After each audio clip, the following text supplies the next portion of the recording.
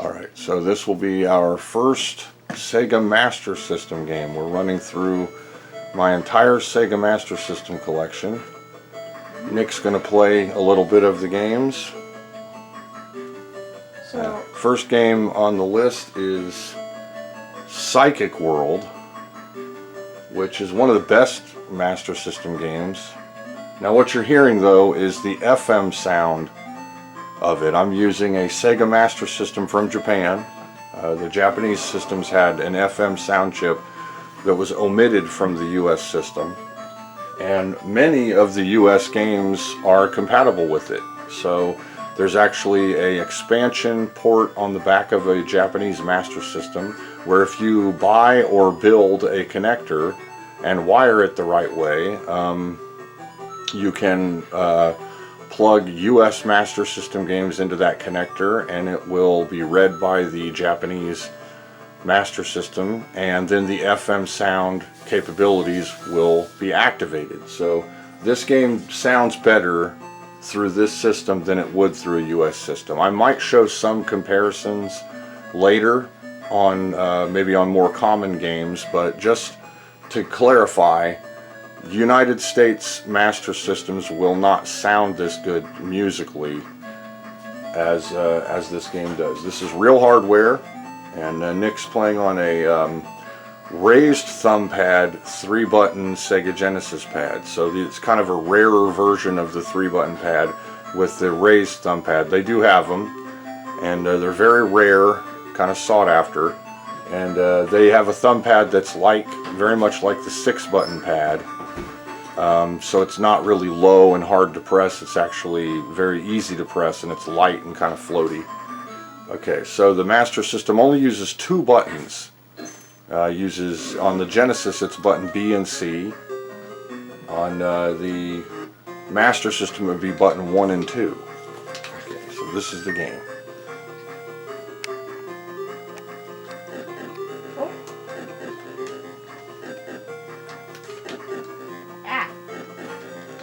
back here. Okay, wow, I'm not so good at this. Oh my gosh.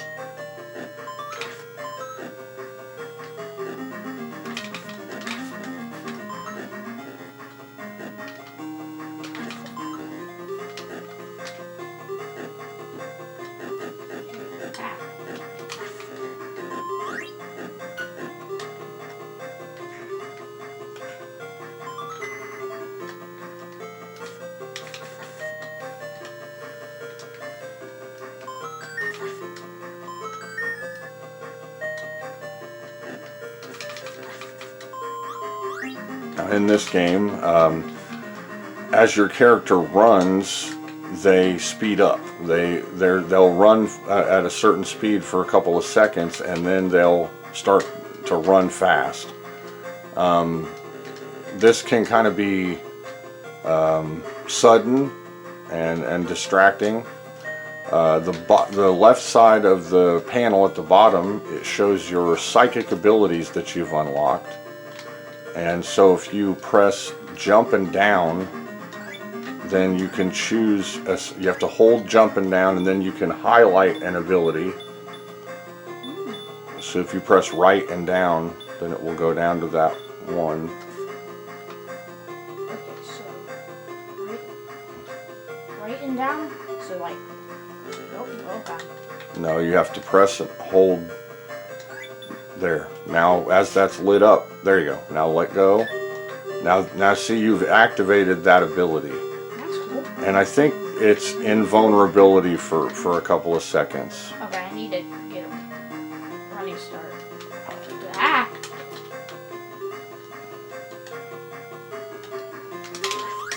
There we go. That gave you full hit points. The ESP meter is for your psychic powers. The hit points is your stamina. Okay. I'm getting over a sickness, so my voice is a little scratchy. Now this game was a little late to the show with regards to its competitive value against the Nintendo, but is arguably as good or better than any of the Nintendo game offerings.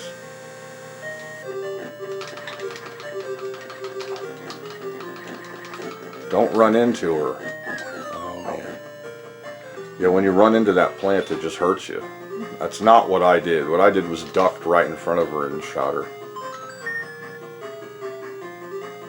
But as you can see, she's got that second speed kicked in there.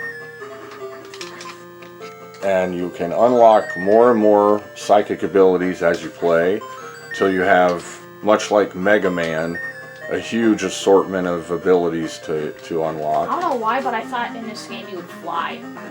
Yeah, you might be able to get flight as a power. You get all kinds of different abilities later. So, like what the story at the beginning says, your father is a inventor scientist who has figured out how to unlock psychic abilities and enhance them. Your sister is kidnapped. You have psychic abilities, and so he's given you a headset, kind of headband, that enhances your psychic abilities. So that's why she has like a high-tech headband thing going on. Oh my gosh. Ah, okay, I'm pressing the wrong button. Okay.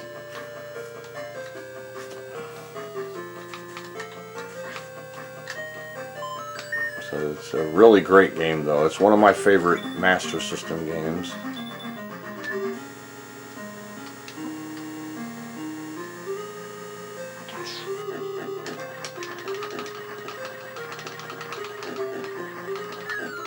Uh-oh.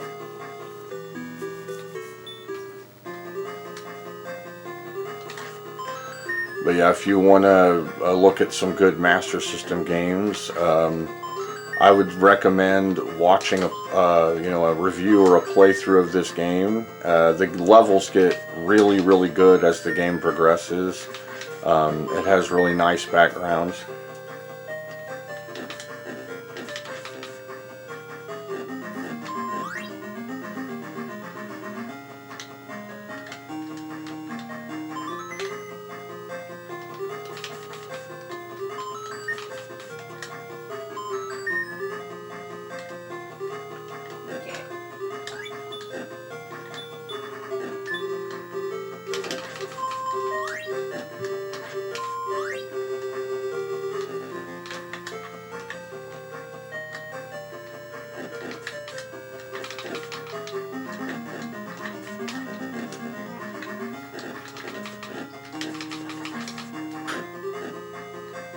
I just skipped a gap.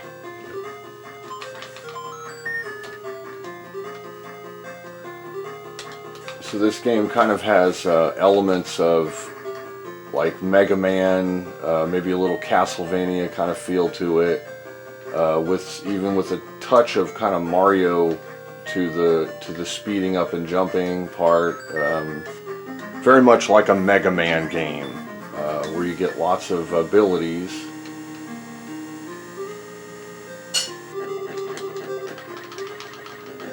God. Stand up and shoot. Jump, shoot. Hit. Okay, it's invertible when it's on that. Jump, shoot. There you go. Hey, you beat the monster. There you go. And I got double! Yep. No, I think you lose it if you get hit, though. Okay, so I'm going to, Fire.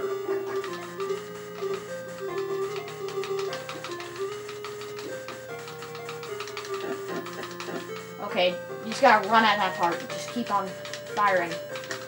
Wait a minute, can we climb up here? No. Okay, well. There you go.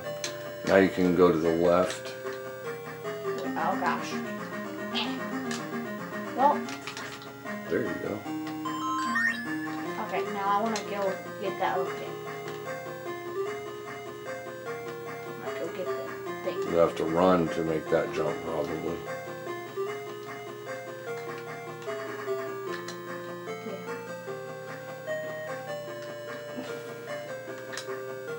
Now, if you wanted to play Master System games in the US, they knew that the Master System didn't sell well because it was Oh, I got it. obscured by the Nintendo. Hey, alright. But they also knew that the Genesis was a good selling system, and because the Genesis had the Z80 processor already on board, they knew it would be hardware compatible, backwards compatible with the Master System. So they created a power-based converter, which is all the power-based converter is a cartridge adapter. It's just, it relines up the pins of a Master System game so that they line up with the Genesis cartridge slot. It's fancy and large and lunky and somewhat cumbersome, but it looks cool. It snaps down on top of the Model 1 Sega Genesis, and then you can just plug in Master System games and play them. Now, to prove that all it is a cartridge realignment device, so to speak, you can play all Master System games, virtually all of them, with a EverDrive or other type of SD card, multi-cart type of playing cartridge for your Sega Genesis. You can just plug it right into a Genesis and play all of the offerings. Now, you're not going to get FM sound. The FM sound chip was unique to the Japanese Master System. Also, it was a module that was sold as an upgrade component for the Mark III, which was the precursor to the Japanese Master System.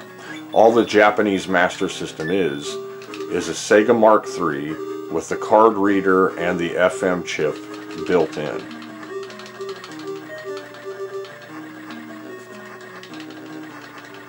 Oh god, this is bad.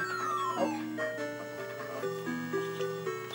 You need to just stand right in the right spot so his fireballs don't hit you.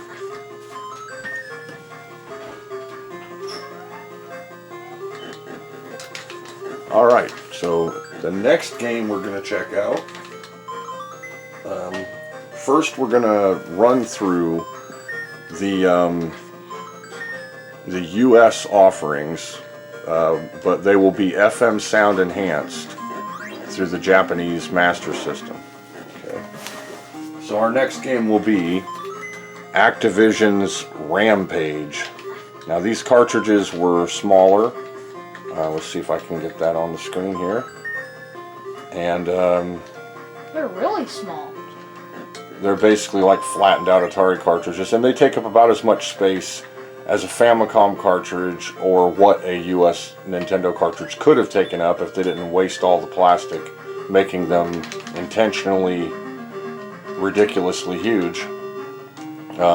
Also, the box art suffered pretty bad. They didn't have very good artwork, but the Japanese artwork, respectively, was excellent. So this was Japanese artwork on one of their Japanese cartridges, which looked just like an Atari cartridge. They were basically the same. I'll go ahead and turn the light on briefly to get a better look at this. You can see this would be Wonder Boy, probably 2 or 3. And there are some oddities in the world of the Master System. For instance, if you play Wonder Boy 3, The Dragon's Trap, on a Japanese Master System, it will actually say that it is 2, and it'll have a different name and a different title screen that's already on the cartridge, but is the same game. Okay, but for next we'll do Activision's Rampage. Do I recognize that? I think I do. Alright, so this is Rampage. Now, if you've seen Rampage for the Nintendo, you know that they did kind of a worthwhile effort, but this is legit probably the best 8-bit version of Rampage. Like, the graphics are incredible.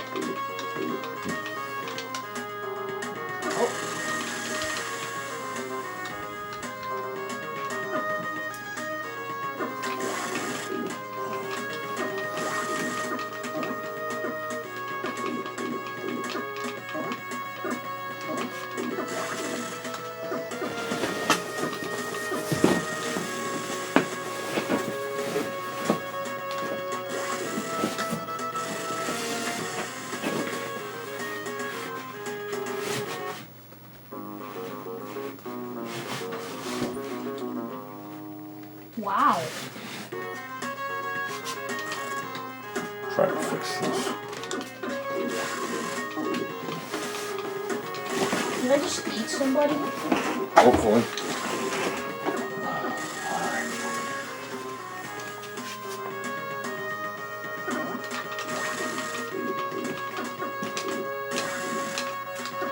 This building should be down by now. I put a big hole. Well, you have to get Oh my gosh. most of it.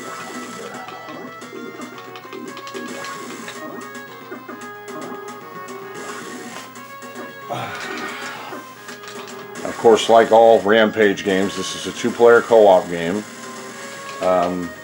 Very high color. The Master System had a much higher color palette than the Nintendo. Had more sprites, had a faster processor, used the Z80, and really the US system didn't have as good of a sound chip as the Nintendo. But I would have to say that the Japanese FM sound chip is at least as good as the Nintendo sound chip. Oh. Oh yeah, two-player co-op. You can do, you can like play like table tennis with the train. Did I just eat that? Yeah, you need to eat people. Eat as many people as you can. Okay, well there's, oh.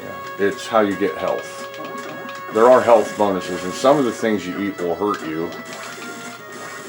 Give me that. Getting shot hurts you. Okay, well, I'm gonna see if I can eat that person. Oh, come on. There you go. There we go.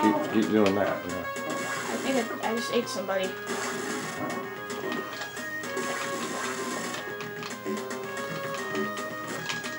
Okay, table down. Oh, person! Eat him. Hold on. You can eat that if you want to hurt yourself and not blow up the building. Now you're making a disgruntled face now because you're hurt. There's a person right there. Oh, come on.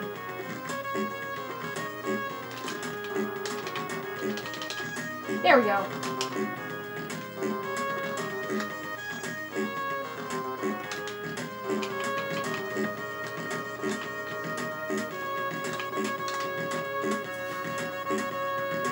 All right, good job.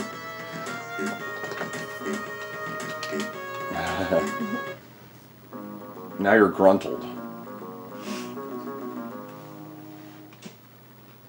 I'm lizzled. Oh my gosh, I need to get on this building. Eat people. Okay. They gotcha.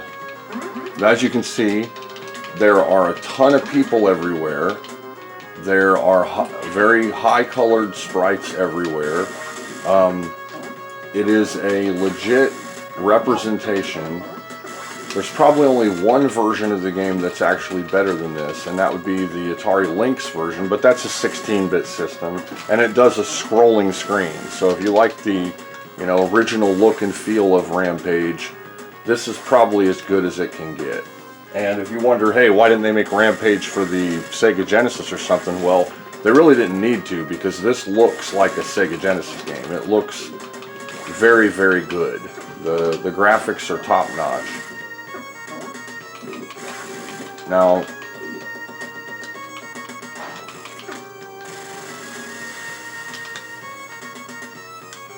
okay, there's a person right there in that building. I wanna... No.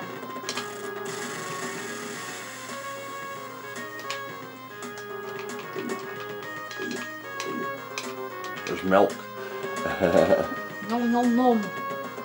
Who crunches milk? He does, because he's eating the glass container and everything. Oh yeah. I don't know why to say, but it looks cool.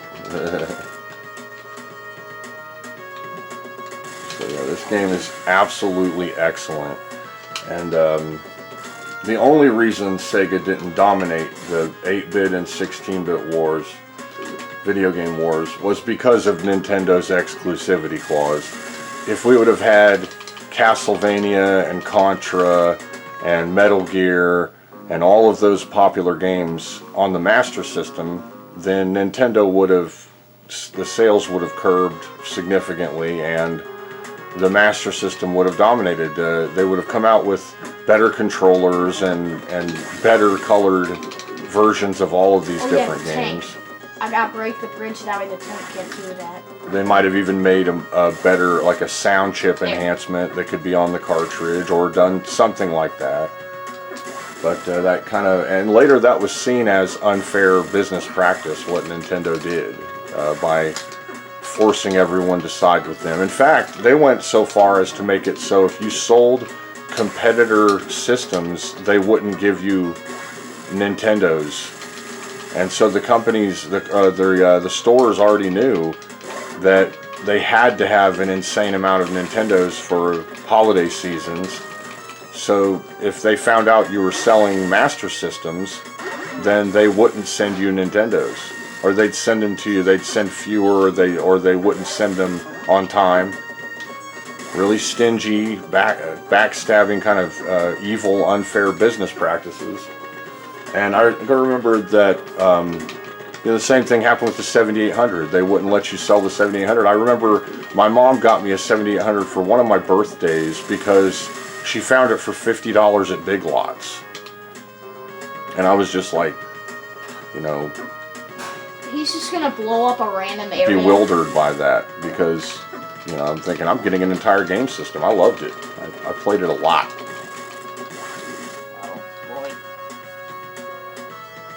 I don't know how I'm gonna get on this building. Oh. First, you have to destroy the other building. Okay.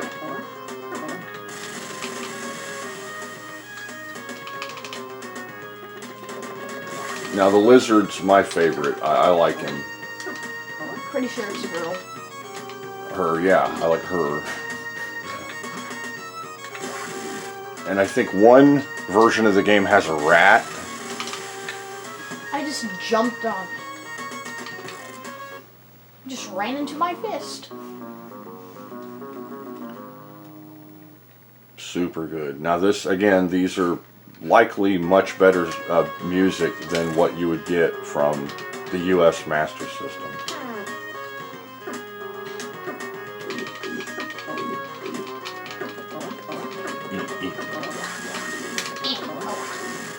Okay, we need to go onto the stove. Actually, you could jump and punch upward there. There you go. Oh, actually, I think you missed it. No, I ate it.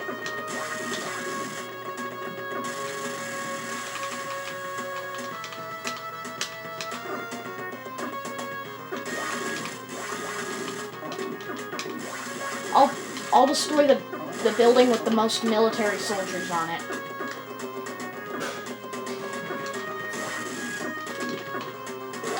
No.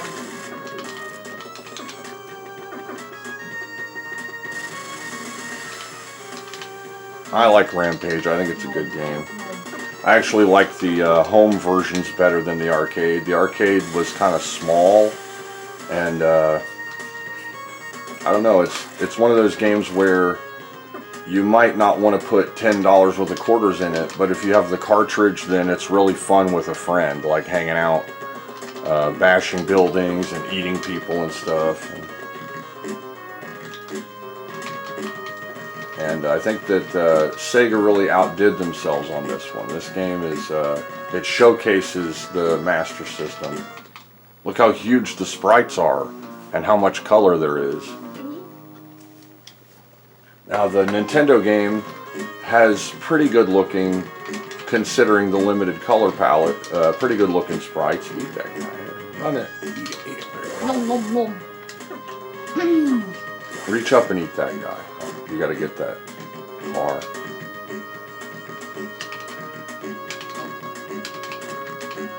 There you go. Nom, nom, nom. Yeah, Nom, nom, nom. Eat them all. Nom. Give me that person. Nom. You're gonna die. That's okay.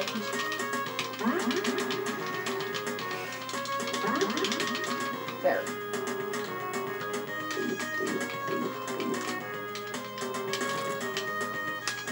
Nom nom.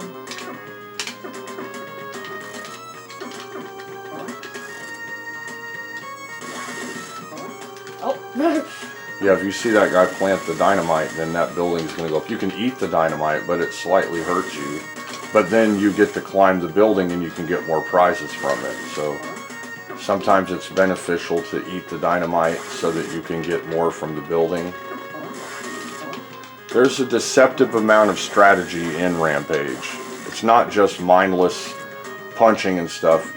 If you really want to get somewhere in it, you have to avoid the bullets and sticks of dynamite, and you have to eat people constantly and eat prizes as much as you can.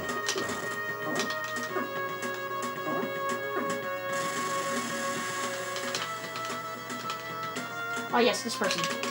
No. It's always fun to eat him, and that's a wasted bomb. So.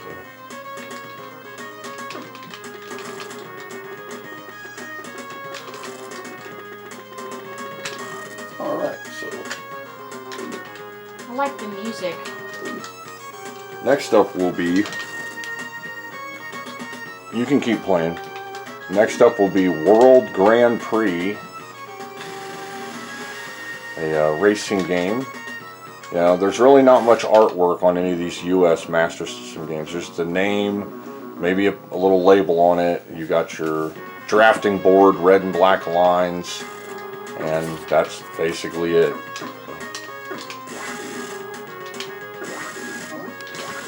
Alright, next up is arguably one of the worst games on the Master System. Altered Beast. A game Yes, altered. probably shouldn't have even been attempted.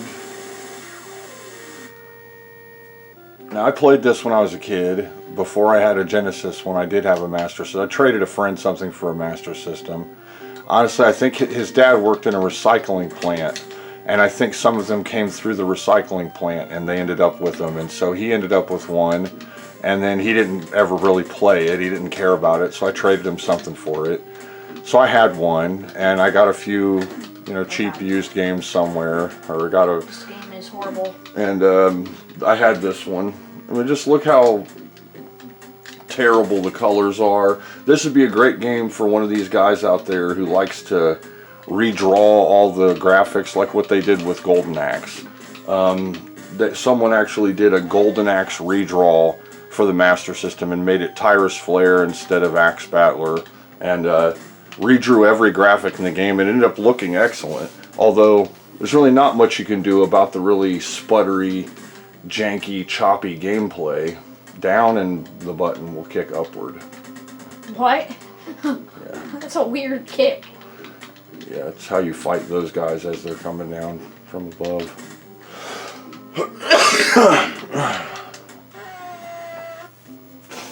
Now, amazingly, they added voices to the game, but when they added voices, they decided to have it be a disgruntled schoolgirl. So it's not good voices. It's like a little kid with his mouth too close to a microphone going, and really it's... What is that? It's terrible. It is. This is, it's a terrible game. What the heck? Hear that? Does that sound like a man? Roll! I don't know what that sounds like. Roll! Now, one thing they did get right is they made it so no matter how big his body gets, his head is still really tiny, which is how it is in the original. Now, he'll only fight you if it's the third appearance or if you are in your animal, werewolf, werebear, tiger, whatever, dragon form. So, Oh my gosh. well, you have to get under them and do that. And they're not going to come to you where you're kicking. That. That. It's like I'm touching the top of their head. Oh gosh. And it's not that the game doesn't, you know, it's not that you can't play it, it's just that it wreaks havoc on your mind. The screen scrolls like an MSX, it's choppy. The animation is terrible. It's like, I'm sure there's like maybe one frame of animation for everything. It's really, really awful.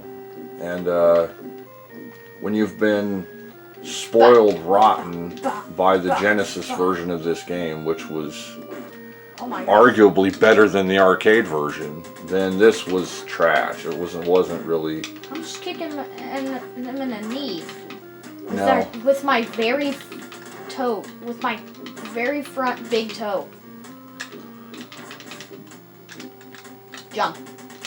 Oh God. Now, I can honestly say when I was a kid, I somewhat could get into playing this, but not really. I mean, it was just terrible.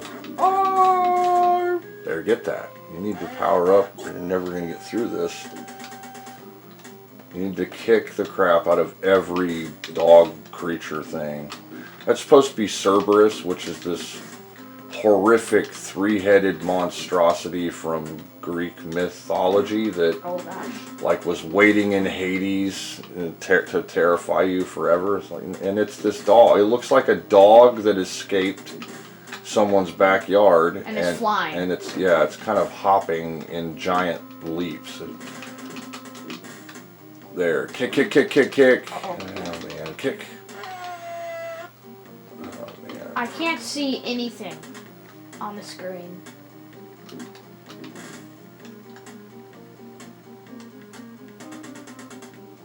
Yeah, that looks like a dog. I was talking about the Cerberus thing. Oh, that? The thing you're supposed to kick to power up.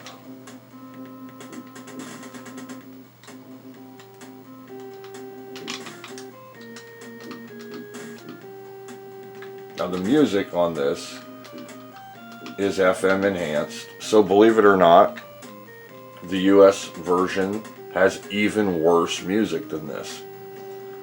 And he's probably gonna, no, he's, okay, one more time. You need to power up into werewolf mode. Like, so the next time you see one of those dog, flashy blue dog things, you need to kill it. There's probably gonna be one right now. Now if you press up and jump, you'll jump high. There, turn, kick. Oh God.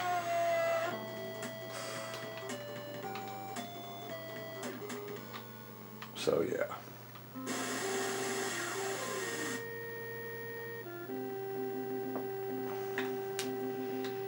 He says, I command you to rise from your grave. Yeah, and it's like, I don't want you to. I command you to. He's like, I'm telling you to wake from the dead. And he's like, well, I don't think people do that. You need to do that. Zeus, you need to do something to wake me up from the dead, because you can't just tell me to. Or else I'm just gonna be a zombie. Yeah. Come on. You need to get close to them and kick them. Don't wait for them or they'll run into you. There, get that. That was a little kid going, power up. Now, why they chose that when the arcade game was like, power up, like echoed and had like, it sounded like amazing. And they're like, oh, well, let's do real voices. Okay, power up. No. I mean, they didn't even make it echo. It could have been like, power up. You know, they could have added a disco spin to it or something. I feel like they made this way on purpose. Oh, kick. There it is. Kick it. Get him, turn kick. There. Okay, finally.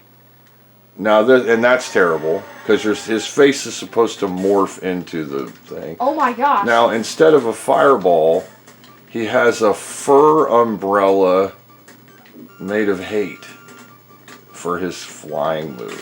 See that? That's not fire. I don't know what that is. It's like a crap shield. Oh my gosh. You need to hit that button over and over again. Whatever, not that one, the flying one. Yeah.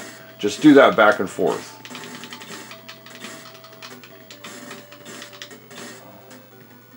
Now in the arcade, he's actually doing a kick move, and they removed that for the Genesis game, and most people didn't even know the difference.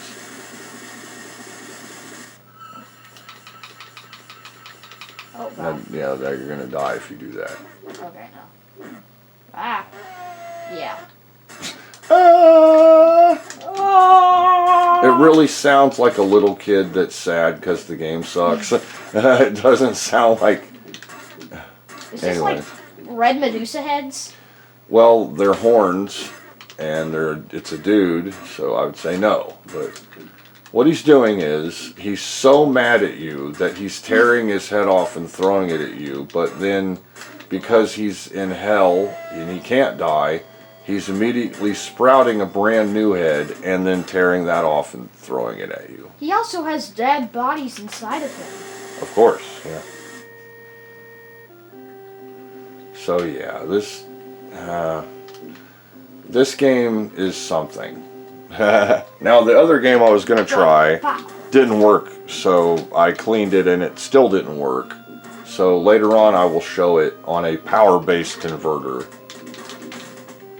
And I've done sound comparisons, and there are videos that compare the sound of the FM sound versus the US sound. And one thing I've noticed is most people will say something to the effect of, I actually like the sound on the US one better in this game. And to that I say, you're wrong, and the FM sound should have been in the US system.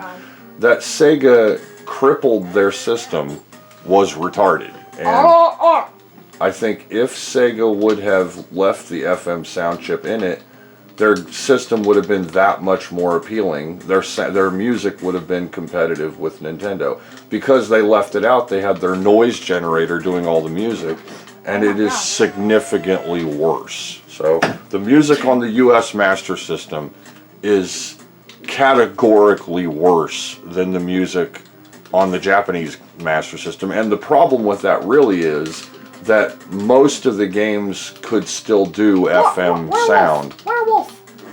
Oh my gosh. Well, you have to use the punchy attacking move, okay?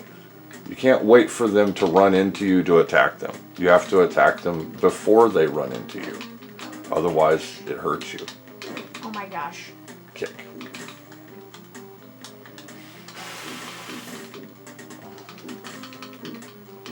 Oh my god. It's so hard to see everything since it all blinks. Yeah, it's terrible. This game is atrocious. They could have done better. That's the saddest thing about it is, I wonder what it would have been like if someone dedicated a little bit of ROM space and some programming talent to this game. Because just look at Rampage, how smooth it is, how much animation there is, how good the graphics are. I really think that if they dedicated some real work to it and some ROM space, which I think this game sucks probably because it's the smallest ROM they make, and they just chopped up the 16-bit one and left little bits and pieces of it everywhere. It's like if they would have started from scratch and said, we want to actually dedicate some room to this and some work to it, because look at that, that's terrible.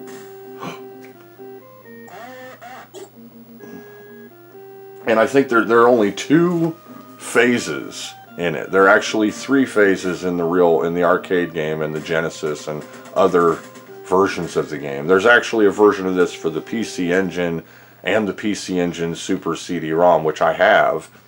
And they are arguably more like the arcade, but there's just something about them. They don't really play as good, but they look good. And now it is an altered beast. Yeah. It's made of turd. So, the next game we're going to try to play, if it wants to let us play, is Fantasy Zone 2. Which this has like a peeled rental label on it, and I honestly don't know why I'm really showing these cartridges. It's just to show that this is real cartridge, real hardware, real controllers, real CRT television, but they're really not much to look at.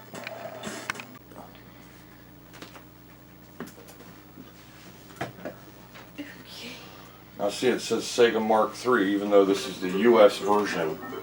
So it's the same game, the same ROM was used. This is the sequel to Fantasy Zone. Now, this will show you how really great the graphics are for certain games on this system. This is a very good high color version of this game. Oh god. Very, very anticlimactic explosion. I destroy these.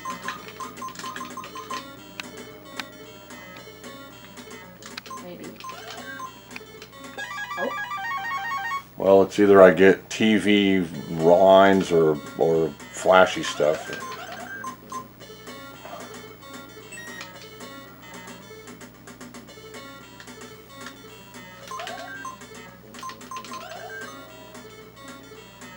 Now this game has warp zones that move you to other levels. It has animated bad guys. Oh.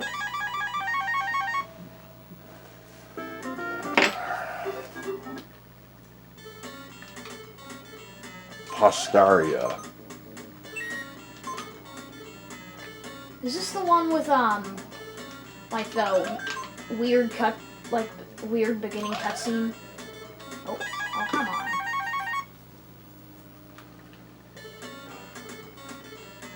No, that's Super Fantasy Zone.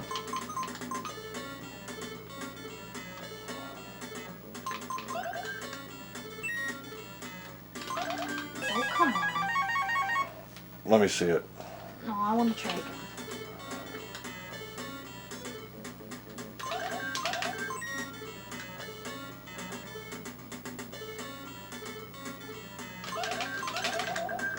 We need to shoot those red guys.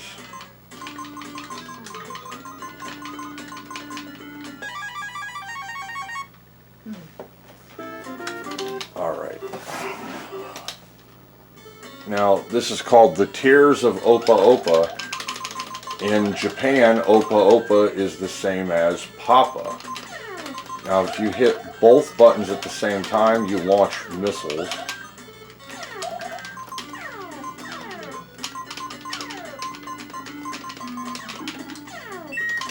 Paper money is worth more than coins.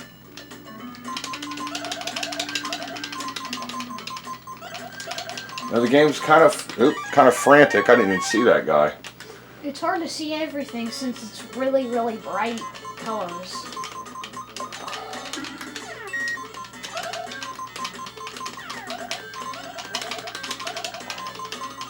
Now when I shot those guys, I think it crapped out a gigantic coin, which you want. So.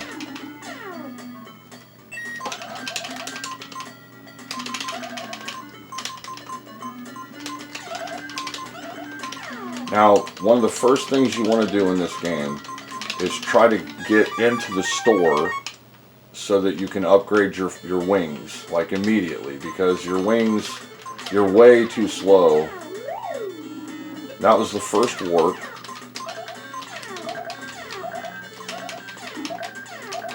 A second warp.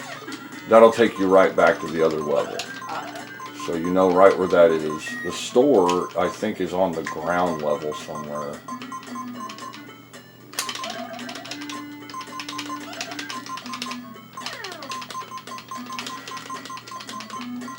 Now the graphics in this are better than any Nintendo version of this game, although the Famicom Sunsoft version of this game is better than the Tengen one graphically. The gameplay on both is very similar. The Master System ones are much, much better. Okay, I think that warp is for the boss after you've unlocked it.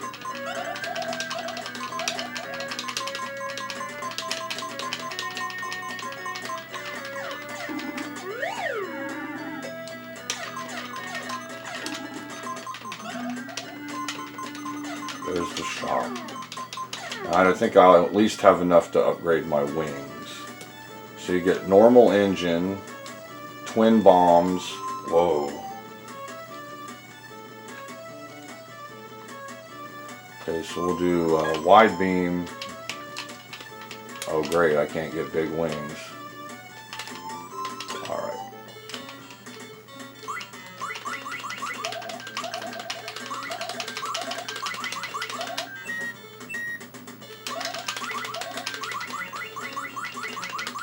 You really want to shoot pretty much constantly.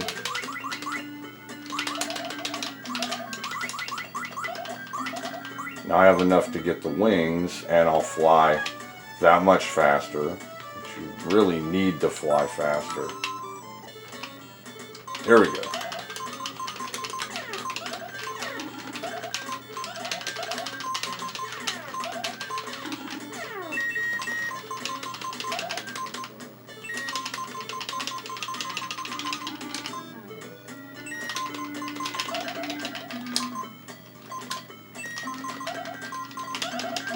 I don't think it's too bright. It is very colorful though, and it can be confusing, but you know, video games are meant to be challenging.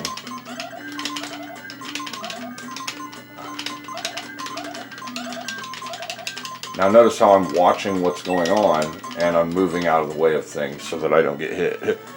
I'm not just running into stuff. Okay, wide beam, twin bombs, laser beam.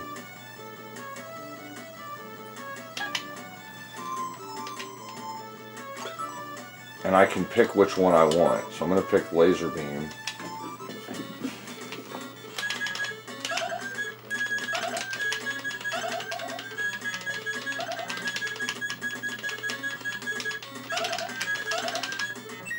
Oh, it goes through multiple enemies. That's cool.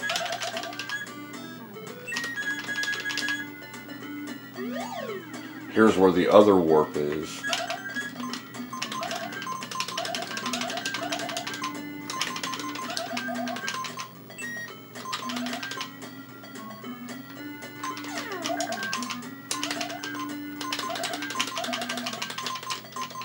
And if you get into it, this game can be pretty fun. I like it. Can't get the warp yet. Let's see. What happened to the laser? It ran out. Oh. Yep. It's limited. Yep. You're buying it and then it runs out. Certain ones do. The big wings, I think, you keep until you die. Oh yeah, you have to blow up all of these.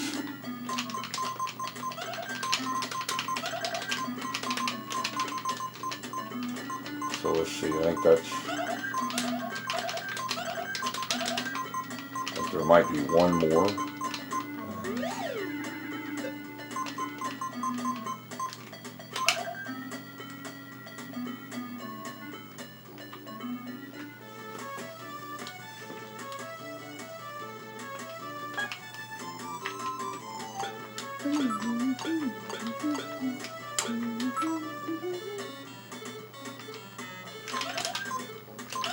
So you know, I'm keeping away from everything so that I don't die.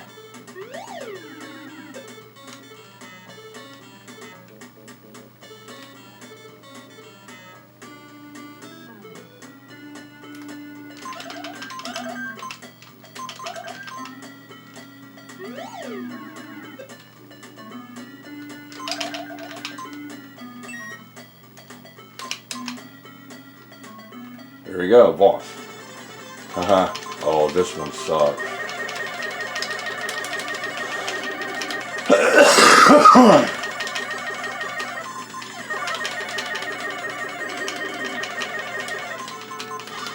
Yeah. Like that is hard. Look at that. So yeah, it's a very challenging game.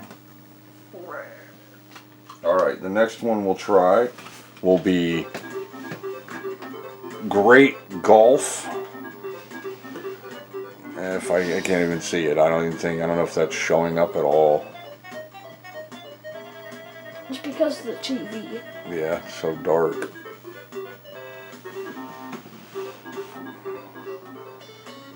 There we go. I think it showed up finally. Next up is Great Golf. Or not. Okay.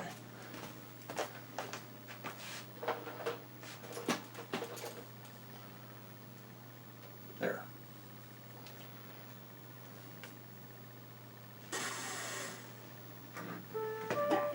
Now it says Masters Golf.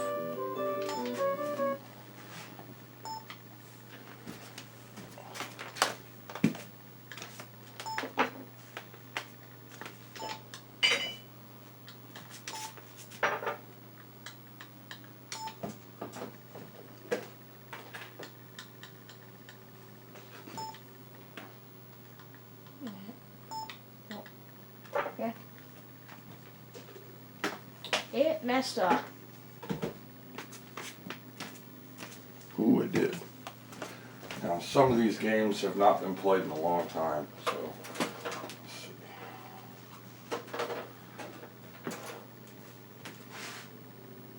Try it again.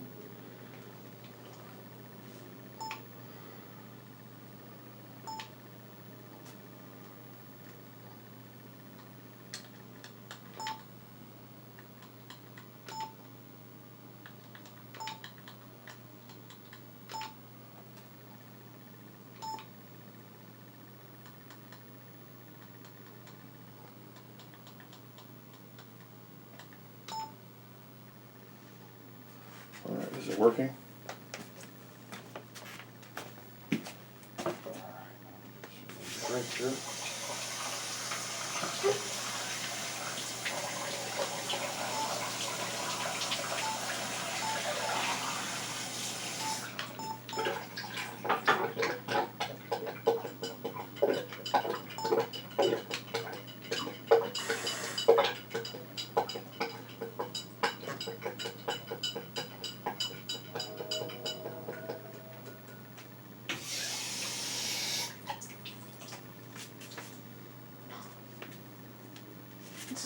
It's almost there.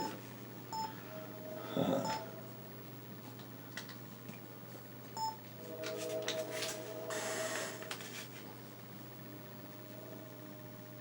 God. It still is almost there.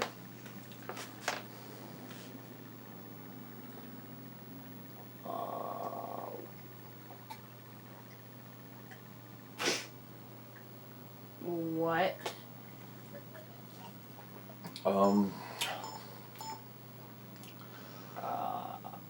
Can you aim it to the right? Oh, never mind. Yeah. That's... Wait a minute. Wait, no, I got it out. Right there.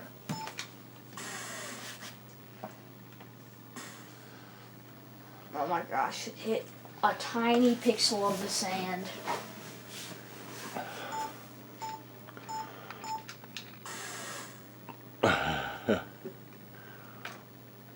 So I guess in this golf game, you yell a massive key op every time you hit the ball.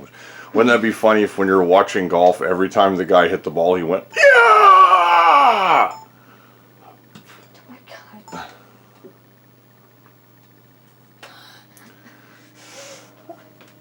Par 4. Oh, wow.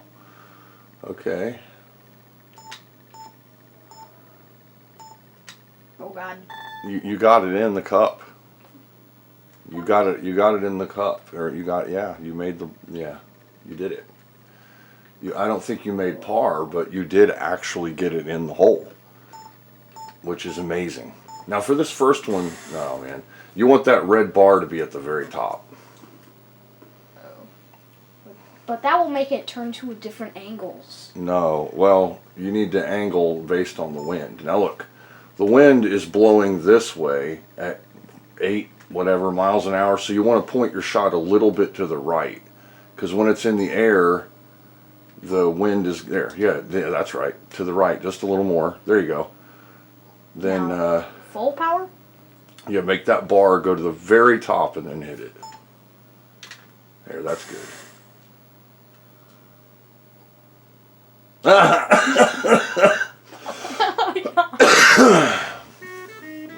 Okay, I didn't know that this golfer was He-Man. He just hit the ball off the planet. I think it... Okay, so... Okay. You're using the one wood, which has nitroglycerin inside of it. Maybe go... Like that. Third power? I'm scared now. I have no idea, because that was insane. Yeah, that's still totally crazy. That means out of bounds. Oh. Anyway, this is a pretty good looking golf game. It has nice graphics. Now, of course, part of the appeal of golf games on the Nintendo is that they often had their own Disney-esque IP woven into the game. So you were playing as Mario or Luigi or Luigi. Princess Toad Peach or whatever. So, but in this one you're just a screaming Japanese man who yells gutturally every time he hits the ball. Just probably good. I mean, you're going to get more. Yeah! What? He has power. He's like, yeah! I think it looks good. As I'm looking at it, I really hate to say it, but it kind of makes me want to wear funny pants and play this game. It gets like a start up and then just kind of goes like this. So you're in the sand, and now you're in the sand again. So. Oh my god. And they did this on purpose, because they know you're just going to hit it back and forth into the sand. I have an idea. And this would be a... Oh god. Oh no! This would be a pitching wedge. You want to use a wedge for this? No. Okay, so... I think that is I a guess... wedge. No, you used a one wood, which I think is what you use to hit the ball into the stratosphere. So I don't think you used that. Yeah, why did? Can you change your club? I don't think so. I think the more you get closer to it, it changes to. It changes it for you. Okay, well it should change it to a oh wedge. God, no! I pressed the button again and it went. Yeah, it's out of bounds again. Yeah. This is so weird. Now, when it says par 3, that means you're supposed to make the shot in 3 tries or less. Okay, if you get it in 3 tries, that's a birdie. If you get it in 2 tries, that's an albatross, I think. They named the stuff after birds or something. So, right now, you're like on your 12th try or something, so the shot is terrible. But it doesn't matter. That doesn't matter, because the game is impossible to play, because this guy has superhuman strength. Oh God, no! I'm pressing the button, and it's not. Well, wait for it to come back down. Okay. Like wait, it goes up and then it comes down. So wait for it to get way down to like 1, I guess, or so. I don't know. Honestly, I've probably never played this game in my entire life, so I don't know how to play it at all. I don't. I have the Palm Springs open for the CDI, and I thought, it sounded like some kind of Buddhist proverb. Like, when I think of the Palm Springs open, I think of a hand going like this. Like, the Palm Springs open.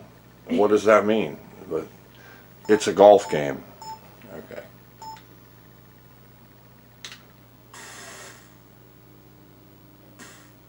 So the game looks good though, and I think if you learn how to play it, it would be semi-entertaining if you liked golf because you hit your head.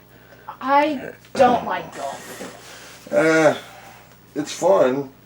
I just don't like it. Golf is one of those things where just to play you got to have money because the golf clubs are ridiculously expensive. I don't think you can play golf unless you're wealthy. Honestly, I hate to say that because it sucks, but it landed in the grass and it went.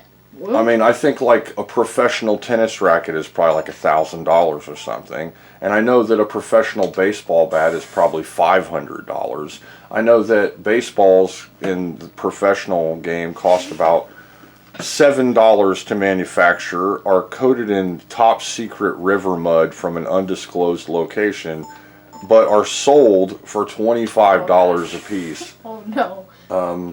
So sports are expensive, but in golf you have to have a bag full of like $1,000 a piece clubs.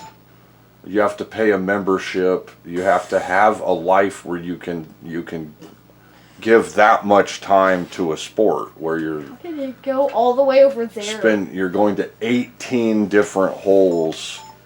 It's going to take all day long. That's just no power. I thought for some time that all golf was a smokescreen for infidelity, and that the back nine was the lie. They'd be like, "Where were you all day long?" "Oh, well, we decided to do the back nine," and that's a lie. So yeah. Anyway, next game, if the system decides it will allow us to play it, will be Wonder Boy. Now, Wonder Boy was an arcade game. This is going to be a good one. This one's one of your mom's favorite games ever. All right. Okay. Now, this is using a Sega Genesis. Okay, same controls.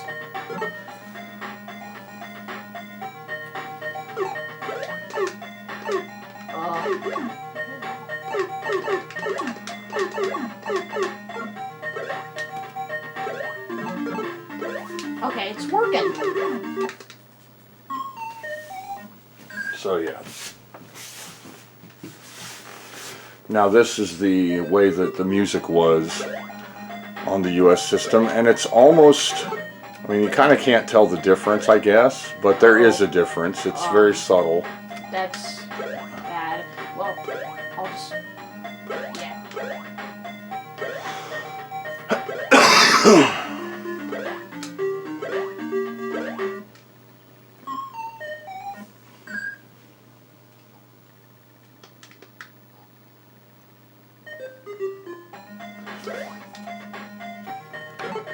So this is how the game will be if you play this cartridge on a Sega Genesis with a power base converter, or on the original US Sega Master System. I noticed certain games don't play well, like the US Afterburner might glitch out, but I have both games. I have US Afterburner and also the Japanese Afterburner. That was cool, I could do ollies. I also just realized that the trees... Why are the trees shiny? You want me to answer that? No. I'm just asking... You're asking the universe like, why are... to answer why the trees are shiny? Yeah, like, why are they shiny? Even if you found a person that could answer that, you probably wouldn't be able to understand their answer because they're Japanese. Oh yeah, and they made us. They would say something like, "Onegai shimasu," or something, and you'd be like, "Oh God, what did you just say?" Okay. I did not realize. I thought like that whole thing was like... They'd say something like, "More colors." Oh. It's it's not even rolling, it's just going boop, boop, boop, boop. It looks like it's falling down the stairs. Now, there's a website that keeps track of high scores. And for a long time, your mom had the world high score on this game. Someone came along and beat it by like 10 times that or something though. Like someone came on and got like an impossibly high score at this game. But for a very long time, if you looked up the worldwide high score for this game, certain websites had your mom's name at the top for this specific game. I like this game. She's really good at it. She could beat this game. She could sit down, she could sit here and just beat this game right now. Now, I think it's a good game. Now, what I was saying before is Hudson had the rights to it. And so for the Nintendo, they couldn't do the Sega-looking version of it because, you know, Sega had the rights to it. So they redrew his head and gave him a hat. Wait, but this is the Sega Master System. Yes, renamed him Hudson. And so on the Nintendo, it's called Hudson's Adventure Island. And it's very similar. It's nearly identical, but the character looks different. And so it's identical, but he looks different. The character looks different, but the graphics aren't nearly as good. The Nintendo couldn't do graphics this good. Nintendo usually has 3 or 4 color sprites. That sprite has probably 6 to 8 colors. And wow. so yeah, this is a very, very good video game. So a very tiny godmother just... It was a fairy. Fairy. Or an angel. Or an angel, yeah. Was protecting you. It probably would. I think it flies out in front of you and hits the bad guys as you approach them. And that's a special doll. Poison Frog. I turned it into a toad. I think if you run and jump, you jump higher. Pretty sure. If I remember correctly. Let me see. Yeah. Very true. I mean, that's true in like every game. Nintendo to this game. I turn it into a toad, then smash it with a hammer.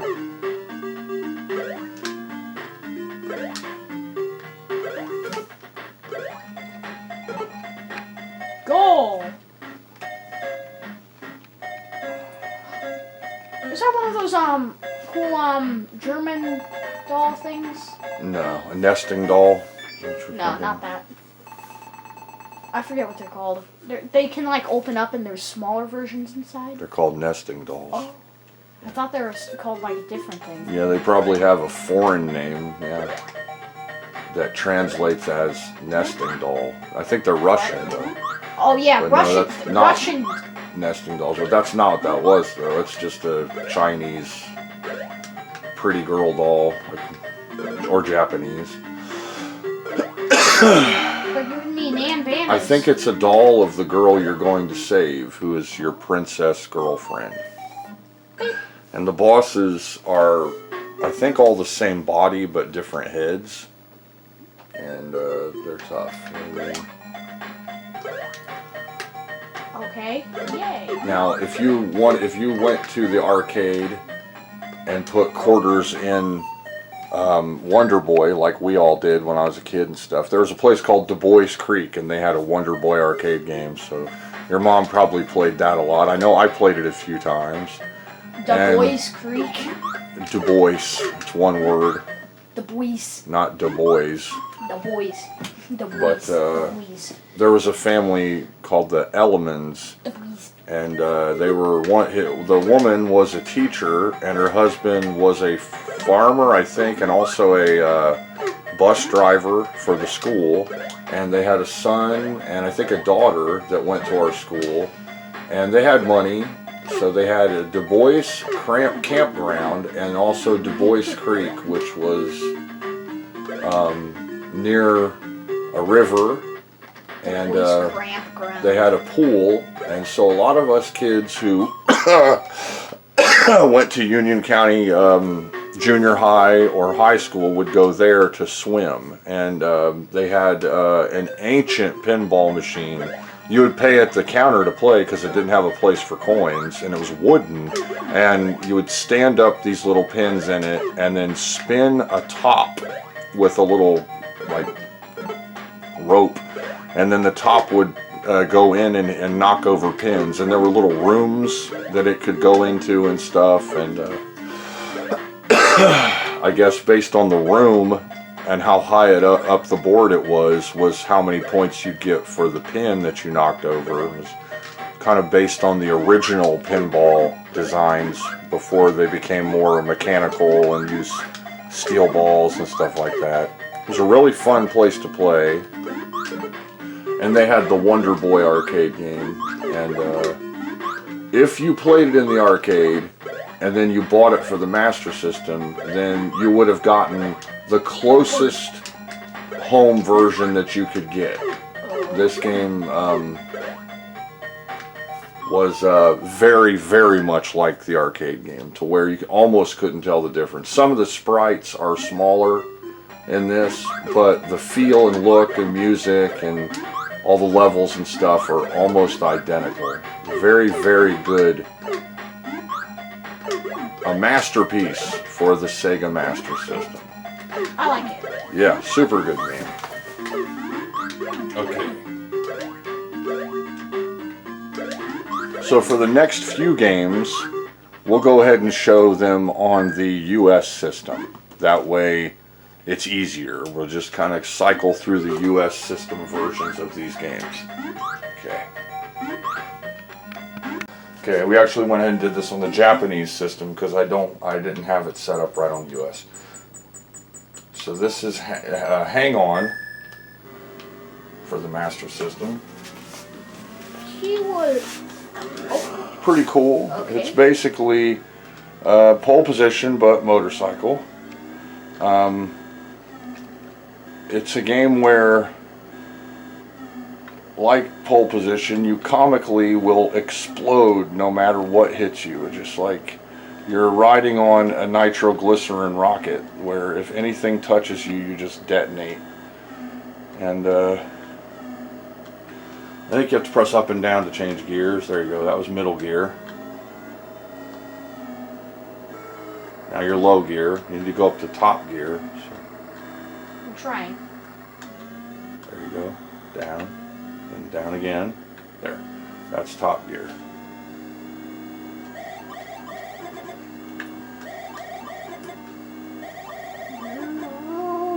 You can let off the gas just a little if you need to slow down. Okay, that was your pole position, or that was your placement. You didn't place, so you have to start over. Now remember to shift gears.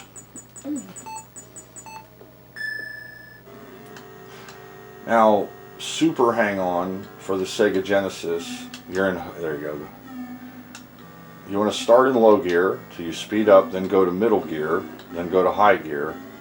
There you go, now you're in middle gear, now high gear. Now just let off a little bit before you hit corners so you don't fly off the road, yep. If you follow that formula, you should get around a few of them. If you touch anything, you'll probably explode. Now in the... If you touch a single grain of grass, you explode. In Super Hang On, you actually get knocked off your bike and go flying.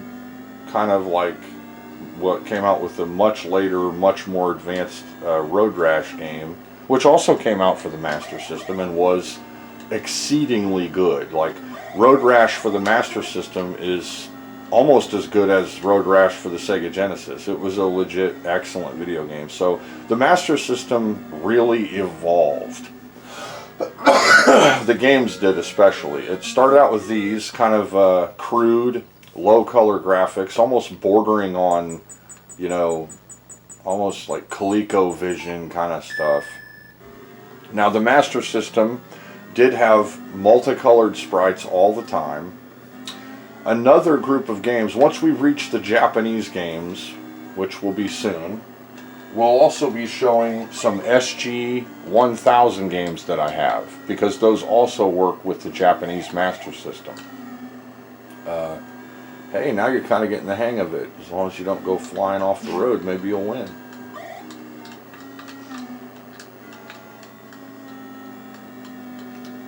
There you go. Go, go, go. Oh, dang it.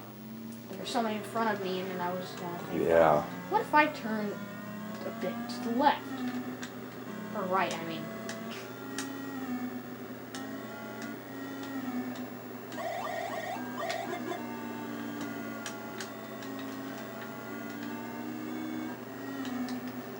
Go, go, go. Oh, I think you got...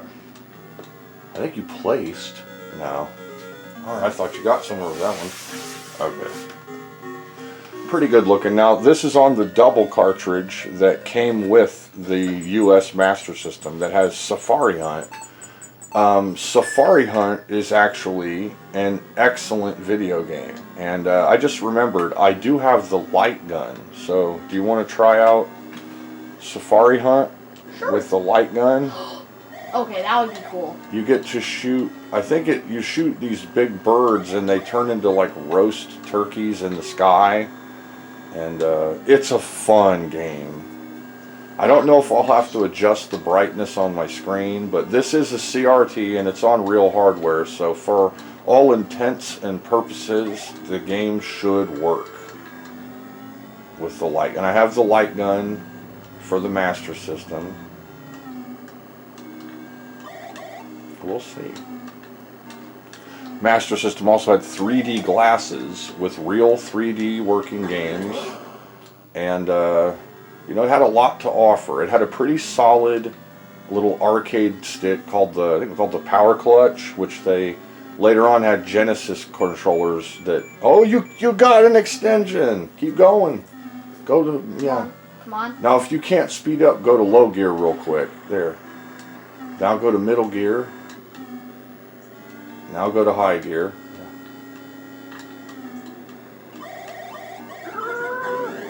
Press left. Well, your bike can only turn so much with its velocity. So what do?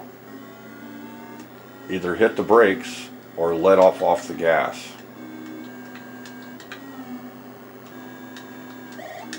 There.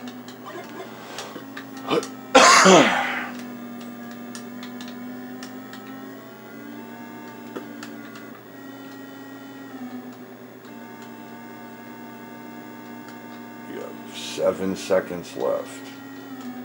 You might qualify again. I doubt it. There it is. You actually made it past 2 sections though, which is really good. And if this is all you had, it's freaking out for some reason. But this is all you had a pretty good motorcycle racing game. Super Hang On was excellent though. I had a lot of fun with that game. Next up we will show Safari Hunt, if we can. Okay, so now we have Safari Hunt. Oh, cool. Alright. This is gonna be like Duck Hunt, kind of. Now that you mention it, it looks like Duck Hunt.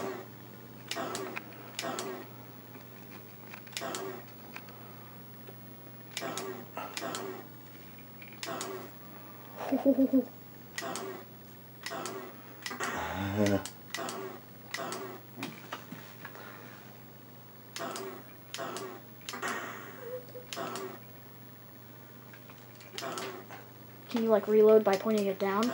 Your bullets are at the bottom. You don't have to reload in this one. Oh. I have other light gun games for the Sega Genesis. Uh-oh.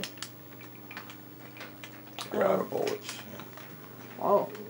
You might be able to point up or down. There you go. Okay. Round 1. Okay. You qualified. You needed 10,000. You got 12,900. Wow. I like this. Now, modern televisions don't work with it, with the light gun.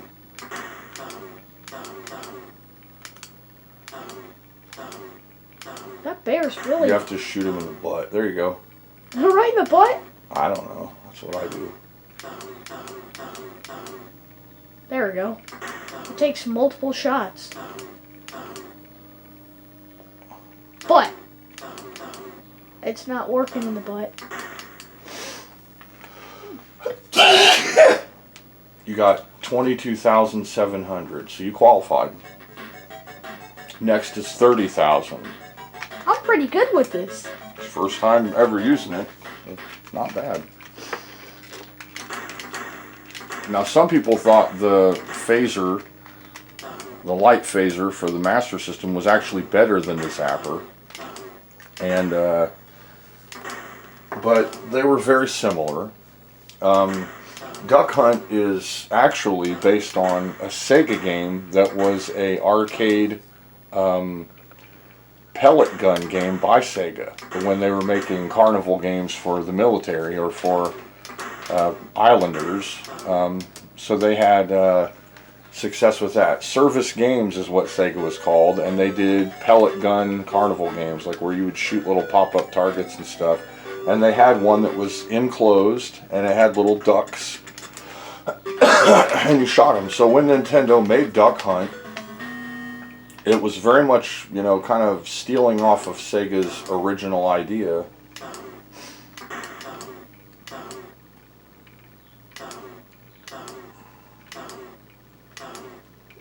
Like in real life, this would be like recoiling.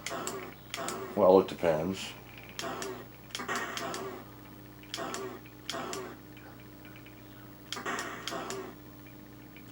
If it was a 22, there would be very little recoil.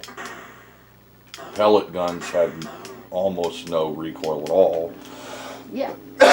Of course, if it was like a 30-06 or a 12 gauge shotgun or something, yeah, it'd be knocking you off your feet. But no. In Duck Season, there's a shotgun, but that's a VR game and very, very new.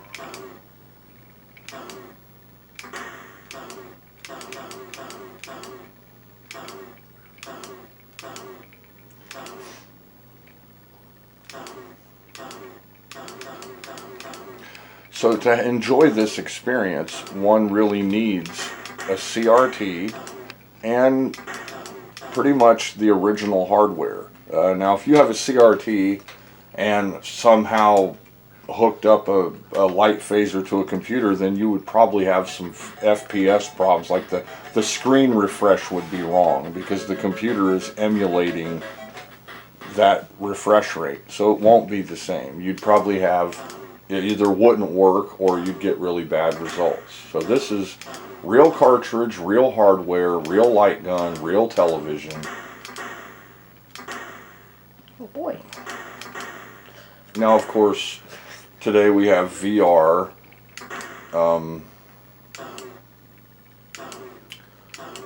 And the Wii, which is the wand can be used as a light gun. We have lots of different light gun things you can hook up. So it's not that the experience is out of reach, but this original experience is pretty much contained in that little bubble of the past. You have to have the right components. Okay, back here. Cool. Oh boy.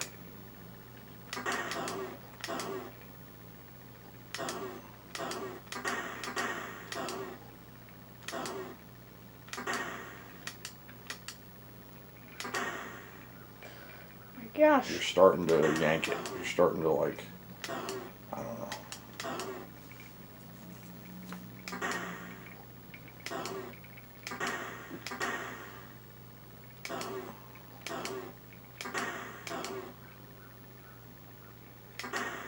Almost there. Uh-oh. Uh-oh. Oh, no. 41,000, you got 38.5. Game is over. So yeah, I like this game. I think I want to play this game a lot more. I like this. Okay, you want to play it for a while? That's fine. Okay, after well, we're going to let him play for a while. But then the next game on the list will be Roston, which is a Conan the Barbarian clone based on the arcade hit by, I think, Taito. Okay, now we got Roston. Wow. I remember playing this. This is the US system.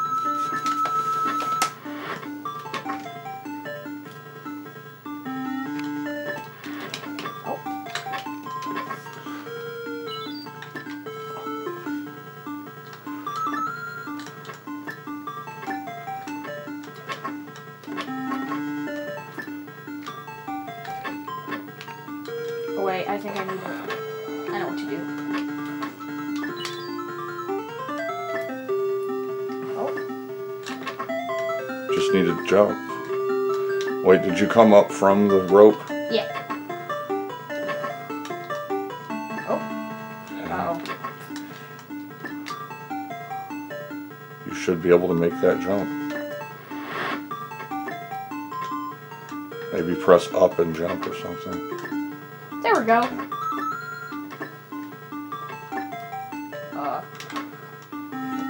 From there.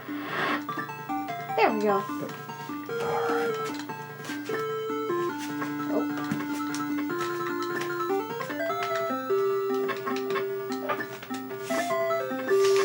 Yeah, I remember this game. I played it before.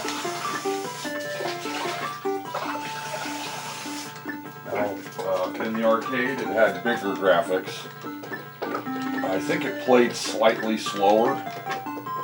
And I played it in the arcade when I was a kid.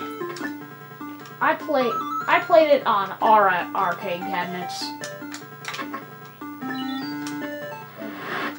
Then you probably played this one, this game. Because on the cabinets it would have been the Master System version.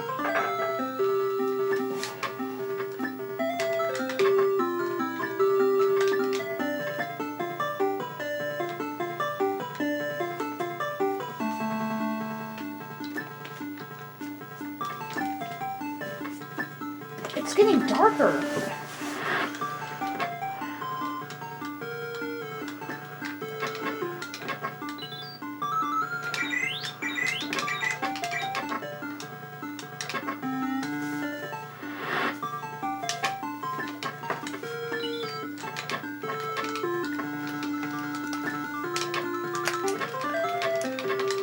Uh-oh. Oh my gosh.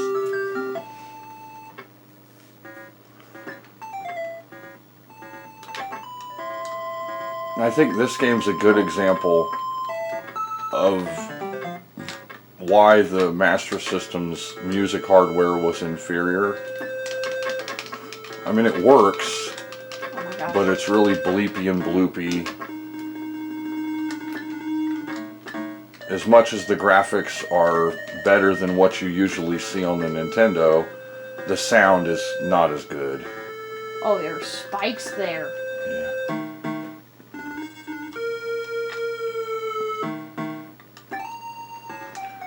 There's two. If you look at the tip of the ground there, you can see where they're going to pop up.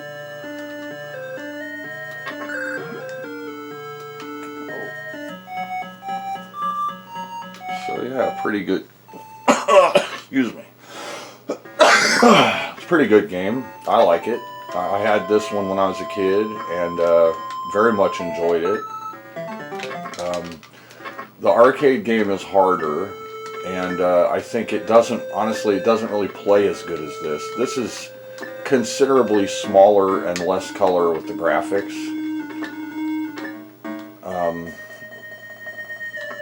There are some really unique enemies in this game, and it's just fun. It's a good barbarian hack and slash, cool weapons.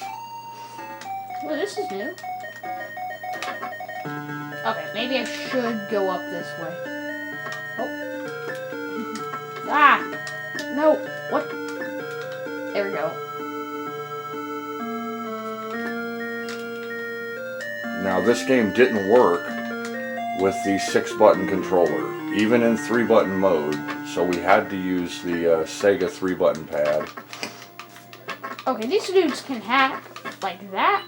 And I do have the Japanese Master System controllers, but I don't recommend them. They're very difficult to use.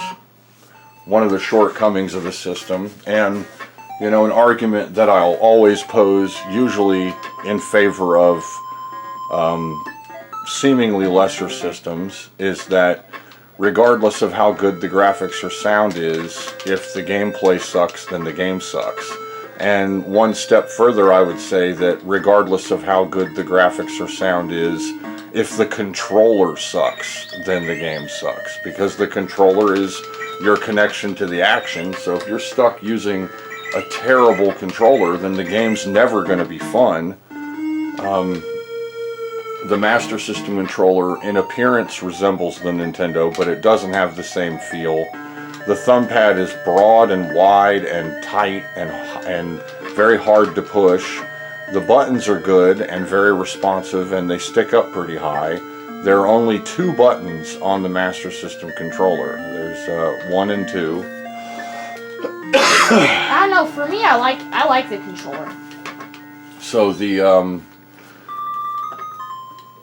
first thing you want to do if you get a Master System is upgrade the controllers with some good Sega 3-button pads with a floating thumb pad, or at the very least a Sega 3-button pad, and possibly even a Sega 6-button pad. Just like if you get a Sega Genesis, you want a 6-button pad. You need one. The 6-button pad is arguably the best gamepad from that era. I know it's better than the Super Nintendo gamepad, and it was great for pretty much everything. Oh my gosh, this dude's just jumping my attacks. And now I'm dead.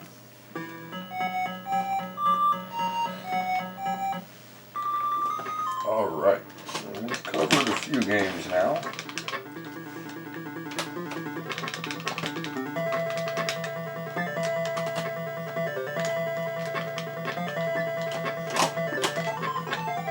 Wait a minute, I got an idea. That. Yep.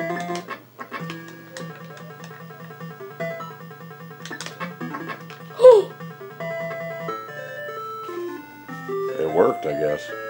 I mean, wow. Stab the horse right in the, or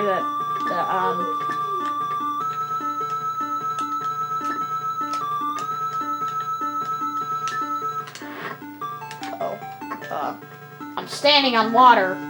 That can't be good. I'm trying to, there. Oh great, now there's one of those dudes. Oh my gosh! Now you can see that the Master System's having a hard time having all of those sprites on the screen on the horizontal line at one time, so if you jump and press down and attack, you'll do that. So. I've done that before. Oh my gosh. Okay, let's continue to the next game. Okay, next up we will show the US system version of Afterboyna. That's what I used to do. Afterboyna. And I'll go ahead and let's see here. I couldn't pronounce the R's, so I had to go Afterboyna. I'll show the cartridge here. Again, it's just print, and it says Sega on it. Okay, so next up is Afterburner. Okay, now we have Afterburner. Get ready. Okay, let me see. That's very blue. Blue likes to do lots of fluttery, jittery, skippy, hoppy stuff on a CRT. So. Oh, that's a turn. How is there fire and water? Yeah. Just by That's what volcanoes do. Oh yeah. What just happened? You got hit by a missile. Okay. I can't see anything. Okay.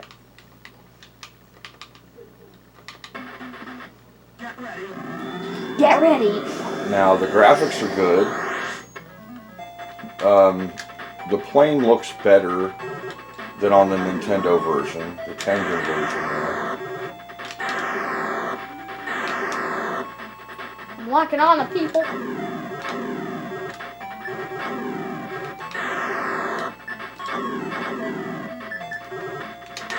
Look out.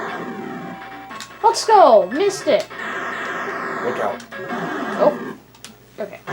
Now, one thing you need to do when you're playing this game is keep moving all the time. Okay, don't ever just sit right in the middle of the screen. Always be moving left, right, left, right. Like that. Yeah, just keep moving all the time. None of the games are just comfort cruise where you just sit there and idly go along. You're always, even then, you were trying to move out of the way, and you want to pay very close attention to incoming missiles. You can pretty much ignore 90% of what's going on the screen as long as you're moving out of the way of incoming missiles. So keep shooting, keep launching missiles, and keep paying very close attention to the incoming missiles.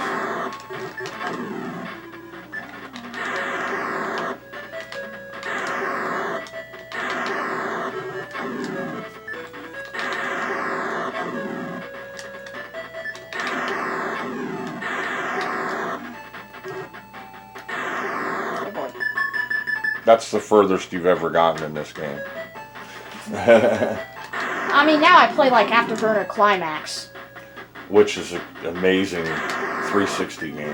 Yeah. And I think after this I want to play it. Look out. Missiles. Got him. Oh.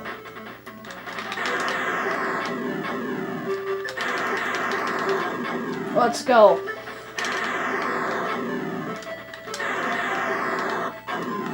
Oh, missile. Oh boy. Yes, dodged it. Oh boy. You're making the game look good. That's how to play it.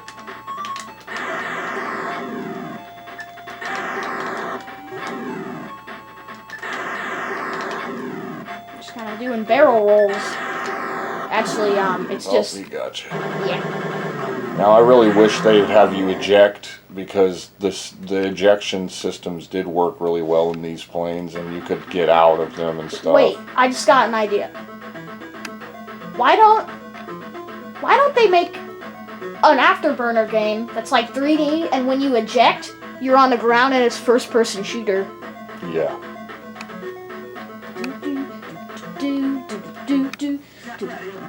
Get ready. Okay. It has voice. It has, it's kind of janky. It's kind of choppy and janky, like most of these pseudo 3D games are for any system that's 8-bit. But this is especially choppy. It does kind of capture the feel of Afterburner. Obviously, it's not nearly as good as Afterburner 2. If you want the true experience at home, then the 32X cartridge version is choice. It's really excellent. And it plays fast. Looks amazing with giant sprites. Looks good. This is... But then again, who would send one ship to destroy a whole colony of ships? Well, I read about the game, and actually, this is an experimental variant of the F-14 Tomcat. Oh. It's an experimental jet, so I think the reason they're doing this is because it is supposedly an experimental dogfighting, long-range jet. So, and of course, this is a video game. Yeah. And what it's doing is impossible. One thing you've noticed, there are no visible hanging missiles under the wings. There are no rocket pod things or sidewinder clusters or anything like that. Unless the wings are so thick that there's like a part that they pop out of. You would be seeing a payload under the wings of this thing. And actually, in Afterburner Climax, you can see them. Yeah, okay. Which is cool. You have a ridiculously large amount of missiles compared to what the actual payload of an F-14 Tomcat is. Now, the F-14 Tomcat was very special in that it was one of the first fighter jets to be able to actively target and track up to like 20 targets or more. It had lots of electronics. It had a second co-pilot that handled the radar and tracking and target locking and stuff to help out with the pilot. I actually just watched Top Gun Maverick, which it's been out for a few years now, but I decided to watch it, and it was really good. It was entertaining. It was a happy ending story. One thing I loved about it was not some, horrific tragedy. Like, Top Gun was a tragedy in many ways. The first way Top Gun was a tragedy is that Goose died in training. Okay, Goose died because he hit his head on the canopy during an ejection process when the ship was sent into a flat spin because of vapor lock. Like the ship got caught in a cloud of exhaust, and it caused it to get in a flat spin, which is a nearly unrecoverable situation. So they eject, and Goose hits his head on the canopy, breaking his neck. They land in the water, Maverick tries to catch up with Goose and save him, but he died. He was his best friend. Now that's the smaller tragedy in the movie. The bigger tragedy in the movie is if you pay attention to what's happening in the storyline, the only outcome from the story Top Gun could be World War III. Like, even though these guys just did what they did and they're cheering and dancing and happy and you can be my wingman anytime, stuff like that, the actual outcome, had they done what they did, would have been World War III. So they wouldn't have been so hunky-dory, happy, cheery, dancy, laughy, kissy, huggy at the end. It would have been like, oh crap, it's World War III. Yeah. Now, unless they're happy that they created it. I doubt that would be sadistic. Now, in Top Gun Maverick, they have a sophisticated mission. He is brought back as a teacher, but then at the end is made to be the lead pilot of the mission. He's the only pilot that can actually do it, because for years he had been a test pilot for like Mach 10 experimental aircraft.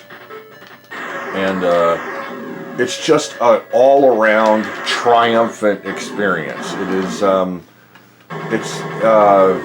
It is not a tragedy like the original movie was. It's actually a redemption arc movie where Maverick redeems himself and they save the world. So it's I loved it. It was a good movie. It's a roller coaster ride of a movie. And the reason I'm talking about those things is those were the inspiration for Afterburner. Those movies were the inspiration for these games. I like the song. Yeah. Very cool game. Okay, now one good turn deserves another, but in this case it might be one good turn took a bad turn, because this is a pseudo 3D game like Afterburner, but one that the system really was biting off more than it could chew. This is Galaxy Force by Activision. This game Oh my god. is quite a stretch, honestly, when compared to the arcade game.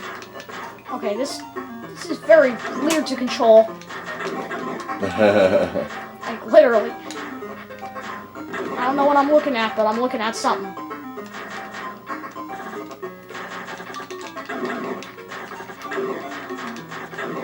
Okay, I'm blowing up things. It might be if you hold on to the missile button, you can lock onto more than one target. Yeah, see?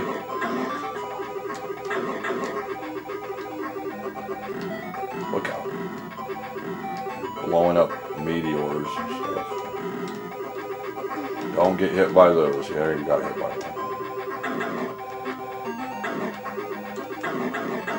I don't think one... Oh god. I don't think one gun could destroy a ship.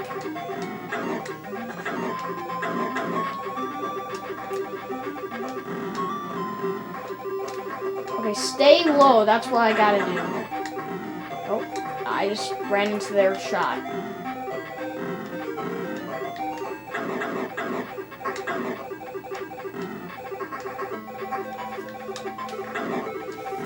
Now, of course, pseudo 3D games used scalers.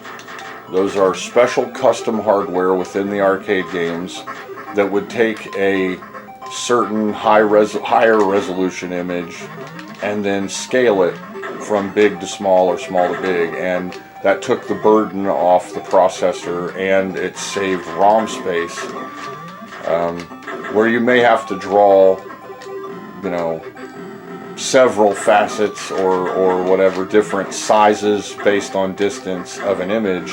A scaler chip allowed you to have one image and then move it to or from the front of the screen. Are those TIE fighters? So in these games, in the 8-bit, 16-bit console systems, they don't have scaler chips. So you're actually seeing that heavy memory usage of several different images to represent what would have been scaling. So that's why you can't have as much graphical data. You can't have as much, and it looks choppy. It just looks really choppy. And let's go. Made it to the. Oh wait. this. Oh, okay. Oh my God. I'm so. Is this like? Go right. Yeah.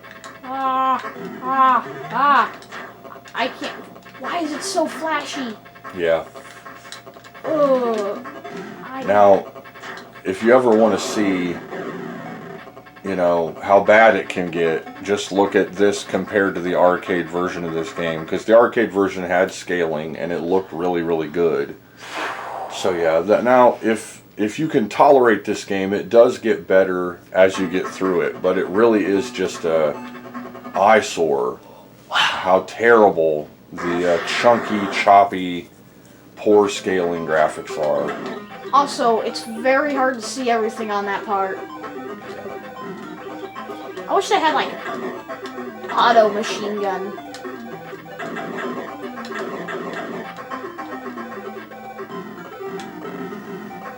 I don't even know what I'm hitting right now. Oh God, that's what I'm hitting.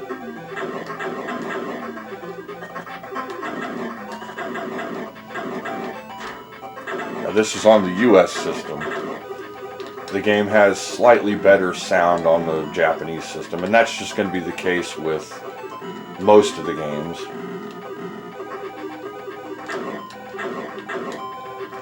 As I said earlier, they anticipated the FM chip being on the US system, and so they programmed the games to be capable of using it. But then later it was removed, and so the noise generator then took the burden of creating the sound effects and the music, and it made the music significantly somewhat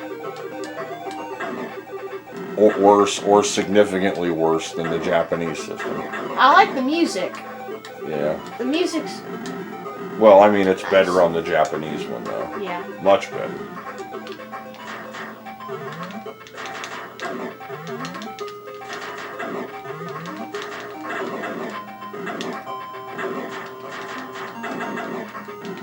Oh God. They're firing missiles back at me.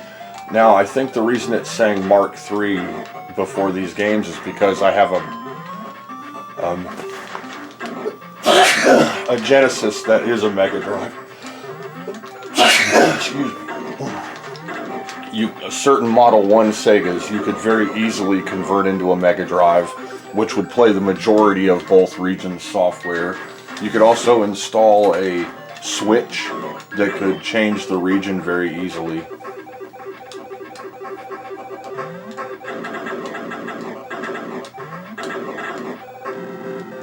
Uh-oh.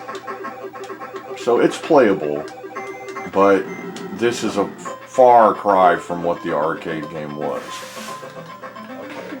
Wow.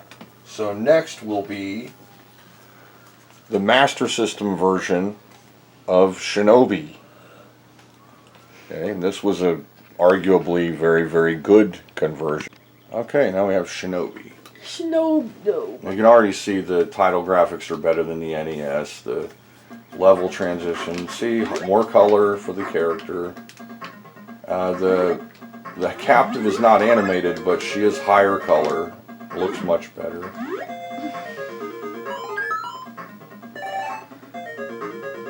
Scrolls.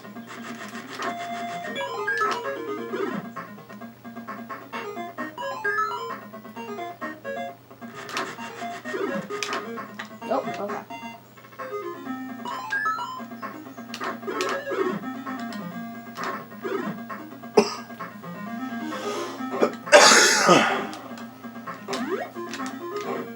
Oh gosh. I want to get over there. There.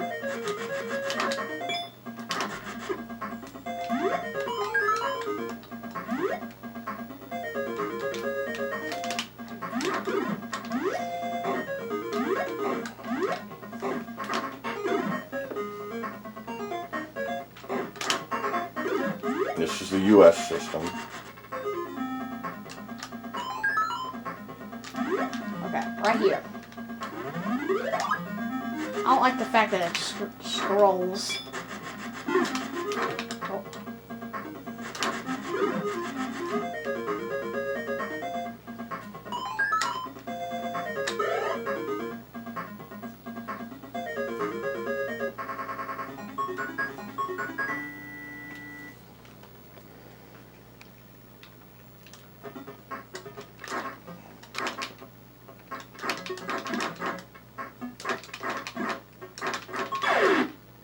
That was quick.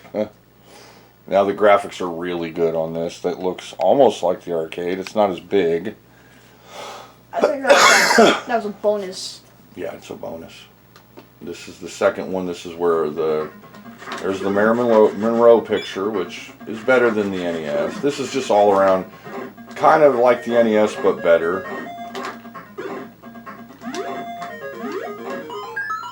Okay, I'm gonna. There's Spider-Man. I'm gonna jump on. Oh, okay, we're not. Why is there? That was quick.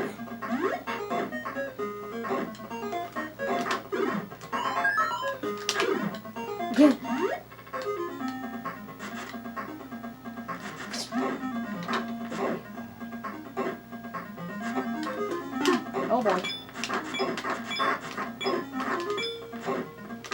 How dare you block? Oh my gosh. Finally. Oh god. Why is there Spider-Man?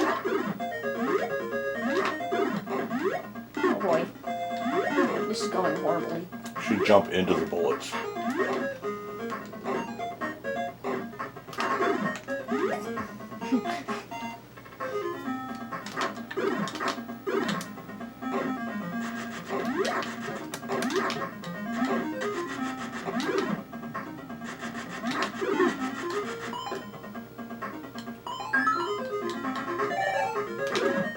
Just boosh. Alright, here's the boss. You gotta jump and hit him in the face and don't run into his fire.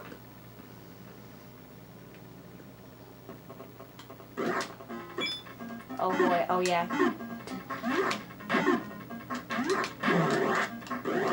Oh my gosh.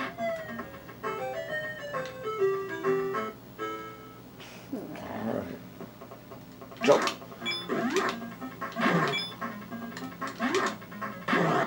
Why is this fireball tracking me? Oh my gosh. You also have ninja magic. How do I, I think it's both buttons or something. I don't know. oh boy.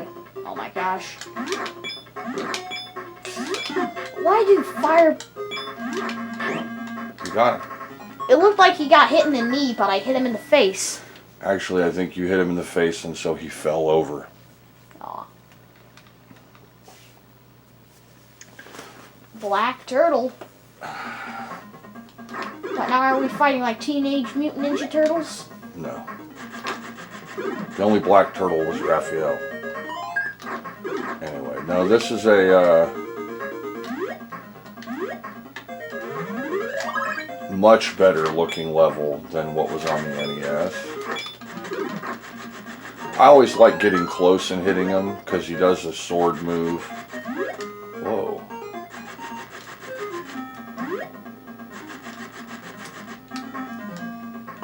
I just landed on him. Okay, what the heck are you doing?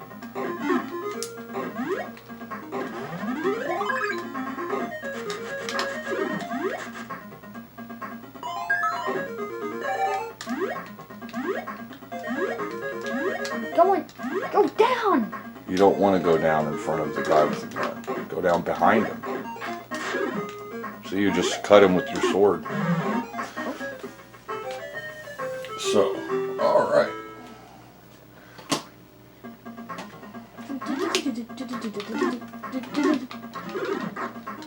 You can punch him.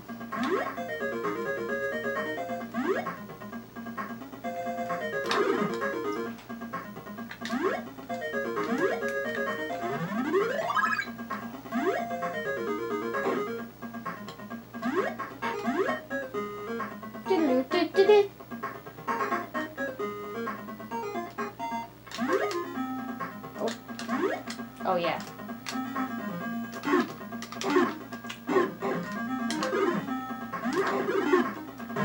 That was a horrible idea.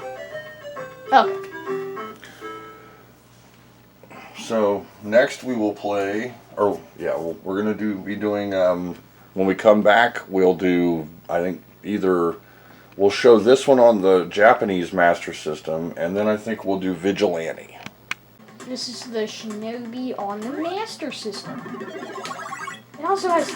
Oh, Now the music is better, you can tell already.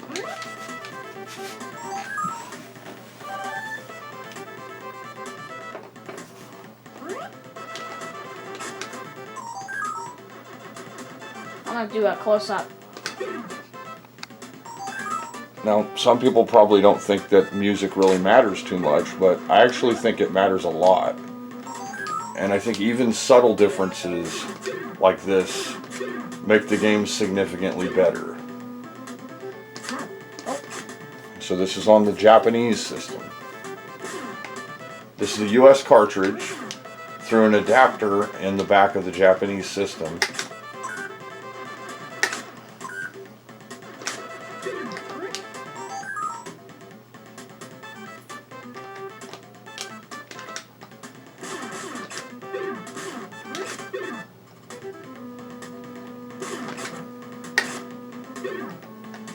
And I think that the FM chip gives it a missing air of instrumentation where you can actually kind of make out the simulation of certain instruments, where it sounds more just kind of beepy, bloopy kind of noises. With the FM chip, it really sounds like a horn or a drum or you know, otherwise some type of instrument. It really matters, I think.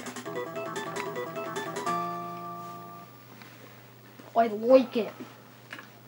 Try to get through this. Shoot him. Shoot him. Shoot.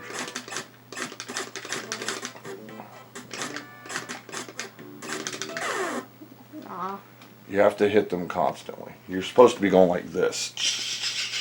Throwing like hundreds of shurikens and spraying them back and forth. And they're actually throwing it like this. Yeah, he's throwing them.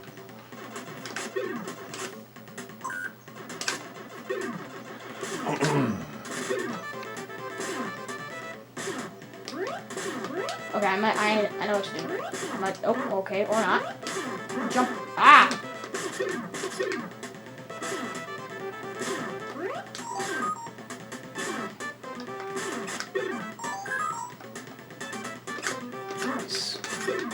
Spider. A spider.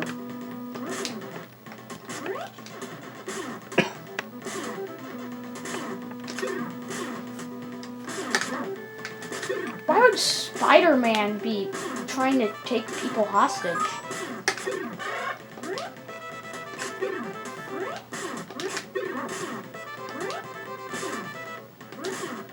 Oh my gosh.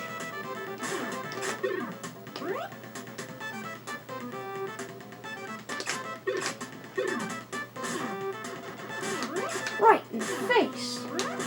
Oh boy.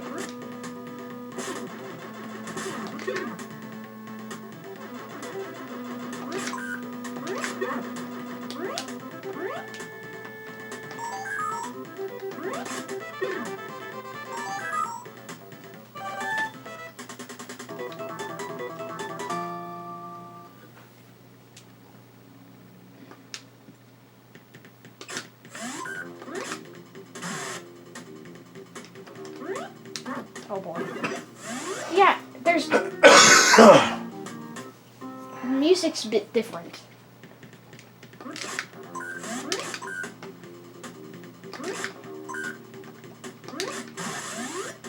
You just kind of run from it. Okay. Oh my gosh. Oh boy.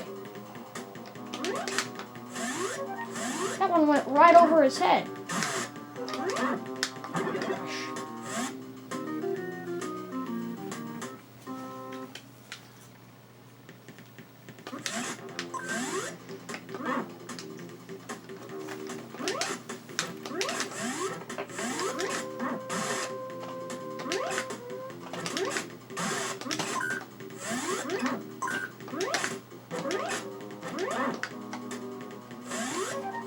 Oh my gosh. And next we'll do Vigilante. Ooh. Okay. And kind of I'm just showing all these cartridges. They really don't look great, but just kind of proof this is the actual real cartridge on real hardware, real controllers, real TV. Okay. Let's go. Now this is kind of like almost a sequel to Kung Fu or Kung Fu Master, and similar kind of gameplay. Oh boy. Oh Yeah, my god. left, right, left, right, left. Yeah, you have to do left, right, left, right. Kick them though. Don't let them touch you.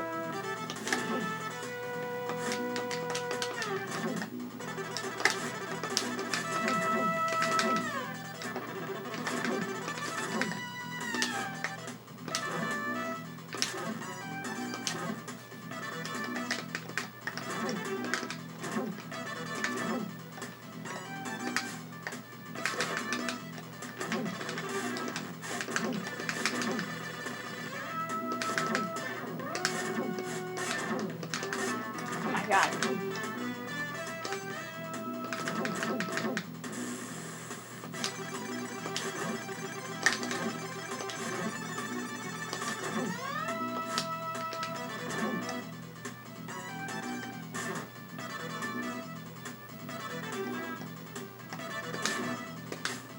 He has a gun, I just realized that.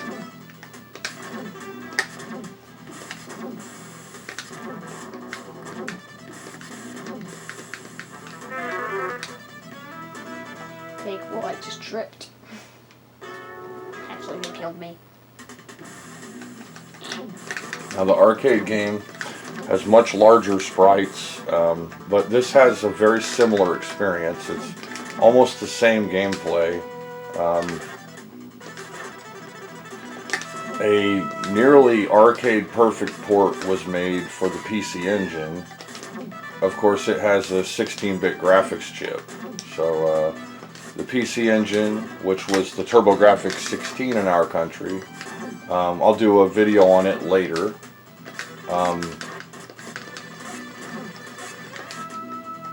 Had an 8-bit CPU, but had 16-bit graphics. So the games are more complex with 16-bit. Not only is it more variables, more processing, more speed, and all that stuff, it just overall allows for more complex games. So 8-bit games are good, but they're generally simpler than 16-bit games. It looked like you cracked my neck at that last one. Heh. They really need to hit them before they get close to you. Make it a goal to they don't grab you at all. You also have a time limit, Oh god. and I think you can do jump kicks. Oh yeah. Oh. Ah.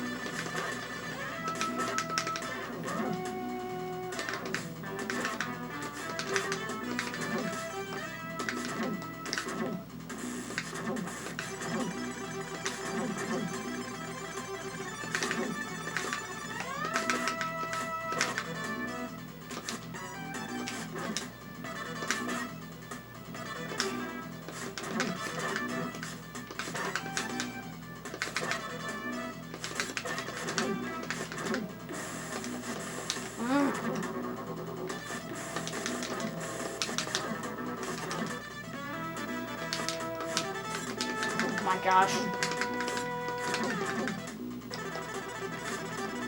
Oh god.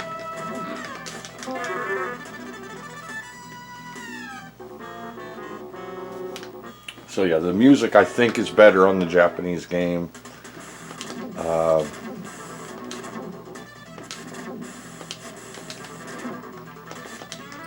I think I had this for the TurboGrafx 16, and it was, you know, very, very good.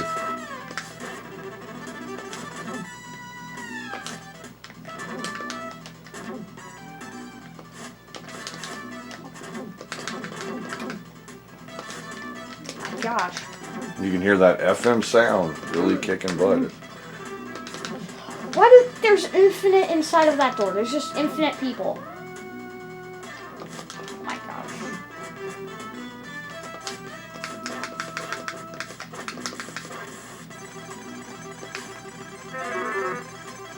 So yeah, let's try out the US sound. Okay. So this is on the US hardware. And you're going to hear that the music is significantly worse.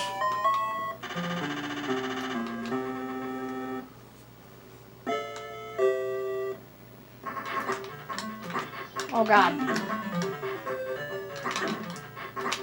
You're definitely right.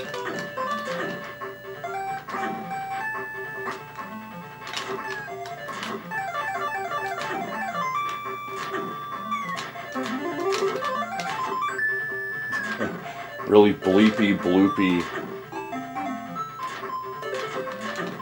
And because the noise processor is handling sound effects and music, you're getting some cutting out of the song when certain sound effects happen.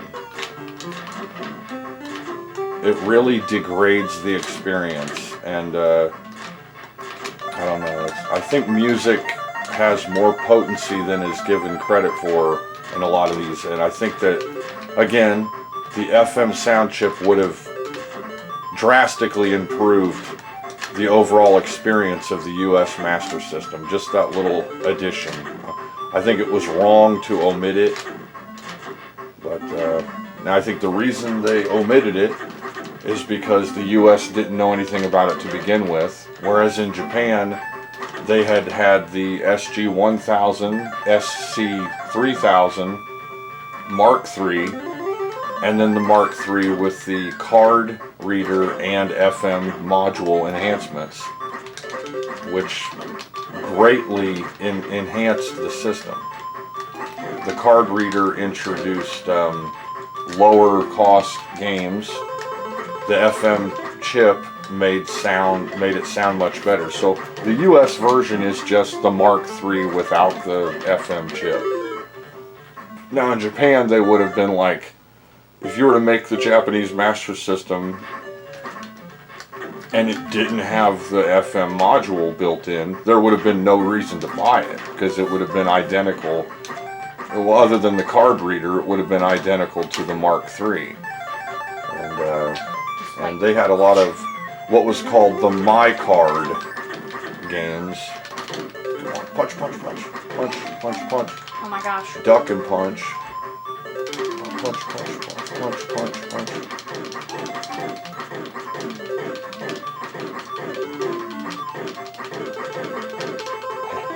Just punch the crap out of them. Yeah.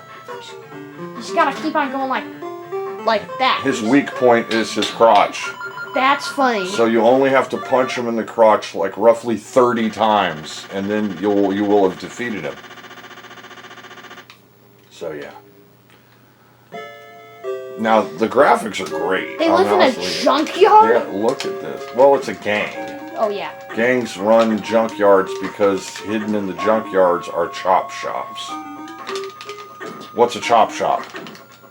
Like I don't know. A chop shop is where they steal a car and then they hide it and tear it apart and change it around so that it can't be identified. They get rid of serial numbers, they mix and match parts, they repaint the car, make it so that no one can identify it. Or they just outright sell it.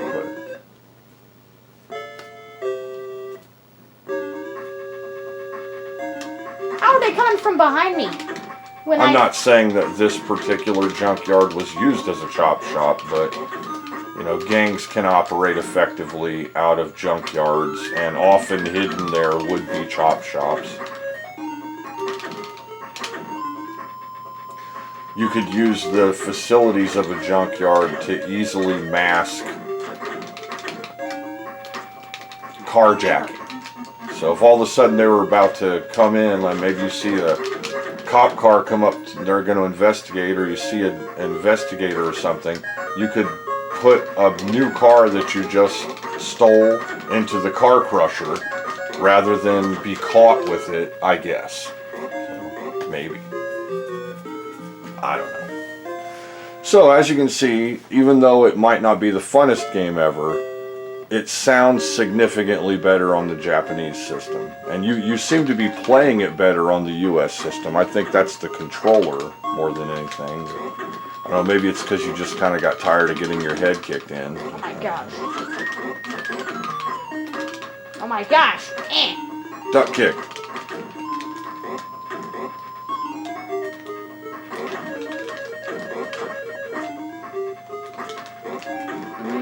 Do you know how to do the flying sidekick yet?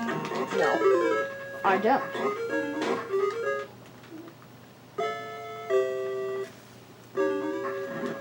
I know how to jump, which... It just kind of looks like I'm scooting them away with my kick. It's like, okay, these dudes are the best duo, so now I'm only going to be taking down these dudes.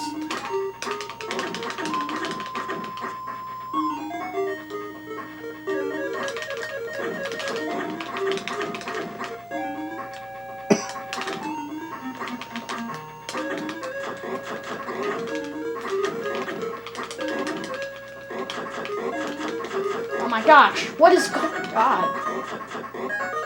Stop hitting me in the head with that!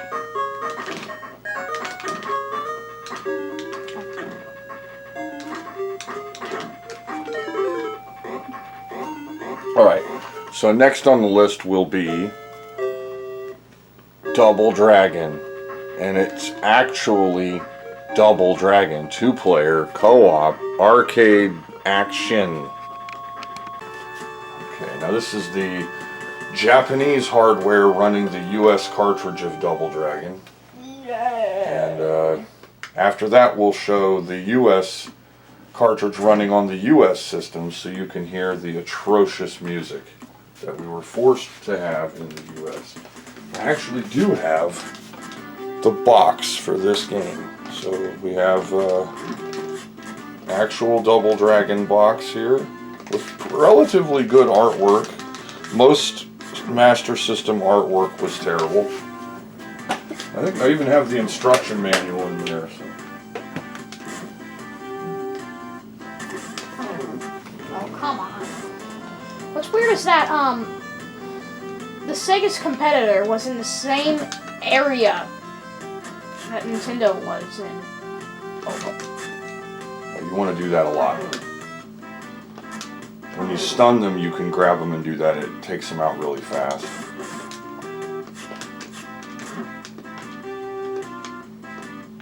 This kind of jump kicked me.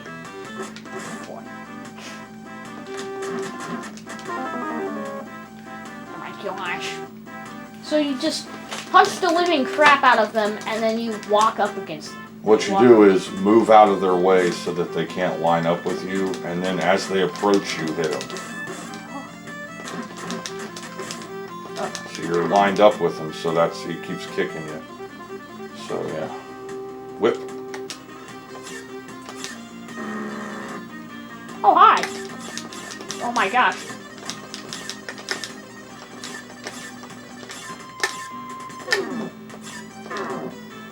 Ow! It sounded like they just farted. Oh! A Bobo. Whack the crap out of them!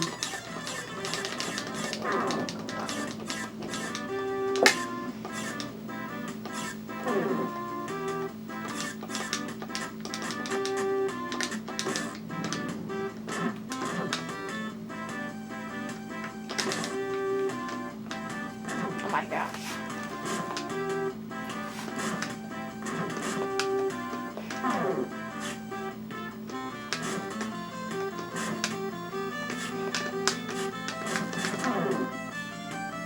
So in this game, you start out with all the moves.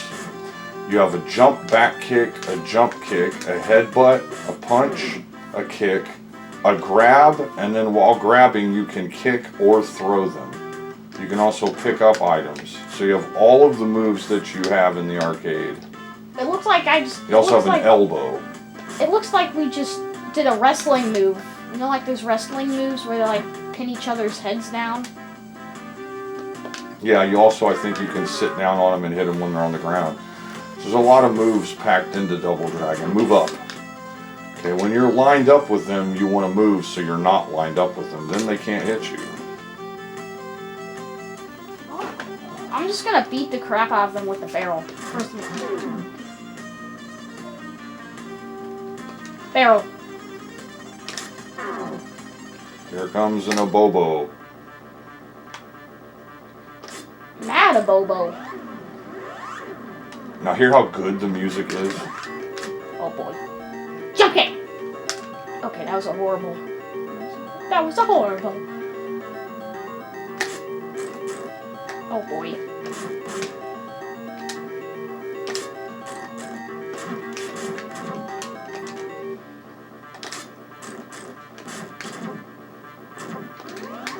See, he did the throw right there. He does that in the arcade version. Really cool.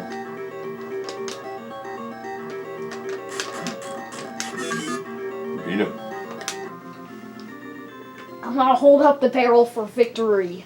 But the music is better in using the FM chip. It's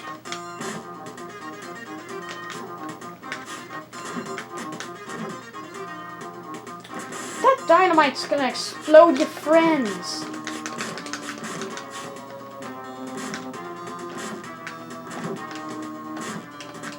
they're trying to lure you to the right to get more bad guys up there. Now, the Nintendo, I think, could only show 2 enemies on the screen at once. And it was single player, and you had to unlock moves. So this one, you've already got 3 different characters on the screen at once, and it could be a second player joining in, which would add 5 distinct characters. Of course, the second player is just a recolor of the first player.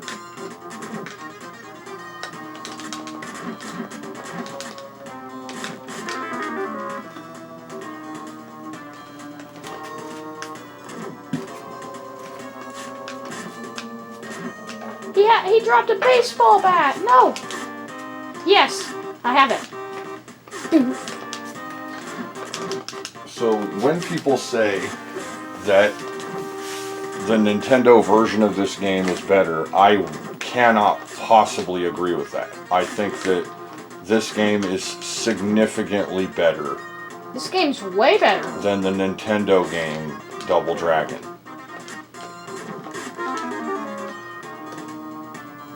The graphics are better. The gameplay is as good or better. You have all the moves. It's 2-player co-op. It has more better looking bad guys. Has most of the, if not all the levels. It's just, I don't know, I like both games. And I had them both back in the day. I had to get this because I was not happy with the NES Double Dragon being a 1-player only game.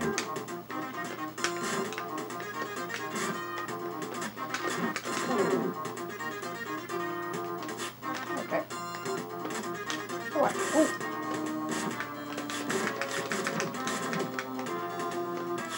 How do I get up there?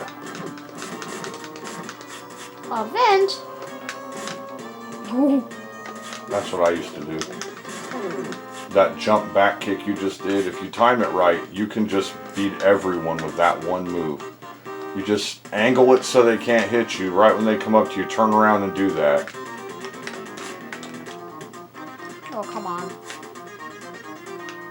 And right when they're standing up, move to the other side and then do it again. And you'll have them kind of locked in. There, do it again.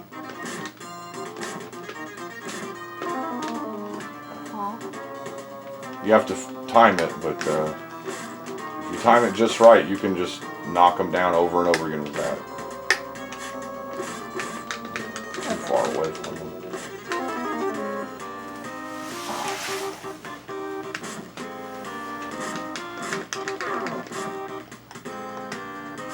Oh boy.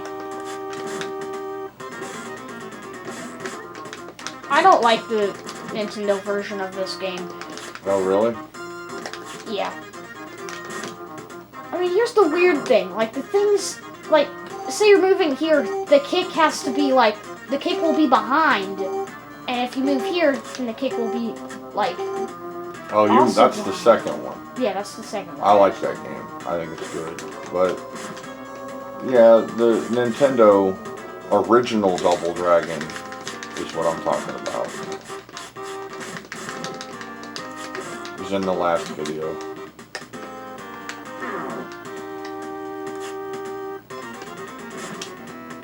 It says Sega on that cardboard box.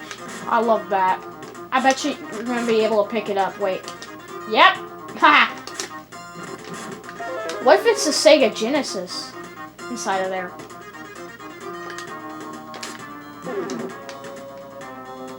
Man.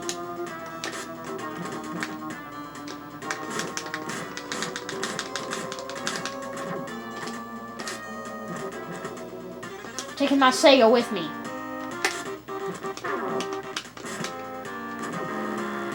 Man.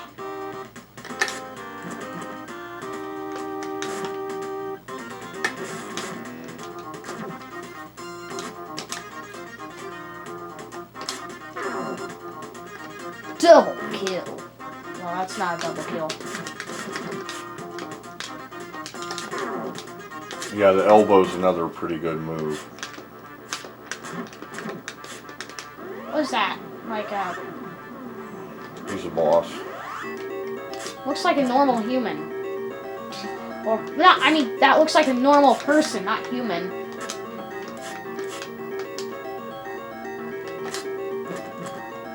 For a second there, he looked like the Mad Hatter or Willy Wonka. Willy Wonka. Doink!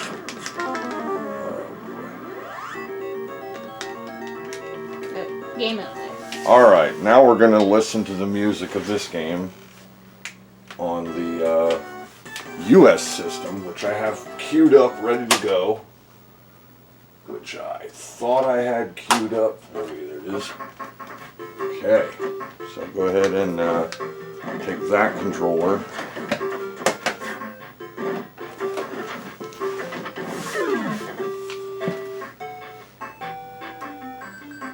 And you can already hear it's bleepy and bloopy. There you go. Giant donut. Just Why? start it up there. Okay.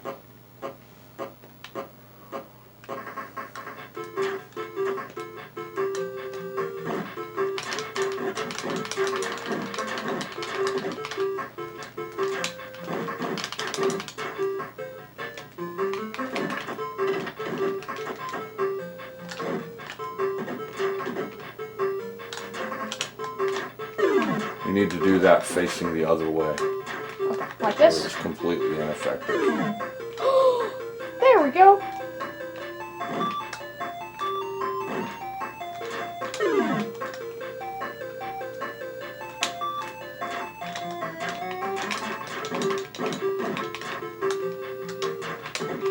I'm trying to do the jump kick. Oh.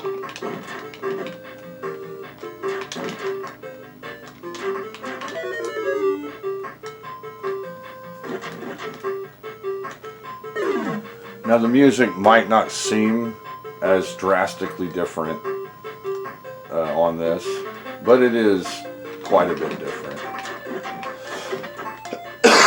It's more noisy. They did a pretty good job with this one.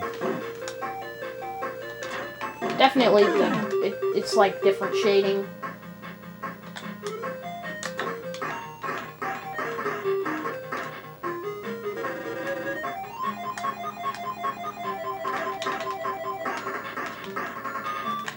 I think the whip sounds a little bit better.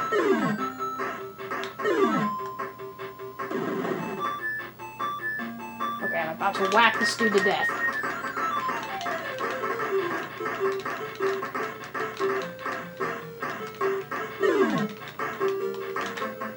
Well, you know he's a monster if you're hitting him with a bullwhip and he's coming towards you. Most people, no matter how big they are, once they get hit with a bullwhip, they're going to do their best to get away from you. Yeah.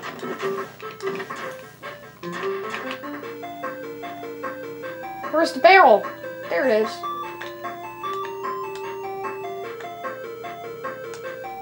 And it still works. I think this game is still good enough to where the FM chip isn't absolutely, you know, essential to get the best out of it. I think it's still pretty good. They did an okay job with the noise processor. Where is the man? Oh, I gotta deal with him.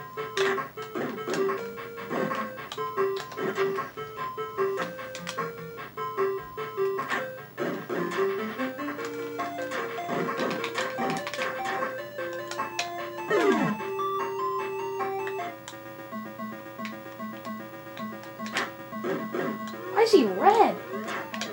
This just makes me think he's even more crazy. Oh my god. He punched it out of my hands.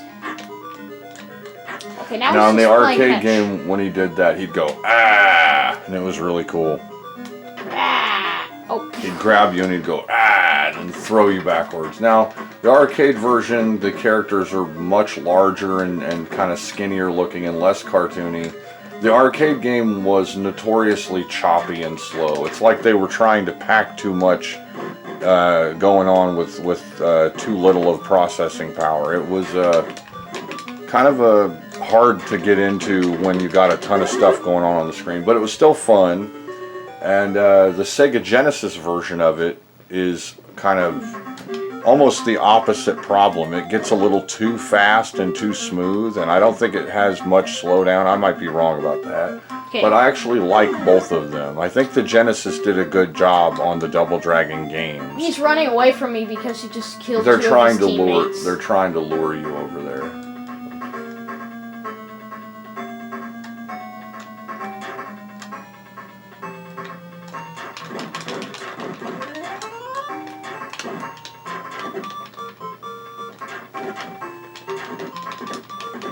Okay.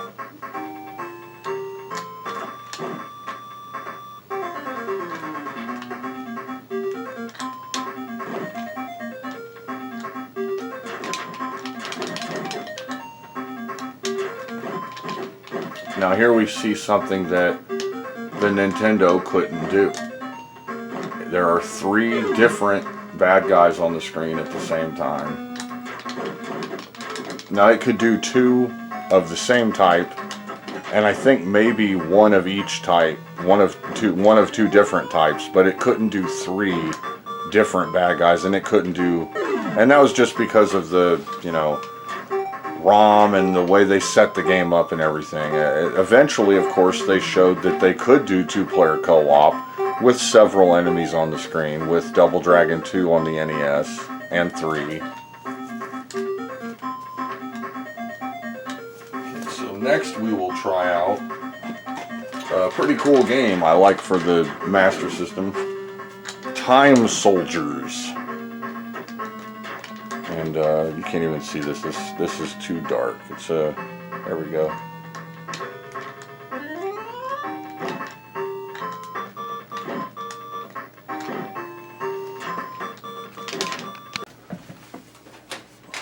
Okay. Now we're going to try out World Grand Prix. This one didn't work earlier, but I went ahead and hooked up my power base converter to my US Sega Genesis. And it should... This looks like pole position. Yeah. Very much like. Now, high gear. You go into high gear. Might be the button. Press down or up. There you go. There, in high gear. Remember to let off the gas if you're going into a corner. So.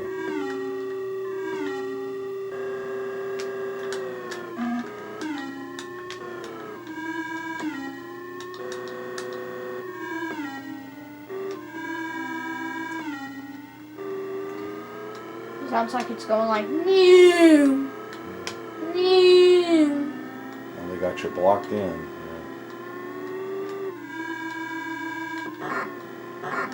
Ah, see, you didn't explode. What if I could bash him? Rubbin is racing.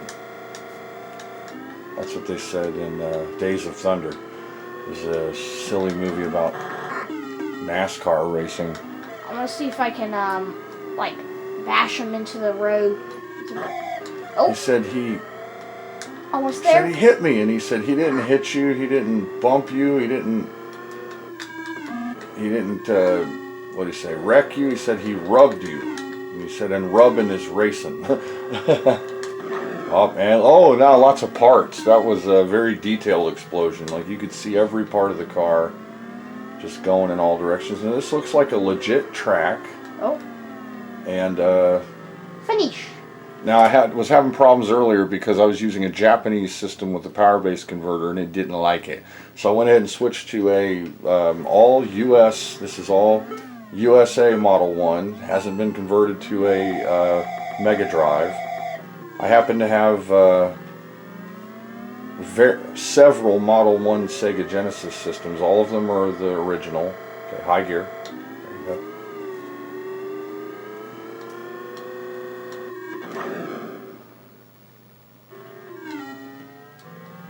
Oopsie.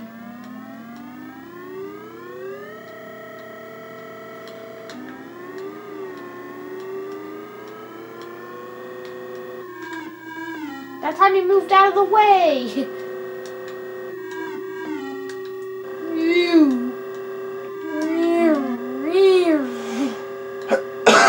Probably because they think you're a psycho with a death wish, so they're just getting out of your way now. That one got in my way. Yeah.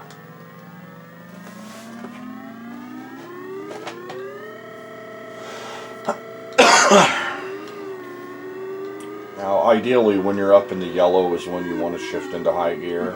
Oh.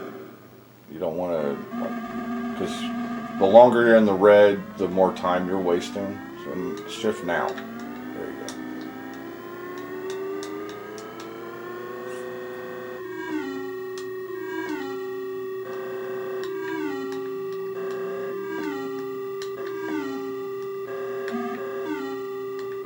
go. As far as just legit racing games, this looks really good. It runs great. It looks really good. It's got your scrolling backgrounds, really nice looking little signs coming up at you. You can actually bump into cars without exploding. Oh my gosh. Or you can hit them and explode. So yeah.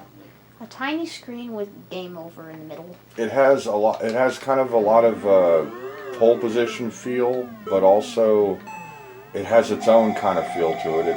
It seems really fast and smooth. The opponents seem to react in a very logical way. They sometimes block you in like that. They're trying to make him go onto the inside so he'll be going slower.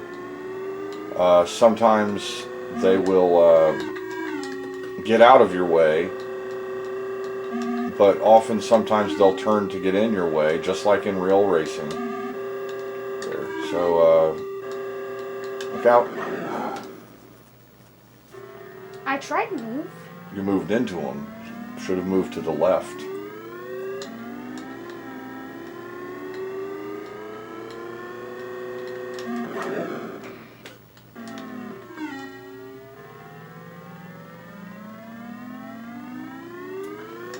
It has ELF, which I think is a legit sponsor of racing. Oh god.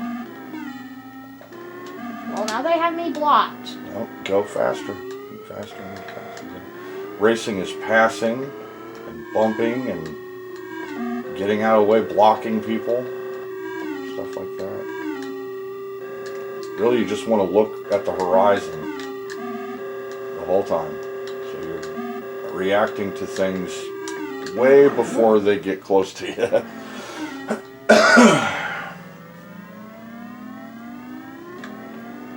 So I think some people get tunnel vision and they're basically just staring right at the car, and then everything is just happening right in front of you. You have absolutely no time to react. So you look way off to the horizon, and then as things are approaching you, that's when you begin to react. You do have brakes, so you can slow down. You don't have to hit something headlong. If you see them going to the middle of the track, then they're getting in front of you. So either go far right, wide right, you'll be going off-road like that a little bit, or slow down and go, you know, to the other side of the track.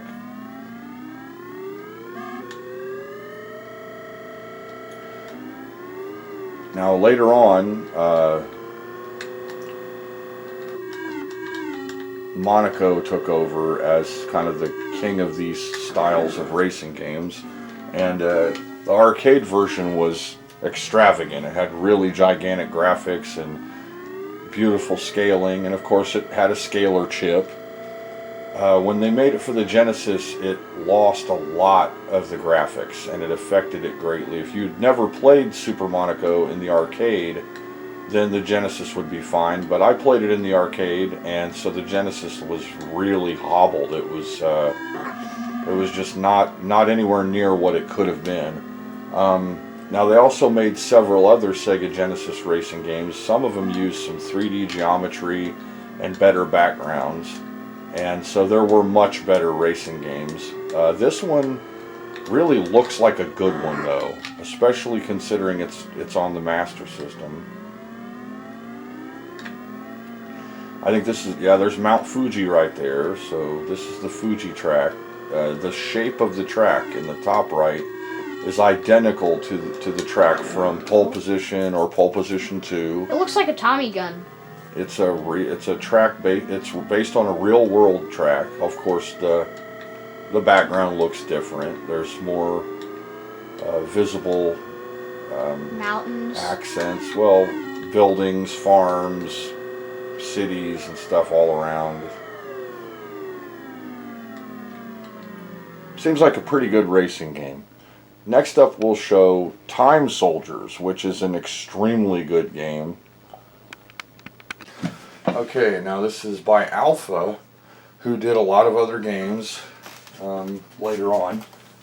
Kind of a Ikari Warriors feel, but with time travel elements and really cool weapons and graphics.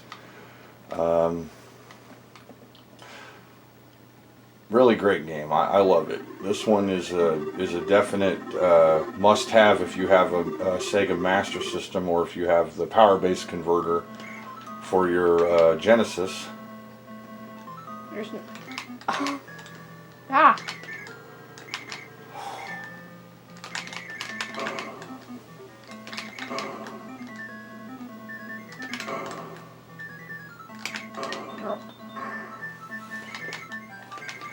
Okay, that's weird. You explode. And they explode.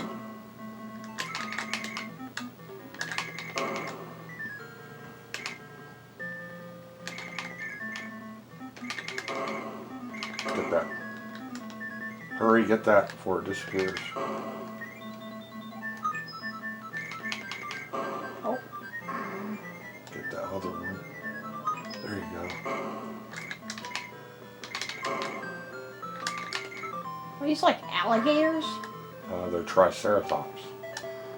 Wow. These are cavemen and dinosaurs, which did not exist at the same time, but they're showing it like they did. A whole lot of video games make that mistake. Also, I believe it's probably a mistake to show cavemen the way that they do. It's pretty much always wrong. You know, we have depictions of cavemen that are almost always wrong.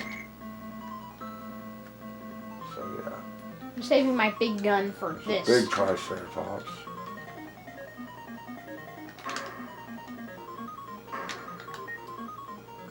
Is this... Sounds like a certain song from Doom. Well, if it is from Doom, then it came out before it came out for Doom. That means Doom. Bravo. All right. All I needed to do was shoot it in the butt. Yeah, I guess so. That's the time circuits or whatever. You got some power-ups. Age of Rome. course, in Rome there were giant floating blue specter-like monsters. And should be some, like, there we go, Centurion guard guys there, maybe. That looked like a hoplite. Okay, there's hoplites and spearmen. Get that. Missile. These dudes are like impossible to hit or kill.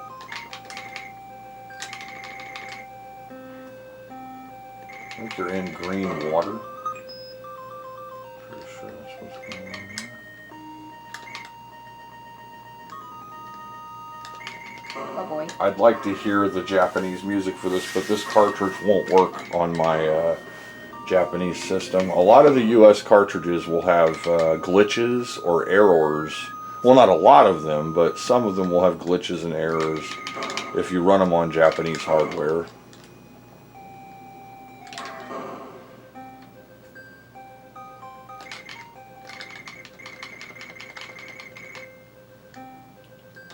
So we're fighting Romans. Well, it said ancient Rome, so. Yeah.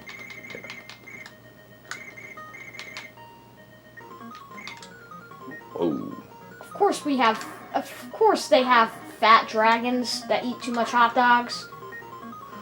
And notice that he's basically following the same kind of attack as the Triceratops. He moves around the screen and then hurls these weird little spinny fireball projectiles at you, which I would buy from a dragon, but not from a Triceratops. I don't think Triceratops launched whirling fireballs at anything. Either way, it was a boss. Good graphics, pretty good gameplay. I'm pretty sure it's 2-player co-op. I don't know what is this. Arguably better than Nintendo graphics. It's higher color. It's definitely higher color than Nintendo graphics. I don't know what place we're in right now. Is it like... Well, I wouldn't think about it too much. Just blow things up.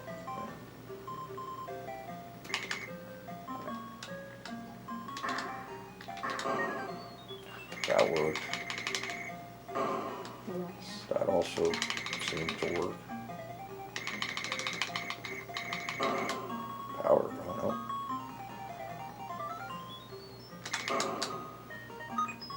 That Might be like the 40s or 50s or something. You didn't read what it said I didn't. before the fight.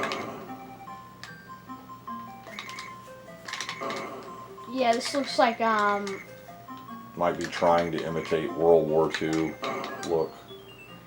they did have a lot of well, if this was World War II, it would be the Nazis, since that that turret looked very similar to one of those turrets on the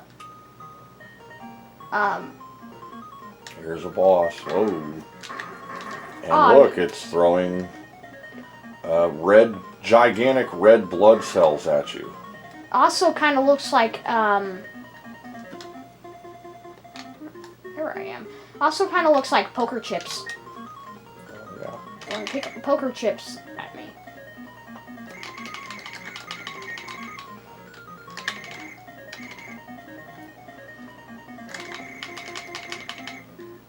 Oh boy. And of course, it touches me one time and I Get out of the way. explode.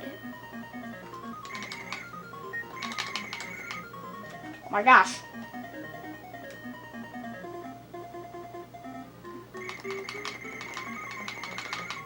Oh, come on.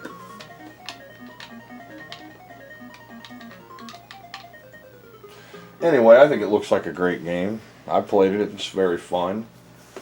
This is not having problems, so it worked well. Okay. Alright. Next on the list, we're almost out of US games to try. Then we're going to go into the Japanese games, which will load through the cartridge port on the top of the Japanese Master System and will have little or no errors. But next we're going to do, we'll do Zillion next, and we'll save one of the best ones for last. Alright, so next up will be, if it will even show up, Zillion. And this is actually a fun game. I really like this game a lot. Okay, here we have Zillion. And this is through the Japanese system, although it is the US cartridge of the game. Now it starts out leading you to believe it might be a light phaser game, but that's because it has a light phaser at the title. But that's a deception. There's no... Wait a minute. I recognize these sounds.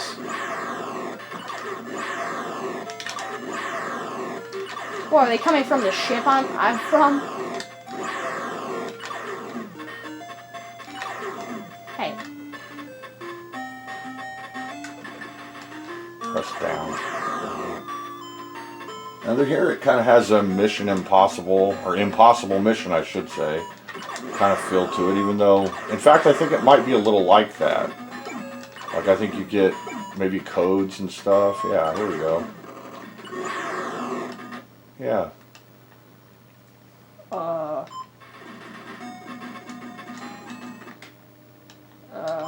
I'm It's asking for an ID card. Oh.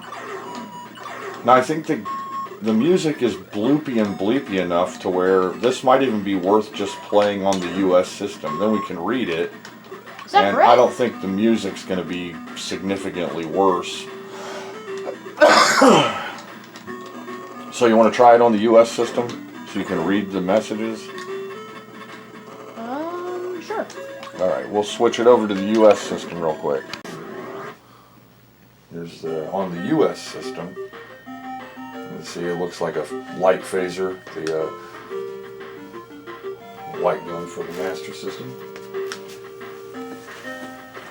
Now it's in English. So these were the same ROMs for the most part. Ones that had different code though would conflict with different hardware, but for the most part they were the same ROMs. They did, that was to cut cost.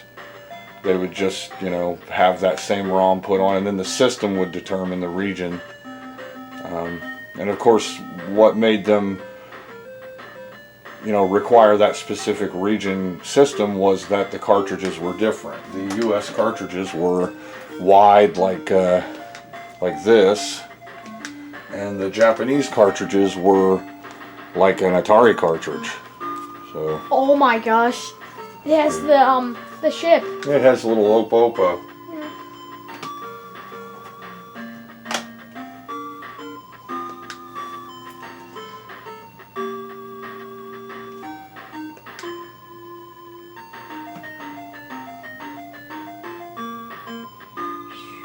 Okay.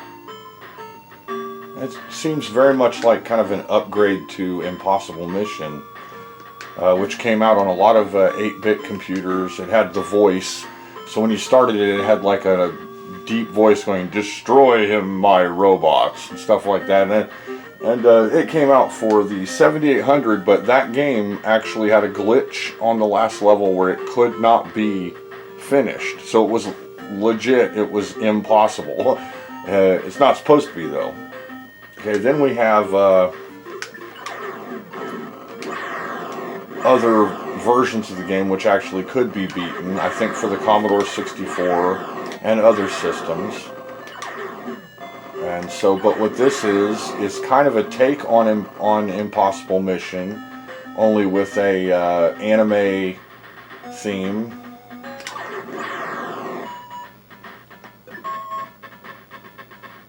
And in Impossible Mission, you have the same elevators moving down, same kind of tubes. Not as good a graphics. This has much, much better graphics than Impossible Mission. Do you do jump flips?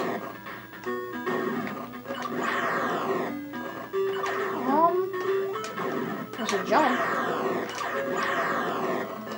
You'll have to see when you get in a room. Oh, I knew that wasn't good. Oh, come on. Wow, that was a long, long way there.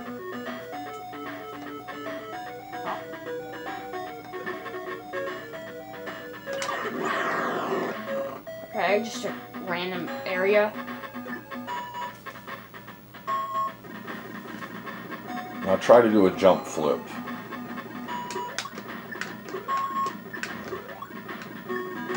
So no, he doesn't flip, and he looks like maybe his right leg is like a robotic leg. There's one of the keywords, it's 0 keyword. Blow up that thing. There you go. Okay, we got another one on accident. I skipped it. How am I just supposed to get in there? I thought you already got it. No, here. Okay, you just... Him.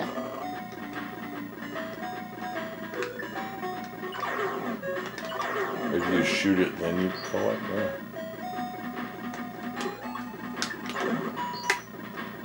Did that say cargo? I think, yeah.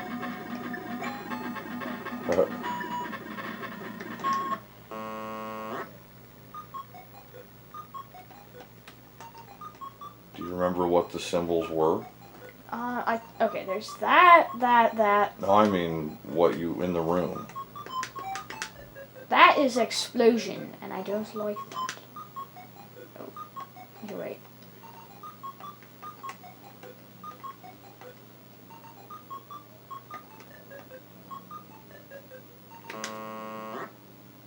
Oh! I guess I have it. But it says input command, so you have to tell it to do something. Probably open that door. There's that door up there.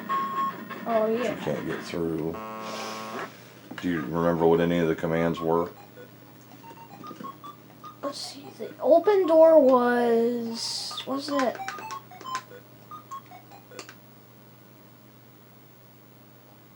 It says the command explosion is applicable only for the main computer. You must have just put in the explosion command. Now you need to hit enter when you put in your code, not exit. That's what I did. What is enter? That one. Which one? The thing next to the exit. Okay, alright. Oh, and it says you have no ID card now, so you used the ID card. That was a horrible idea. So you need to find out how to open doors. And then, can you shoot those to set them off?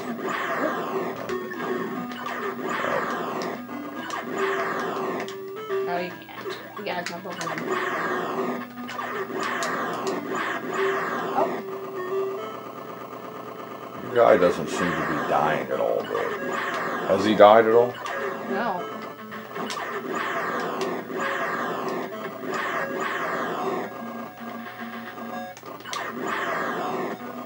I'm just gonna...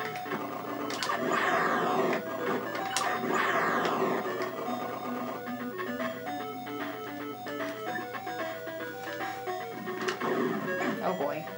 Yeah, that hurt you.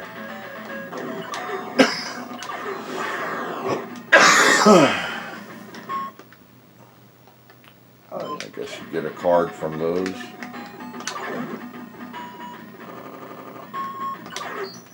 Yeah, card.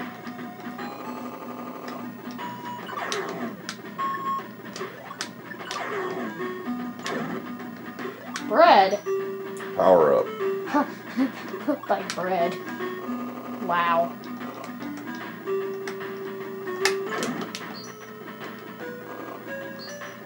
Keyword. Cool. Nice. That's also a keyword. Nice.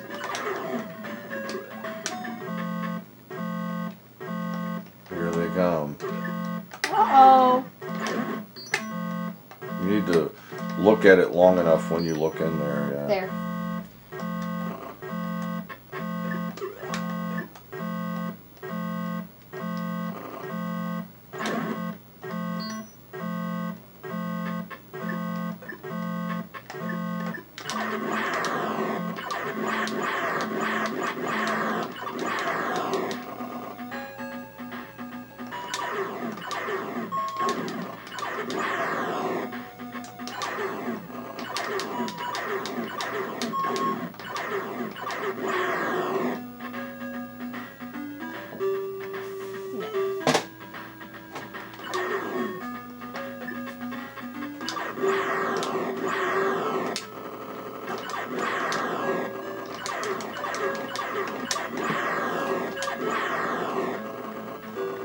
pretty cool looking game. Looks like something, if you really wanted to take the time to learn all the codes and everything, it would be fun to beat this game.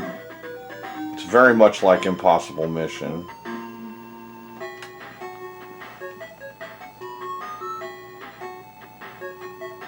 Aw.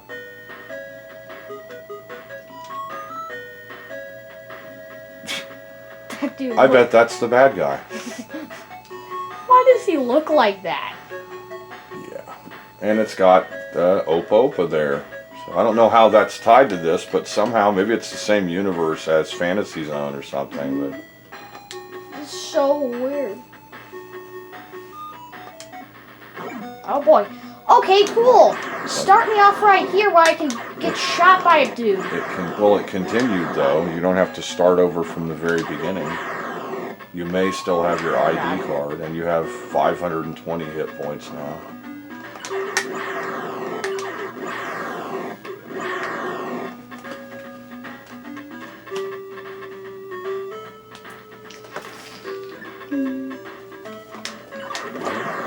You just killed that dude. So next up, we will play one of the best Master System games, sought after, R-Type. And it's our type of game, because it's a shooter with... And it's got okay graphics. Most of the box art on Master System games was terrible, but a few of them would be okay. I just got an idea. Has the instructions and the cartridge.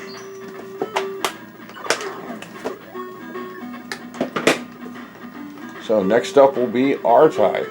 I just got an idea. Okay, next up we're playing R-Type. This is on the Japanese Master System. And, R-Type. TM. now this was a great conversion.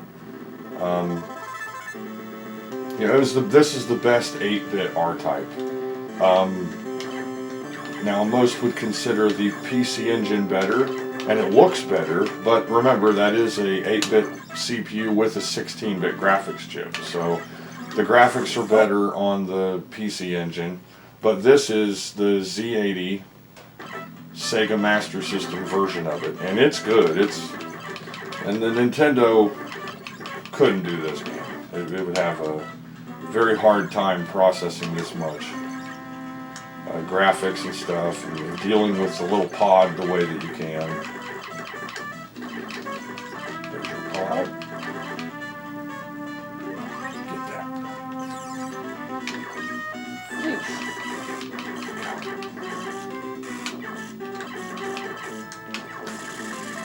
Now you can launch the pod at things. It's impervious. Okay. Get it. You call it back to you. Oh. So it's just, oh. You can also shoot it out and then have it attached to the back of your ship. So yeah, it's very complex. Cool game. Not easy. I like this. Oh. Now we'll do a comparison pretty soon to see if the music is better on the Japanese system. We've got some reflection from the curtain back there. I need to put a dark curtain up right there so there's not reflection. I guess I could do all these videos late at night, but that would suck. Oh. That would. Actually, that would be horrible.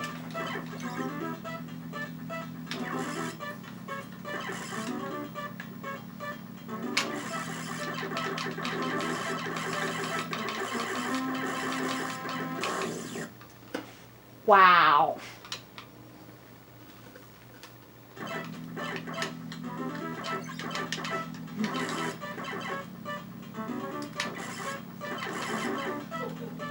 I like how you can hold it down. Okay, note to self, don't touch walls.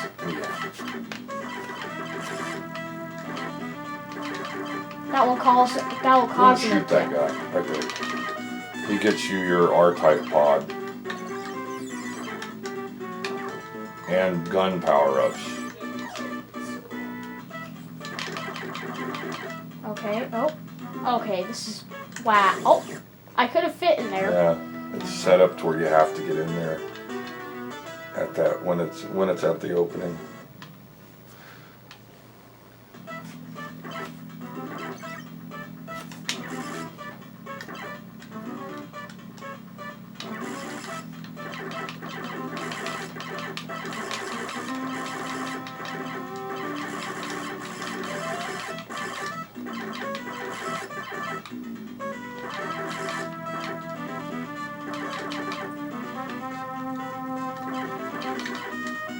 Well, you like this game. Oh. I thought I killed them all. You gotta move around more. You seem to kind of just float along and let stuff blow you up. You have to constantly be moving around, looking out for red dots. And yellow dots. Not blue dots, though. Shoot those little launchers.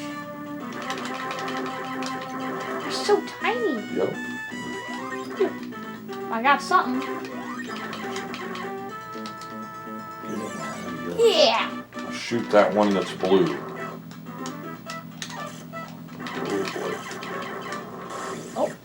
I thought like it'll just break one piece. It'll break that piece, and If I you will shoot just... the blue one, then it blows them all up, and then you can escape after it comes around. You can also get lots of different shots.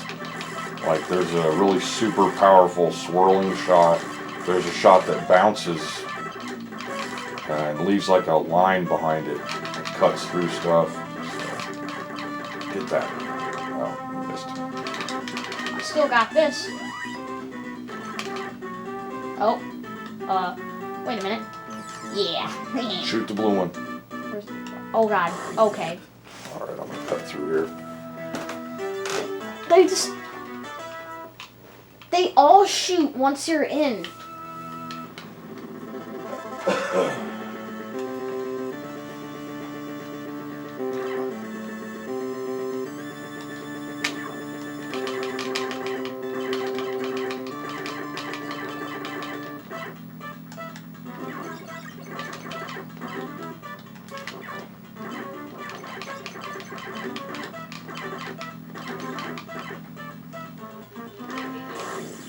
Nah.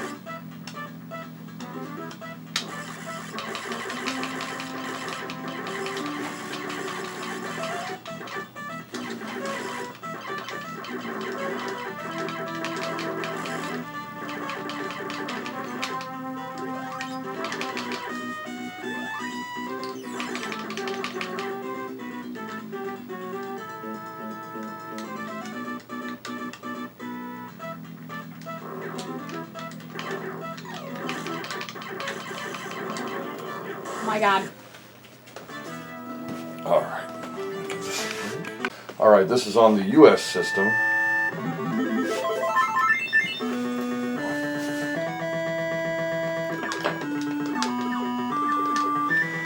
Yep. It's definitely beepier.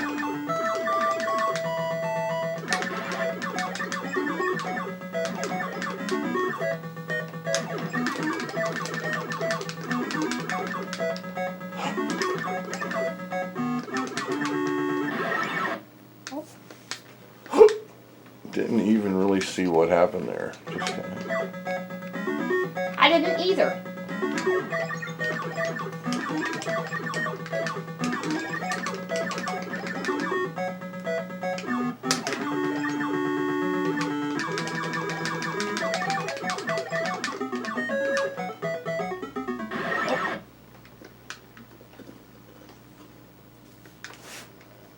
I got an idea for that part. What if I just run straight forward with my gun out? Like...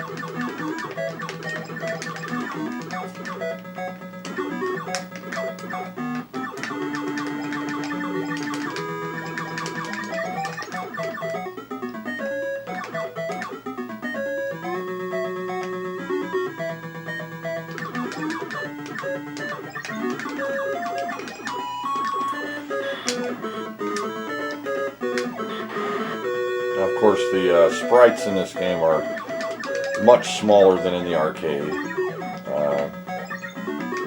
It does have the feel of the arcade game. Now, games like Super R-Type look really good, but they slow down really choppy. Even though this game does have some flicker, it's not very bad. I think that it's a pretty solid, pretty good game for the Master System.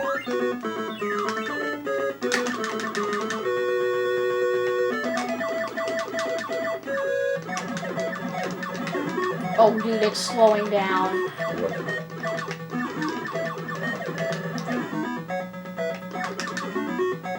I seem to got farther. Ah, I can use this to just bat him. Now you're missing prizes that you really need. I'm trying to... There's that.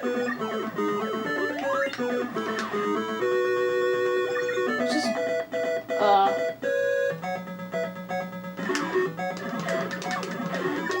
let's go. Well, I like...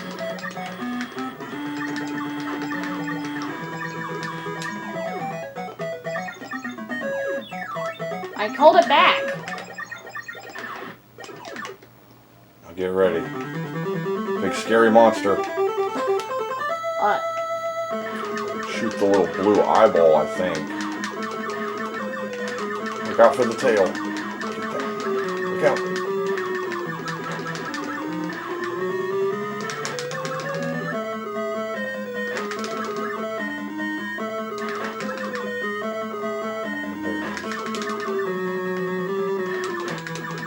And for the weird...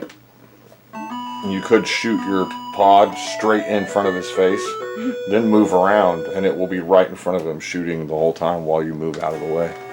I think that's what you're meant to do. Oh, great. Well, let's hope I get... Oh, yes! Prize! It's not the one I need. That's a good one, because it seeks out stuff. Okay, let's see if there's another one. There it is. It's right. Oh,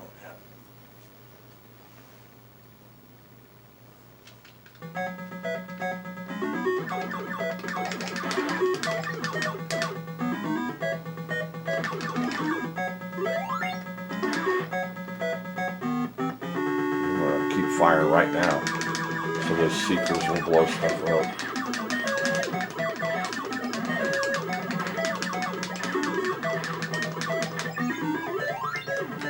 Let's go! I got it! Oh my gosh. And once you're lined up with the arm of that robot, you're gonna die. So you don't ever want to line up with its arm. So just shoot that fast shot at you. Okay, got the missiles.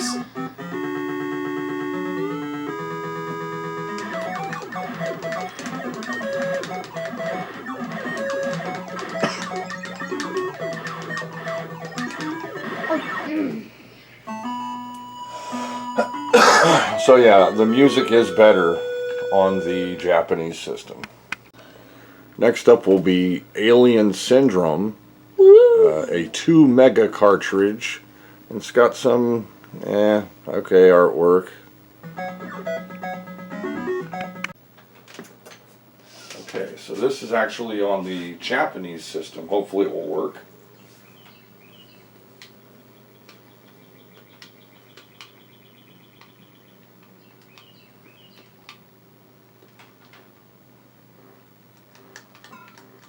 Is it working? Yeah. All right.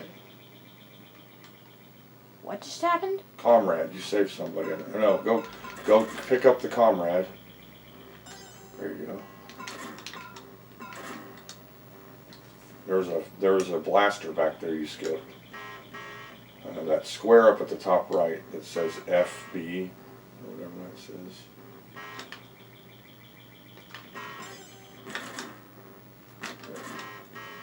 Okay, it fires fists.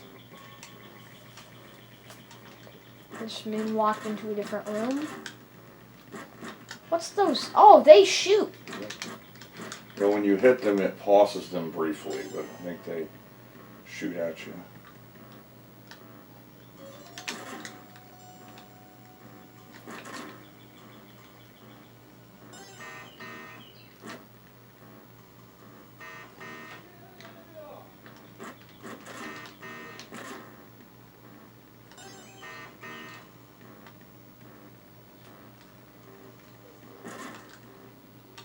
Ooh, what's that? E.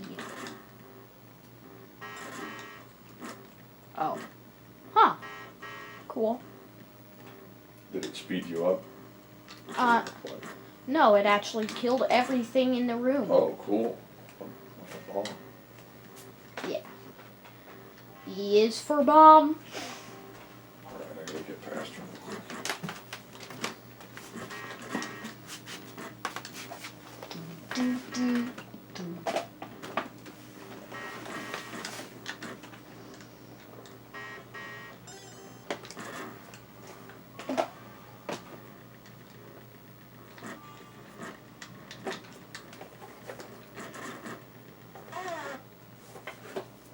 A wall.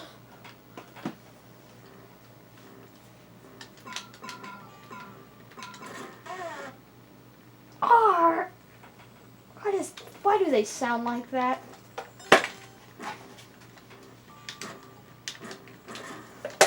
has voice, that's good. Yeah.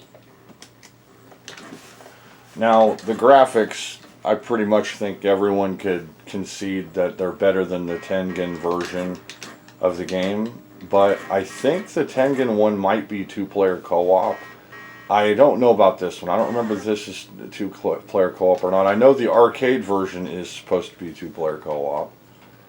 And so,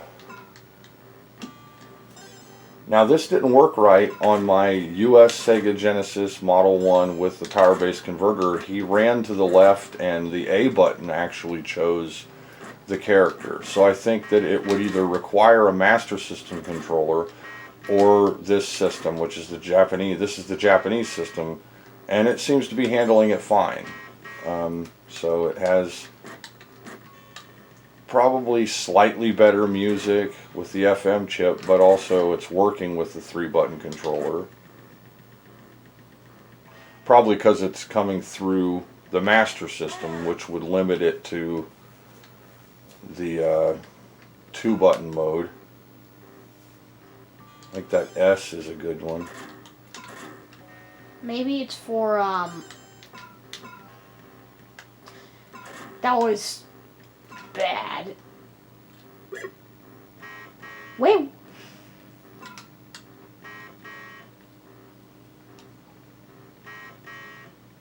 E. E for...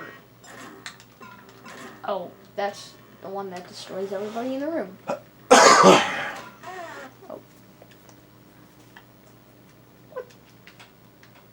Are the aliens just on the floor when they kill me? You're running into them. What's this? Now in this game, they seem to have made an effort to make the enemies look more like the ones from Alien.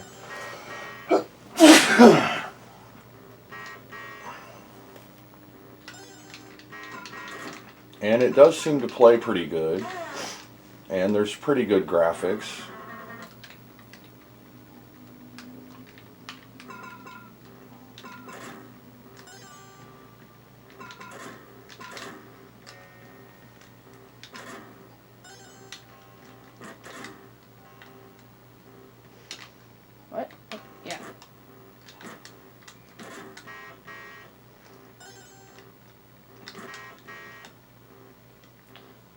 They're not doing anything. Why don't...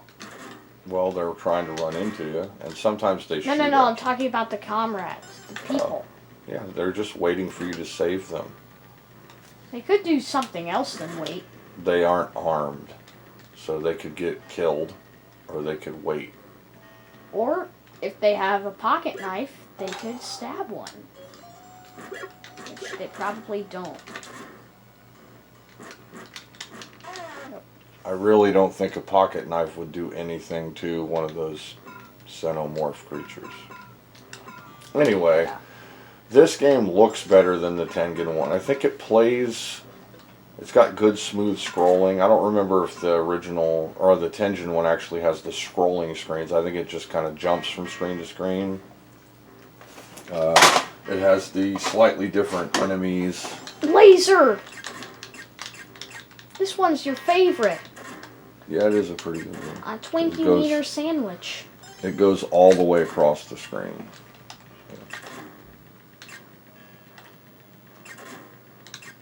Let's see. Yeah, it does.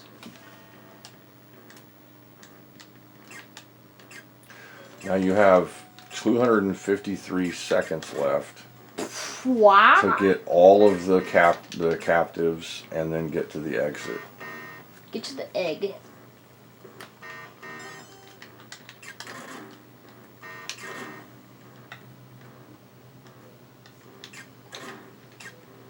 I'm not grabbing the... Oh, whoa. Not that. Yeah, I think you'll fall into space if you go over that. 100% sure about that, maybe not.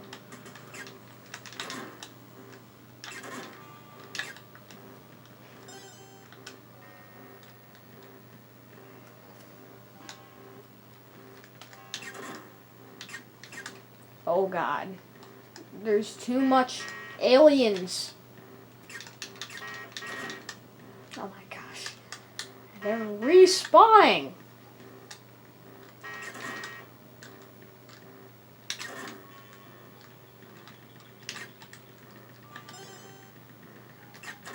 What the heck is W? Is W? Try it out.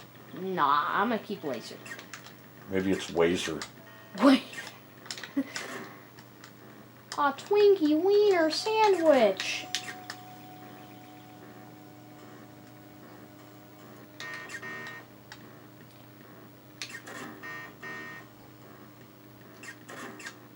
I ain't getting the FC, or the FE, or the fee, or the...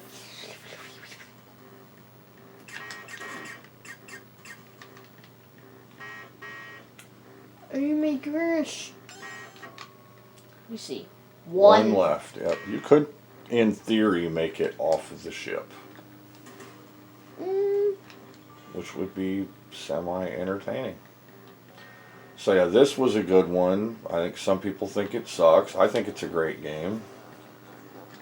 There are map areas, I think, that will show you exactly where the comrades are. Like that question mark right there.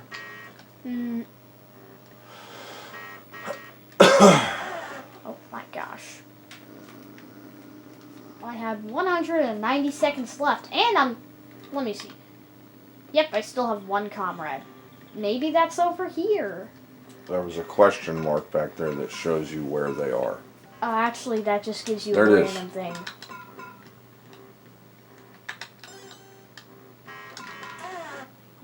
Yes, I think it's just your single game, single shot. You almost made it though. Okay, that was pretty cool. Next up we'll do And then all the people inside of my pocket fell. Ghostbusters. Which is actually a really great game for the Master System. This is one of the better versions of it. I've played that before.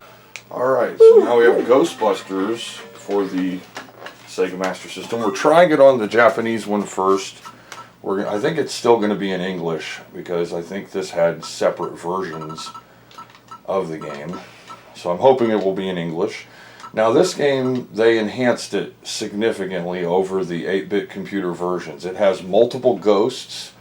The driving parts are not terrible like in the NES version. The uniforms are the right color. It has the different vehicles. I don't see who wouldn't pick the reverse hearse though, because That's the best one, I think, is Ecto 1, which I call the reverse hearse. Because, you know, a hearse is black and it takes you into the afterlife, so I guess it would be logical that the opposite would be white and bring you back from the afterlife. Yeah, it gives you equipment. This one actually has the same components that are missing in some of the versions. You need ghost traps, definitely. Yeah.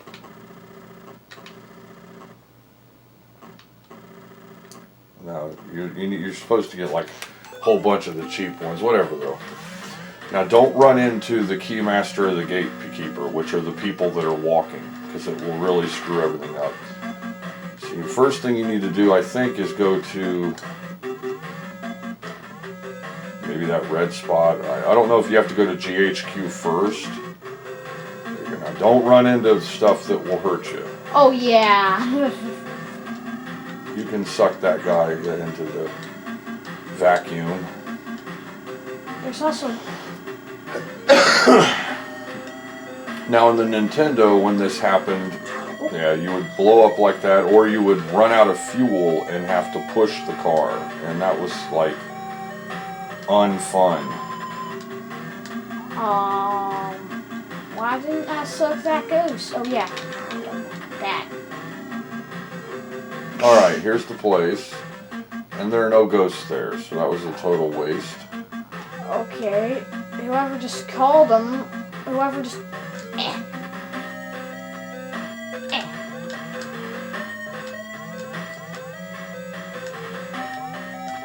Oh my gosh. Stop! Stop where you're going! Now this game does not have FM sound. You can tell it's using the noise generator even on the Japanese system. So as far as I know, this is as terrible as the US system. You wouldn't get any better experience for playing it on the Japanese system. Nothing's going on really. Yeah. Maybe you have to go back to the HQ. I don't know what you're doing. I guess I'm going there.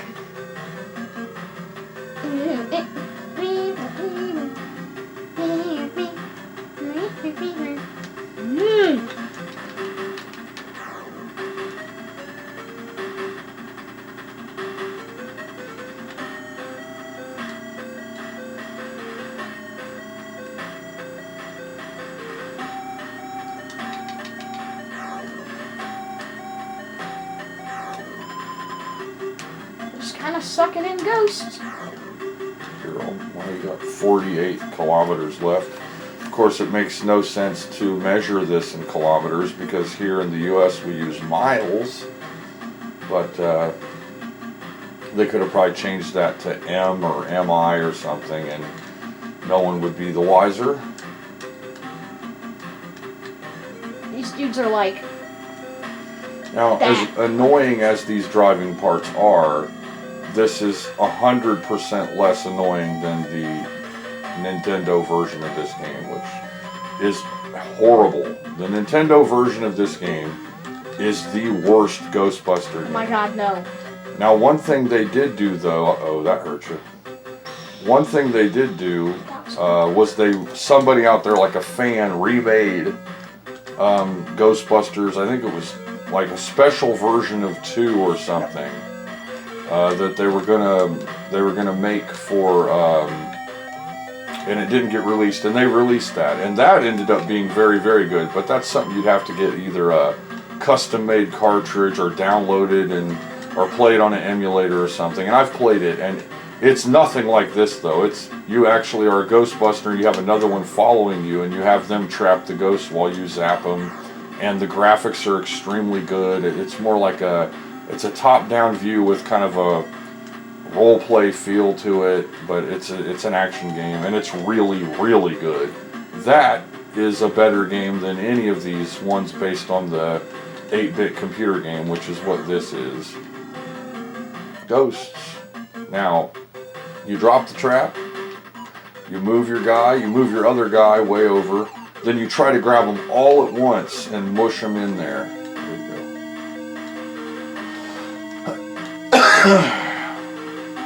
Hit it. All but one. Oh, you can still get him. Get him, get him, get him. You got him, got him. Go, go, go. Come on. Come on. There. And hit it. Oh, dang it. It says 0 traps because you only bought one. He's going to slide you. Yeah. Now that was bad. I don't know if you had more than one traps. I think since it's a high capacity trap, you should be able to catch more, but I don't know. I don't ever buy high capacity traps. I always buy the smaller ones, so I have like 4 or 5 traps to use. Oh God. What is going on here? Well, there's a red one down there. Press down in the button. It says you have Oh, no... you have to go to the HQ to clean the trap, I guess. GHQ.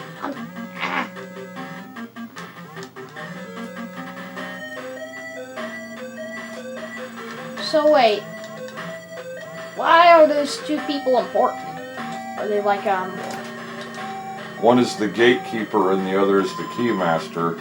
They are possessed by Zeal? 2 servants of Gozer. One is called Zool, the other is called Vinz Glortho. Vinz Glortho is the keymaster of Gozer, Zool is the gatekeeper of Gozer, and together they open the gateway for Gozer to come into our dimension. It's like what Ray calls it, I think, is a dimensional cross rip or something like that. At the end of this, if I'm correct, you hit the door with the crossed streams and it blows up the gateway.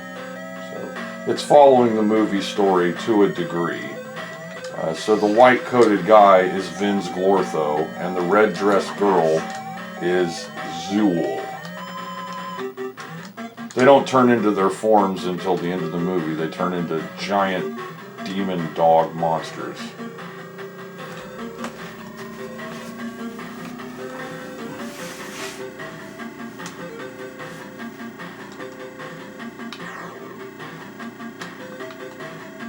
Someone actually made a Tobin's Spirit Guide that you can buy. That's based on the one they have in Ghostbusters. Oh my God. We're almost there.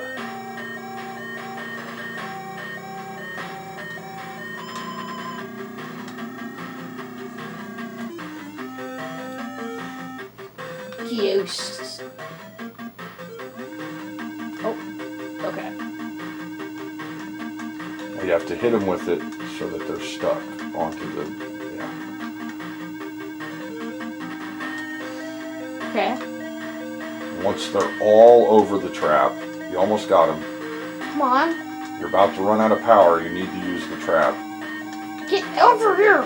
Use... Oh, man. Okay. I never was so good at this. I was more better at the Atari one. Yeah, the Atari one I think is funner, honestly, even though it doesn't look as good. Now, the Atari home computer one, their uniforms are the wrong color. Oh, God. This one, at least, their uniforms are somewhat appropriate looking, and they look like the thing. But on the 2600 version, the uniforms actually are the right color. Okay. Let's move on to the next game. Sure. Okay, let's see here. Okay. If I'm not mistaken, the last game is my last US game of my collection, Wonder Boy 3: The Dragon's Trap. And I'm going to show you that this is actually a different title game on the Japanese system, and it has much better music. So we'll go ahead and show that. In New York. Okay, this is now Monster World 2. So that's because this is going through the Japanese system. It was called Wonder Boy 3, but this is called Monster World 2. Now it's in English, but as you can see, it's Wonder Boy 3.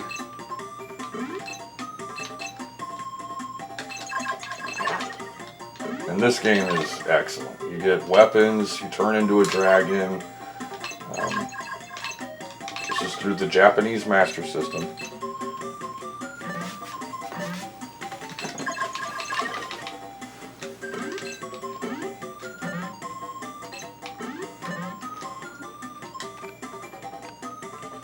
up a little here so you can see the health bar.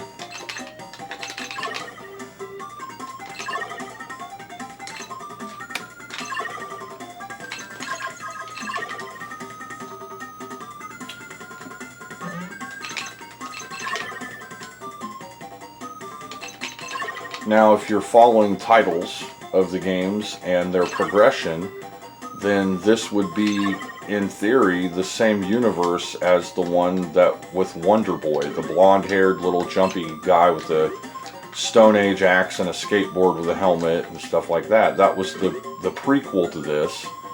Then there was Wonder Boy 2, and then this is Wonder Boy 3, which is the same as Dragon World 2. Now, if I play this on the US system, which we'll show here in a minute, it's going to have different music.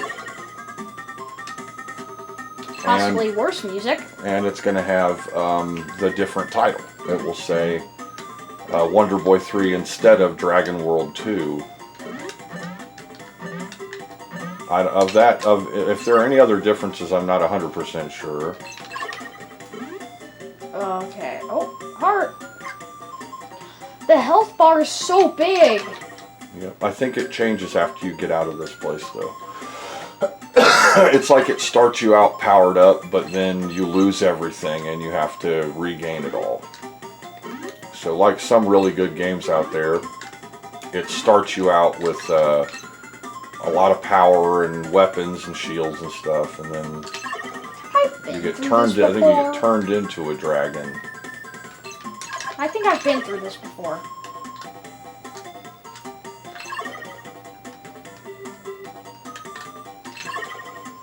That was the worst jump in the entire world.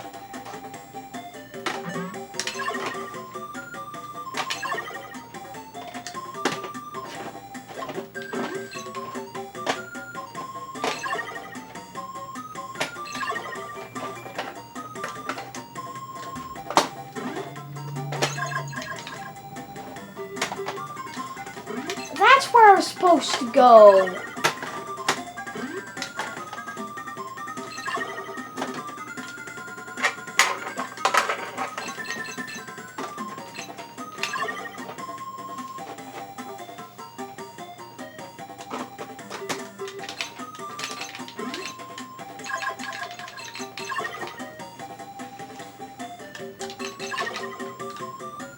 What's through here?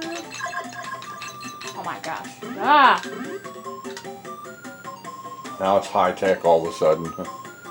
There's like techno looking walls, vents, and high tech metal pillars with lights on them and stuff. Arr. Oh my gosh. It's so hard to see them when they're overlapping each other.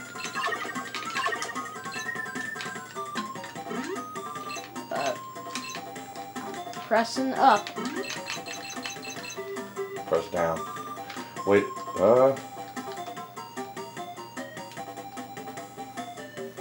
maybe press like up and attack. Up and C, stuff like that. There we go. It was up and C.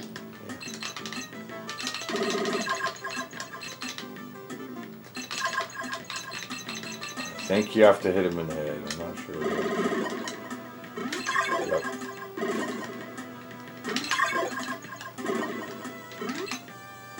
Hit him. Oh my gosh. It's hard to do it.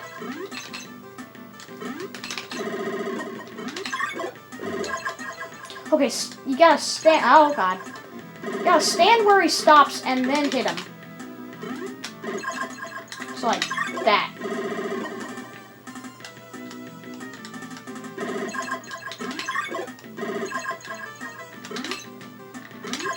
Oh my gosh.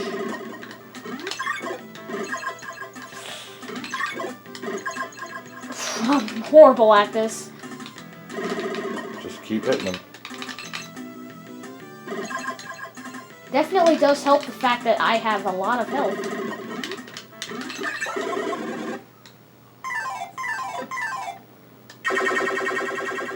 Was that the thing from Mario, bro? No. From Donkey Kong? Now you have to escape because it's falling apart. The screen's shaking and it's red flashing and you shoot fireballs. That was a heart back there that you probably want to get. There you go. Now I think eventually stuff's fallen from the ceiling, so yeah. Gotta get to there, which... Key. And open that door.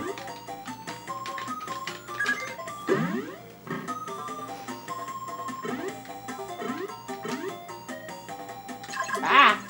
Yeah, definitely, there's stuff falling.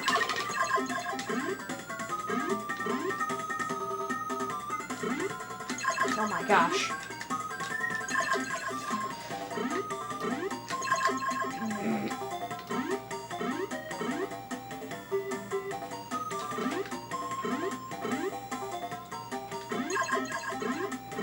There's no way to really die with this much hearts.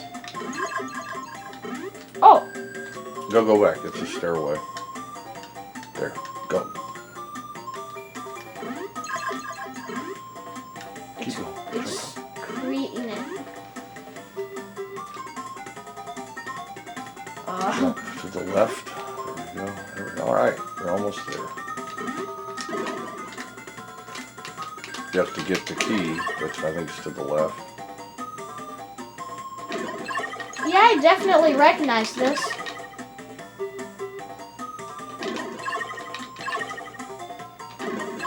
That one had a hat on.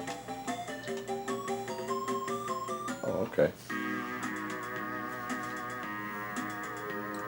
Really excellent animation and effects.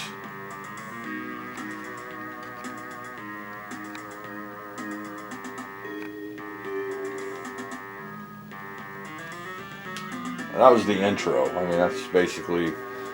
Now you're about to get into the actual game. Now you have one heart. That's your password, which you would scribble down to start off here. For later, it's a password system. Then we have different... There's like a water area. How do I fire fireballs underwater?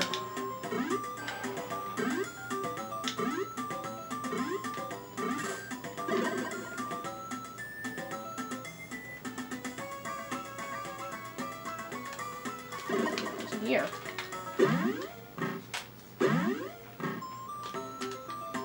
A town. Oh, it's back. And there's... Well, you need keys to open those doors. Do I recognize this? I do. It's a nurse. Cure, that's if you're really hurt, but you're not. You just need to get more gold and more heart containers.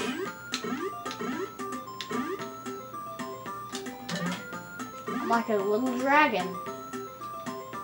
Dragoon.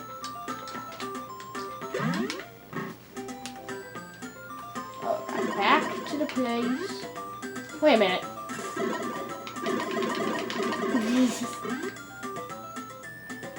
The dragon looks very disappointed.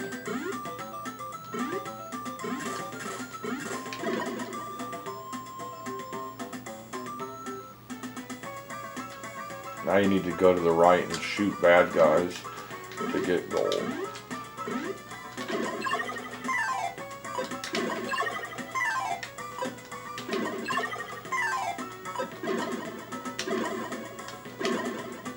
What? Why did he do that?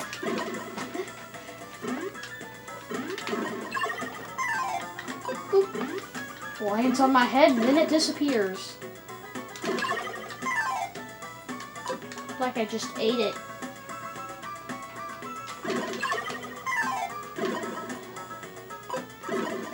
Wait a minute.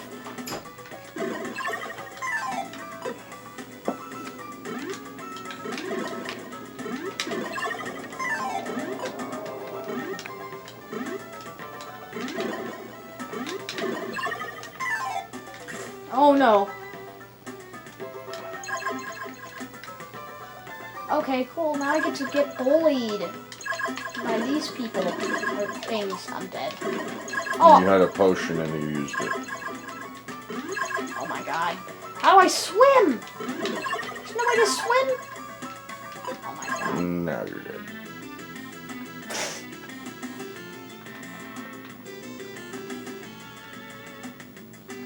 So now we'll try it on the US system real quick to see if there are any drastic differences. So now we have it on the US system.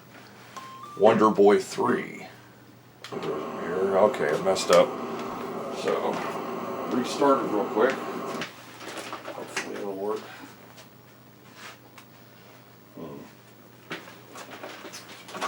Being picky with my power base converter here. There we go.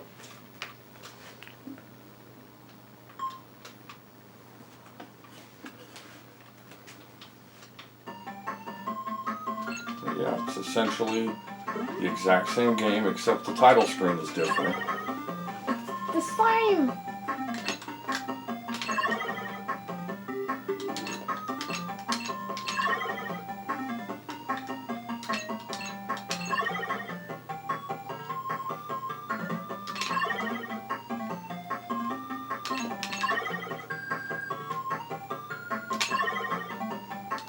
I don't think the music is really worse. The drums aren't as, you know, like, as bassy kind of. You didn't go that way last time, did you? I did. Wait. No, not. Not. Yeah, I went that way, but I needed to go the other part of that way since. Yeah, I gotta go to left right here. So you can see that it's essentially the same game. I really think the power base converter was a good idea to get if you had a Sega Genesis. I mean, you already had the possibly better controllers.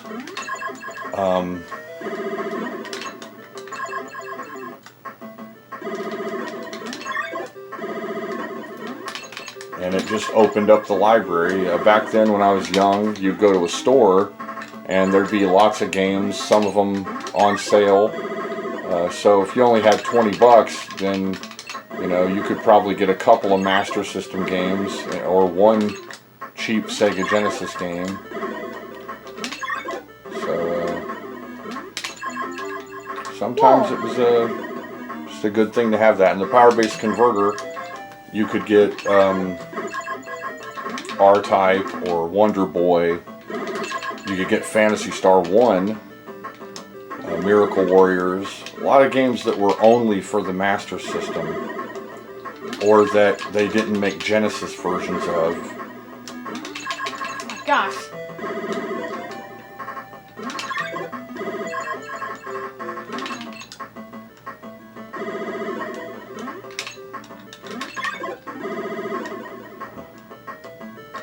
There you go.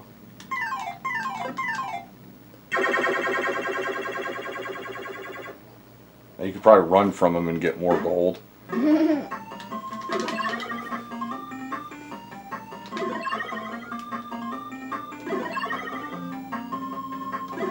But yeah, I can hear that the, I think you ran past it too far. The drums are different, so I think the drums were better on the Japanese system. But I think most of the music sounds almost the same. The graphics are the same. And so yeah, this was fine. Good game. It's actually a pretty fun game. Once you get into it. Oh gosh. Ah!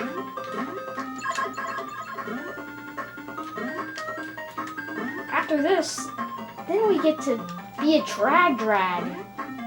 A dragoon.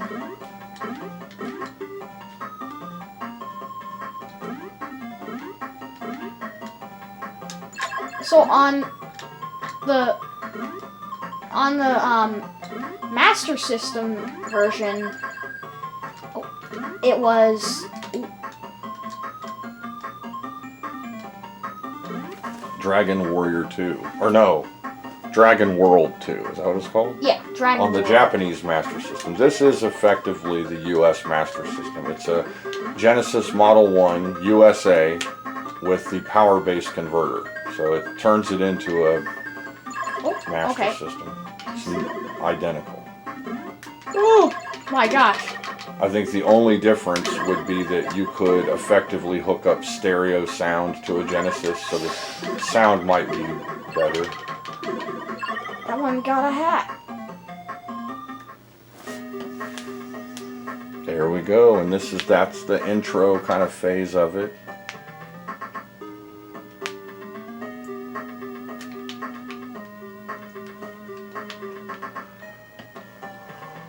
Wonder Boy 3. The Dragon's Trap. Now, I don't know if the graphics are any different from the Japanese version. They might be, slightly. I don't think so, though. I do know this, though. For the most part, for the majority of the games for the Master System, the ROMs were the same, but the cartridge PC boards were different based on what region they were for. So this game is the exact same game you would have gotten were you to buy the Japanese one. So even though this is not the Japanese cartridge, this is the US cartridge, it works on the Japanese system with the adapter, and it works on the US system or the power base converter on a US Genesis. The dragon looks not happy. It looks disappointed. He looks like a dragon. I mean, I don't think dragons are supposed to look like they're, super happy. Yeah, dragons look mad, but this one just looks disappointed. Well, maybe it's because he just got turned into a dragon. Like, why? Now when it... He has oh god, no. 1 heart, no armor. Shoot that guy. Okay, it's different. Okay, never mind. It's not. Well, it's where you fell. You fell in an earlier spot.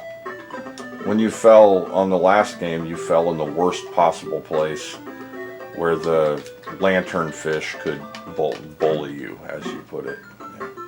By destroying me. You just got a bunch of prizes. Nice. I don't know how to use them.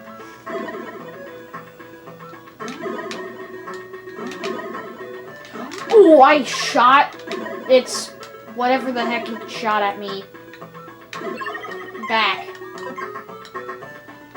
It was a tiny heart. A tiny.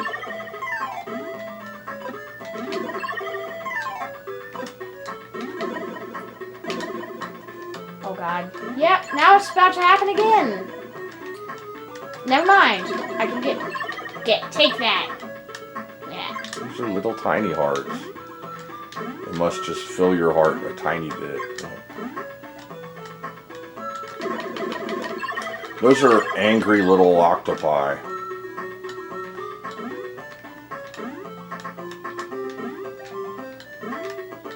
That one's green! Just like my color in this game. That was an arrow. It dropped an arrow. And another one. Another one. They can take 2 hits. Nice. Well, that hurt you pretty bad, actually. I did. He's gonna kill you. You have 1 revive potion, though. So you've already gotten further along in this than in the other one. I wouldn't say there's enough of a difference in the music to warrant a Japanese version or to buy a Japanese system for a game like this. It's actually just as good on the US system. For most of the games, though, the Japanese system has enough of an improvement of music that it would be preferable over the US system.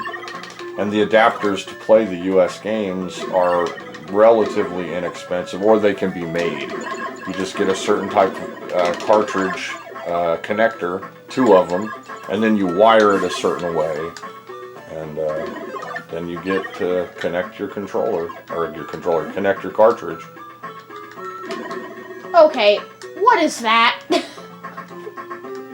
Why Why? It's obviously a very angry cloud that throws fireballs. Oh my gosh. Alright, so the next game after this we will enter into our Japanese realm, and it will start out with a group of SG-1000 games, like Exarion.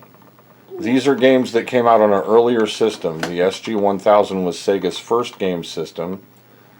It had controllers somewhat similar to the Coleco Gemini, which was an Atari 2600 clone.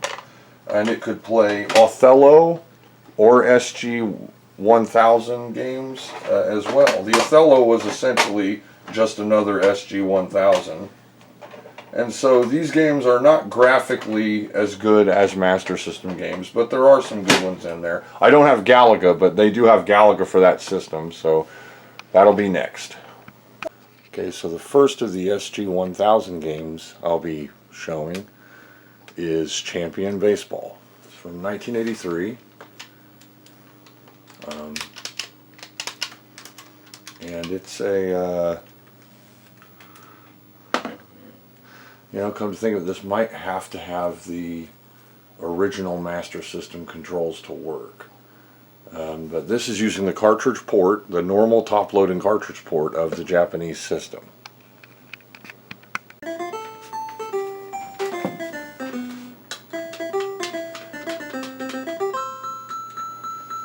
And, basically, if you look at it, it's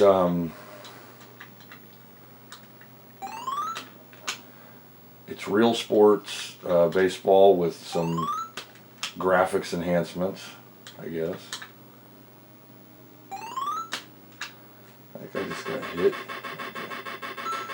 The outfield and the players resemble very much the real sports baseball characters. Then you get this little scene on the side, which I'm just striking out here. It has names, I think, and it would be from Japanese players. And it looks like I got a single. Alright.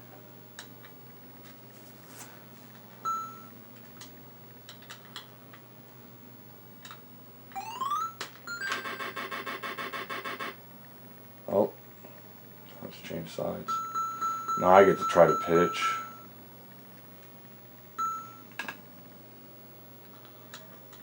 Okay, looks like a ninja.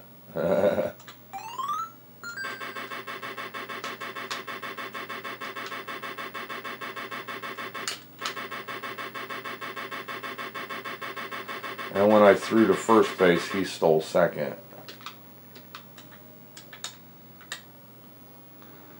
Okay.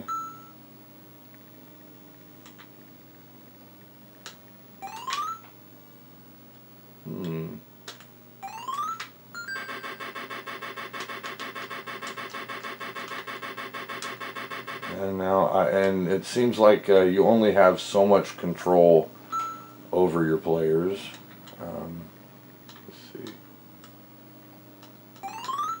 Also, it seems to have somewhat of a time limit to with the pitcher. It lets me pitch, but if I don't pitch within a couple seconds, then it pitches on its own. So that seems kind of odd.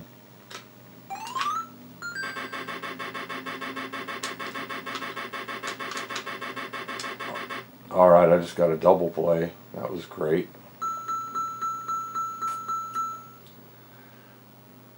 It looks pretty good. I mean, this is from the SG-1000, which was comparable to the original MSX or the ColecoVision. Very similar hardware on all of those systems. They all had usually single color sprites and just some, like this, a little bit of background color. Nothing like the more advanced 8-bit systems that came out later, like the Mark III and the 7800. and of course the Nintendo. So if you haven't learned yet, the Mark III is the Master System. In fact, the US Master System is more Mark III than it is Japanese Master System because it lacks the FM module. And with no way to upgrade it to have the FM module without modern devices, one could come to the conclusion that the US Master System is technically inferior to the Mark III for its lack of upgradability. Although they do have the My Card option.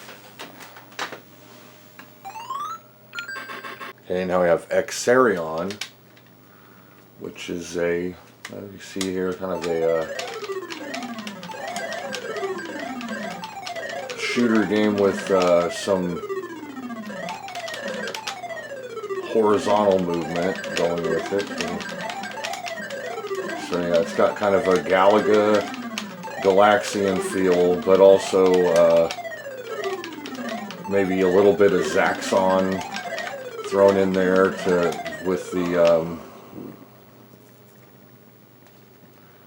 up and down controls here. So you can see I'm getting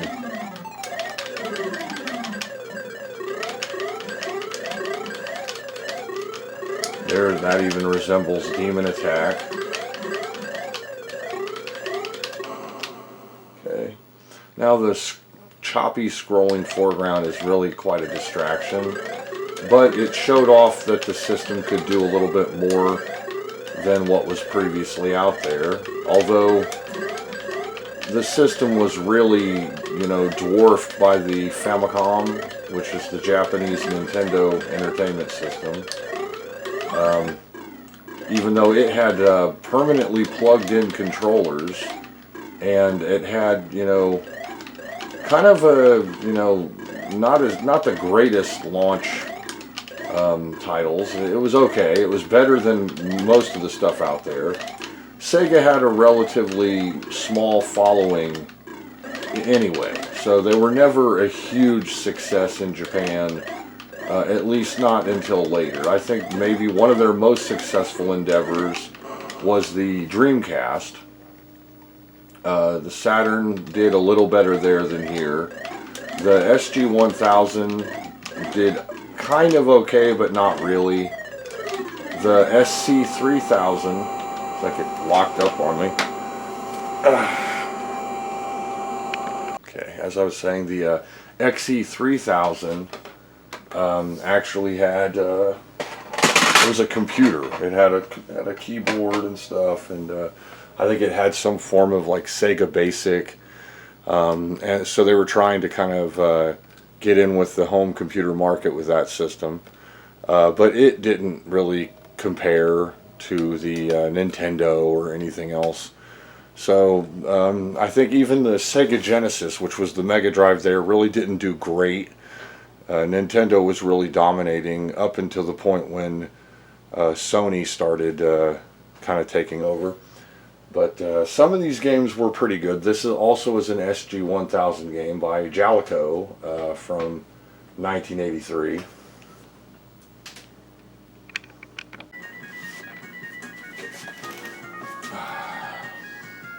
Next up is the SG-1000 version of Zaxxon.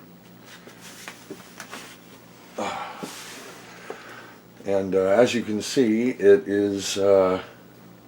scrolls, but it's in short little chunks. Now I'm pretty sure this is almost the same as the MSX version of the game. And I think, like I said earlier, the processors on the ColecoVision, the MSX, and the SG-1000 were very similar, almost the same. And they were all Z80s, and they all created graphics in a similar way.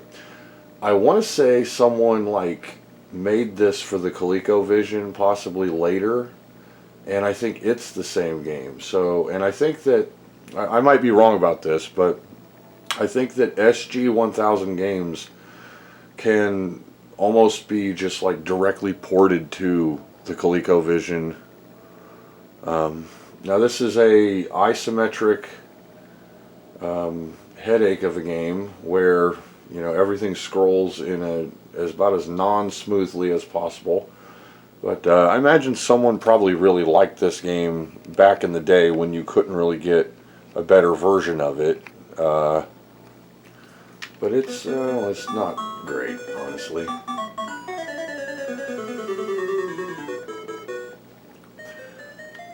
There we go. We've got our height meter here.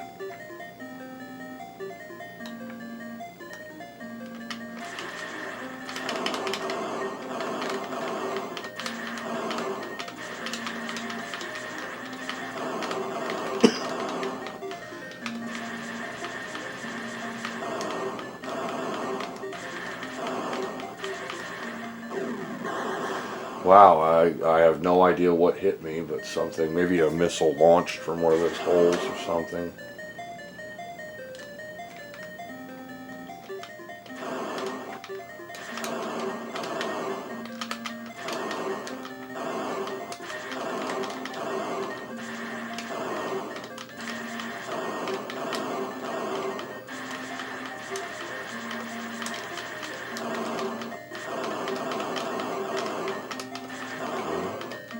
Much of the initial assault here seems to be really low on the ground, but eventually you get higher up targets.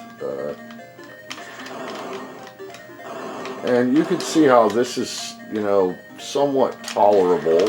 It's not horrible, but, you know, it's kind of what they had at that time. This was before Nintendo. It's just a little bit before Nintendo.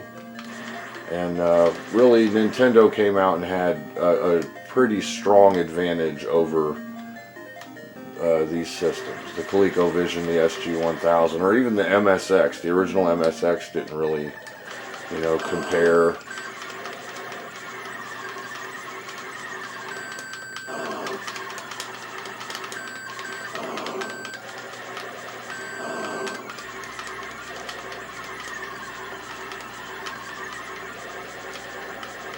And just try to figure out where things are here. And this is kind of, seriously, wow.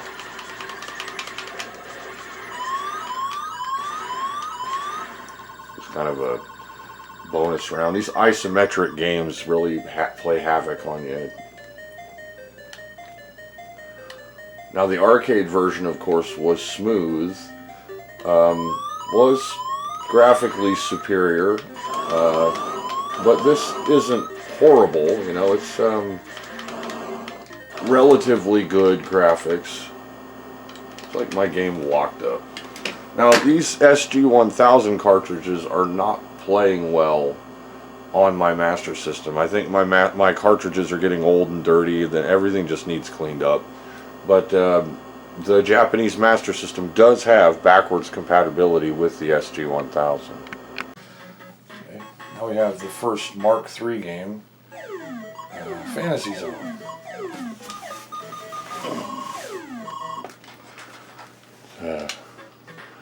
Relatively good version of it.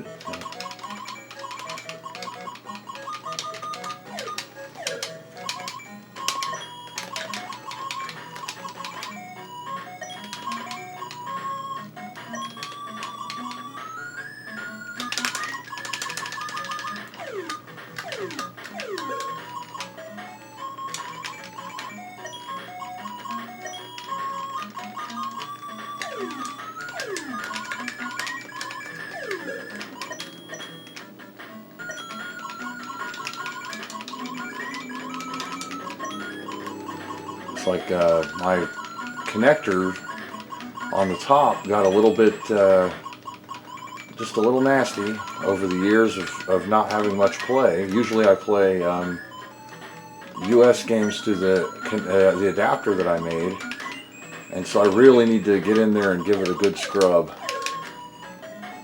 But this is, I've cleaned all my games.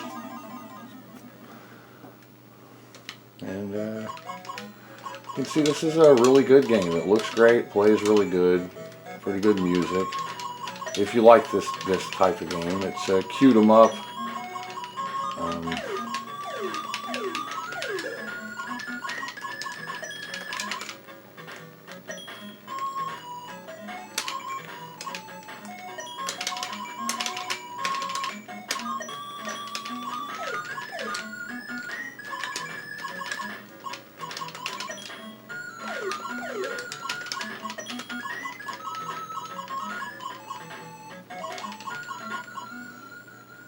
we go. Oh no.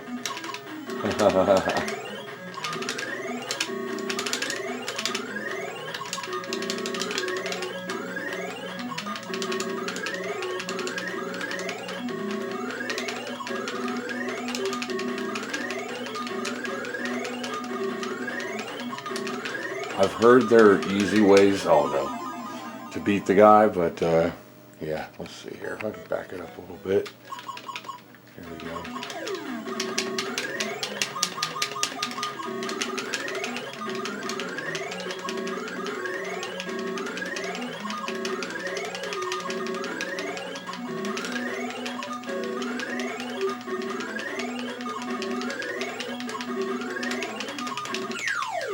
There we go, rolling the money. Alright.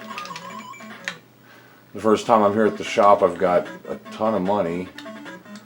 So, of course, I want the, let's see, I'll get the, I think you can scroll through here. Extra ship, that's a good one. And you want big wings, jet engine, with the wide beam, laser beam, twin bombs,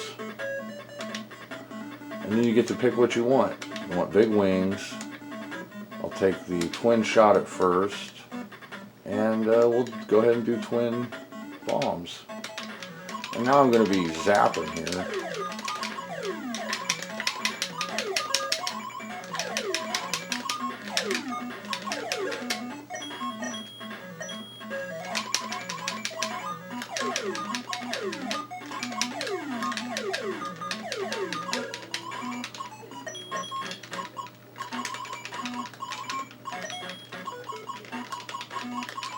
Now I actually have the other cartridge I was testing still hooked up to the adapter because the cartridge port on the system actually overrides the adapter.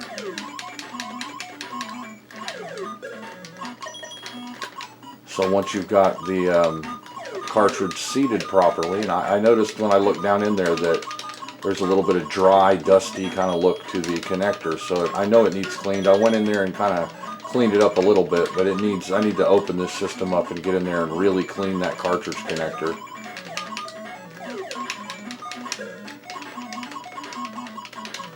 Okay.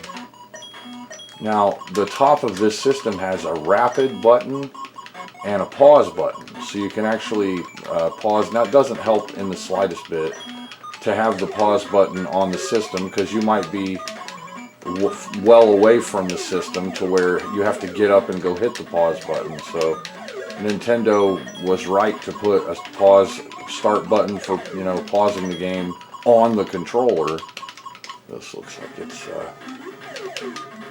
yeah, I kind of knew that was going to happen. I wanted to adjust the camera because it's kind of not looking so great. Okay, and of course now I have no power-ups.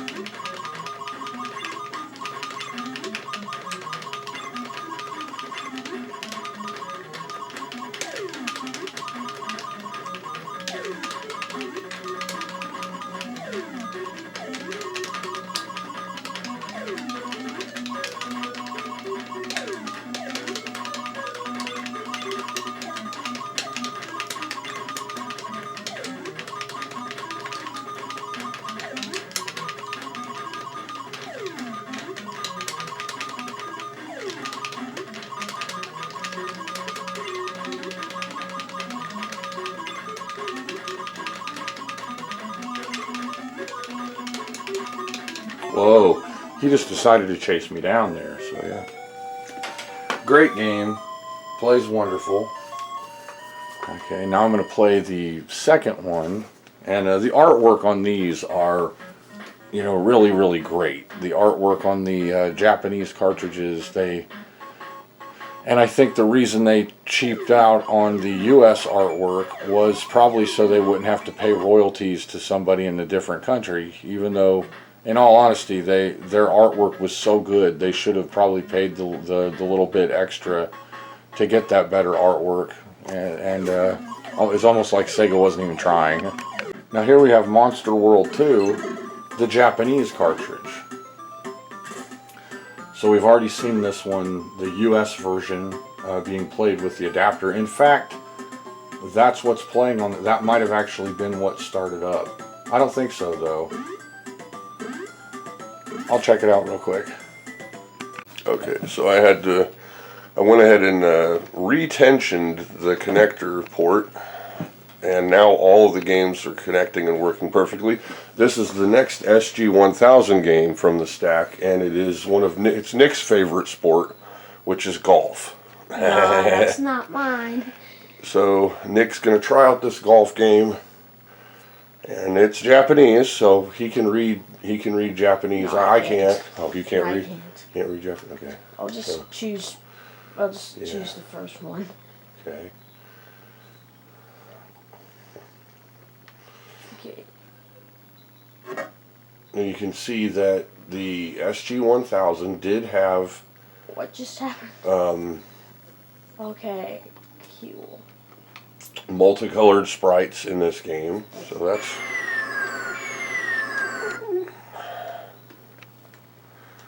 super realistic sound effects.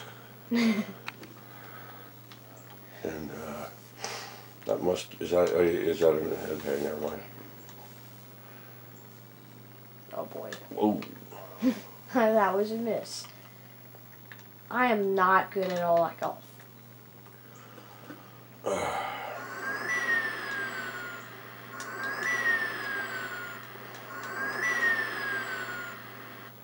They got a soft wedge.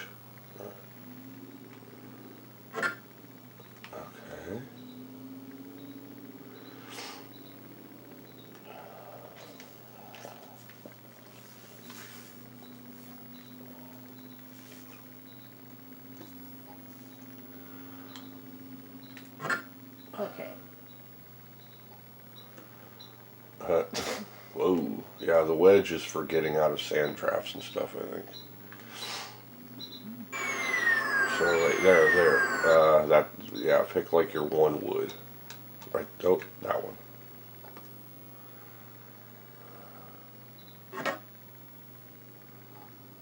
And you need to have power. You're not letting the power bar, or whatever that is, you're not getting any power. This is a 360 meter par 4. Oh, there we go. That's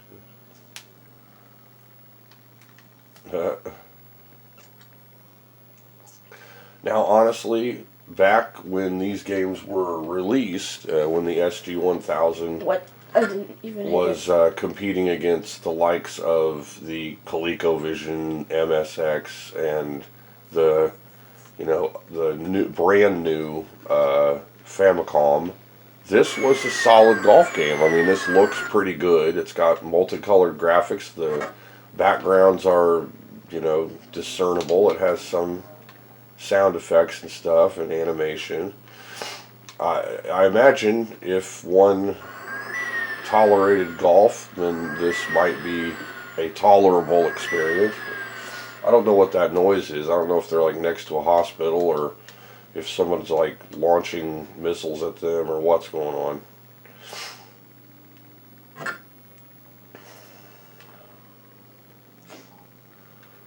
Alright, so I mean, I don't know if people like cat call, wolf whistle at golf games. That would be quite distracting. There we go, alright.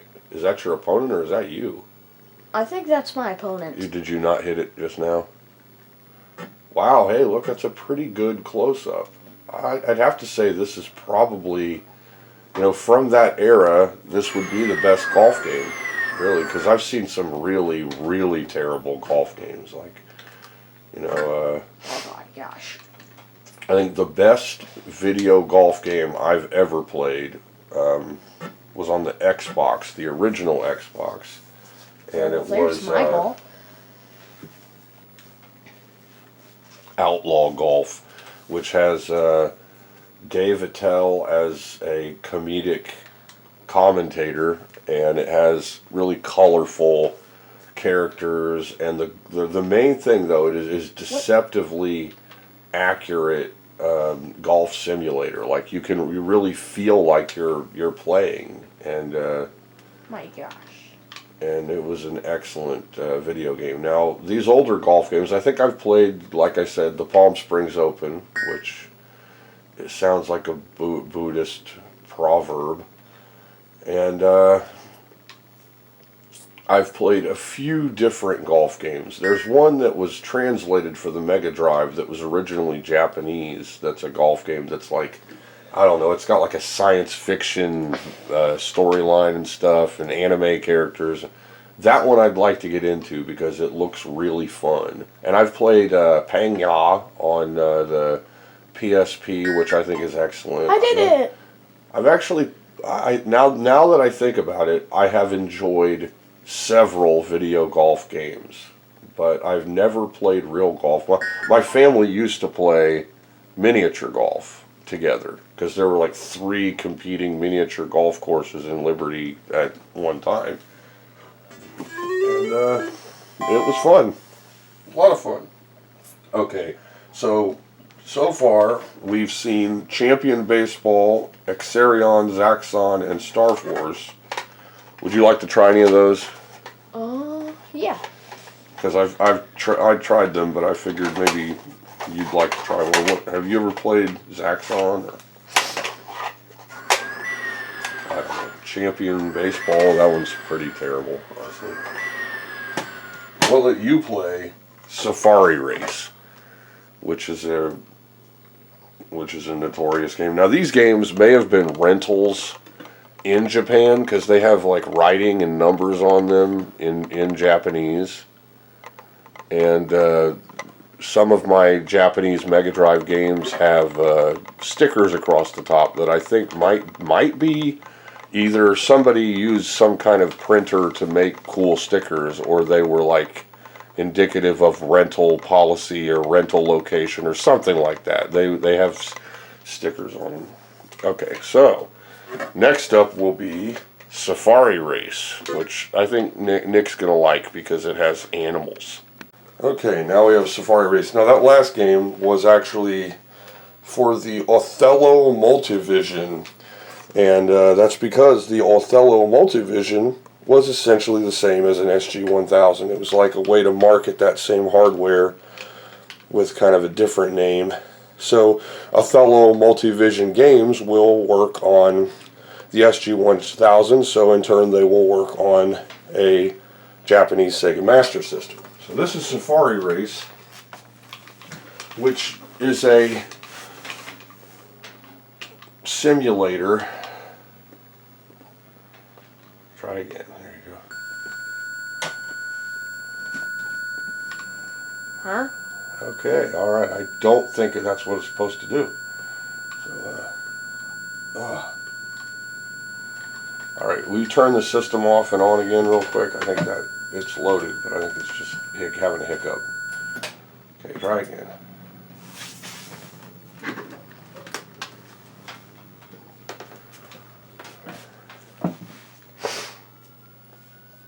Okay, I'm going to have to put the cartridge back in. That's what that is. There we go. There, try that. Okay. Yeah.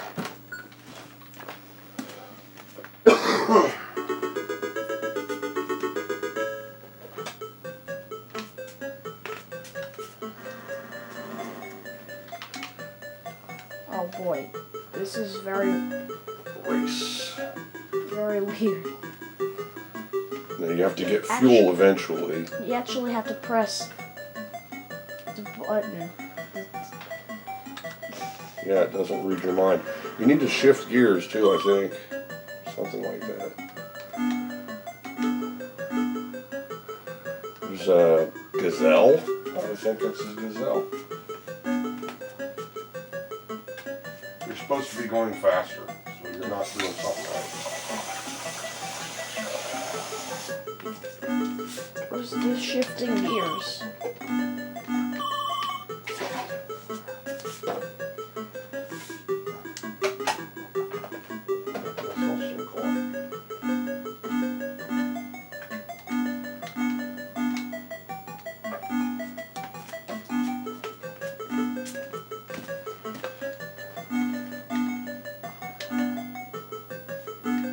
Okay, I'm on high. Oh wait, no, that's high score.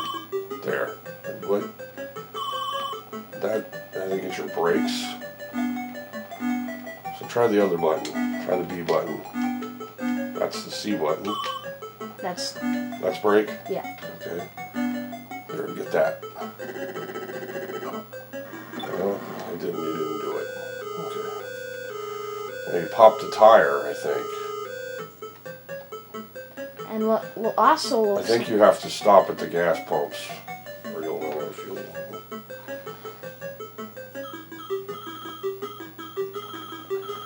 Now I think this game runs faster, or you're not doing something right. Like, press down. There. Now you're going 90 something. Press down. Okay. I'm pressing it. Okay. See, that says... There you go. Now you're moving. As you can see, animals are suicidal in this game. And we want to jump in front of your vehicle. Also, people are racing in the Congo.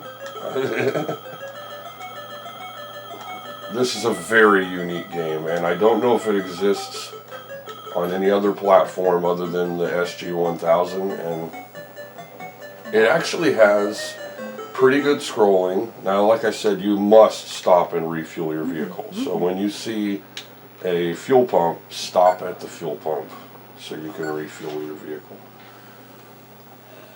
Okay. And this game actually does play well once you figure out how to play it. It's there. There's a fuel pump.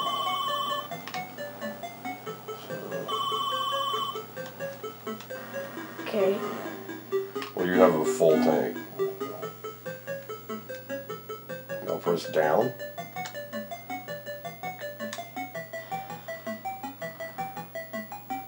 Keep pressing whatever. There you go.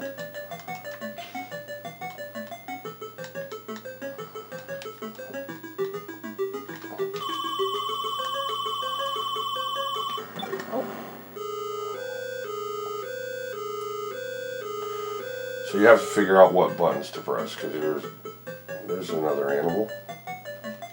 Now, I don't know if this was supposed to be like semi-educational, where you could see animals. I don't know if this was like a, babysit game or whatever this is supposed to be. It's, but I've played it, and I've actually gotten through the first couple of parts, so I know it can be done. I need a gas pump right about now. That was one. There, right there. See?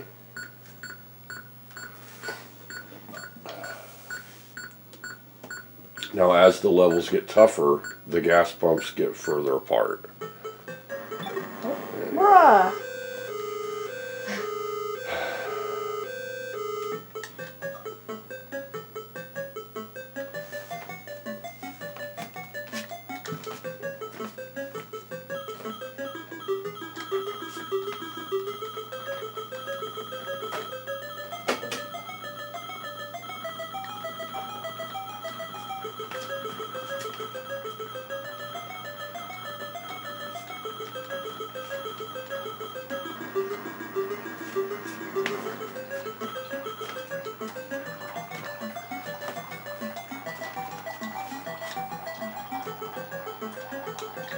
It's on the left side.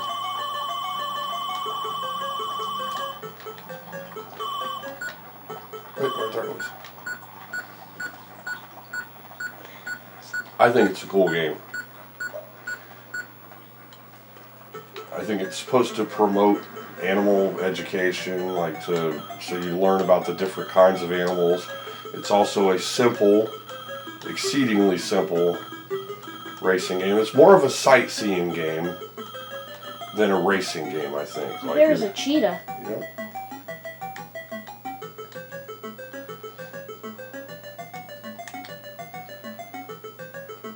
Now, I think if they would have had a single color or one or two color car, and then had multiple colors on the animals, the game would have been better. Like they have multiple colors on the mountains. Yeah, exactly. The mountains and backgrounds have several colors. I think the game would have been, that's actually a sign telling you that the gas pump is ahead. Okay. And here it comes. Right there. Alright. So yeah, I think if they would have had the animals be multicolored sprites and maybe reduced the color on the car itself, I would have been fine if the car had black lines instead of red, or whatever. They could have easily gotten rid of a couple colors on that car and then probably put a couple more colors on the safari animals. I think the game would have been way better because of it. So, and I don't know, like I said earlier, I don't know of any other game systems that had a safari race game where you're driving along and seeing African safari animals.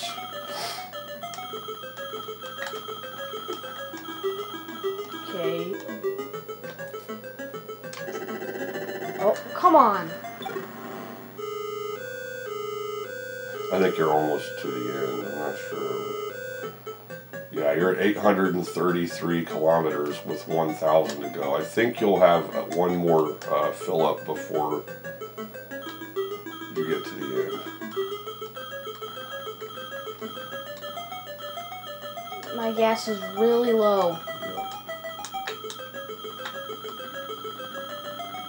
Oh god. Time over. You ran out of time. Yeah, you want to get going as fast as you can. And I think it shifts gears like a car. So you're like press up to shift and then down to shift and all that. And it's like it. Yeah. Is that the demo? Or? That was the demo. Alright, my coffee is ready.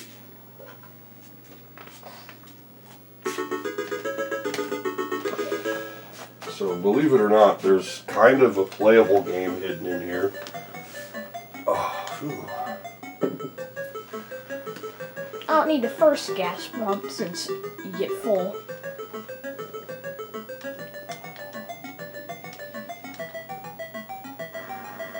You definitely want to speed up. There you go. Now you're going 300 kilometers an hour, which is ludicrous speed. There we go.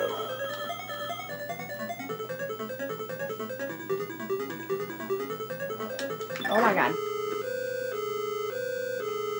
I think you hit a cheetah, which I guess means you were going fast.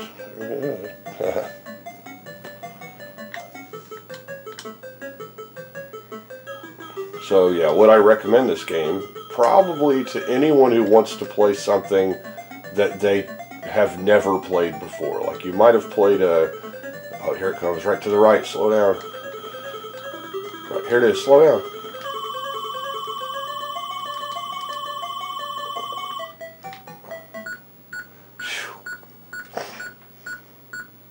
Barely made that.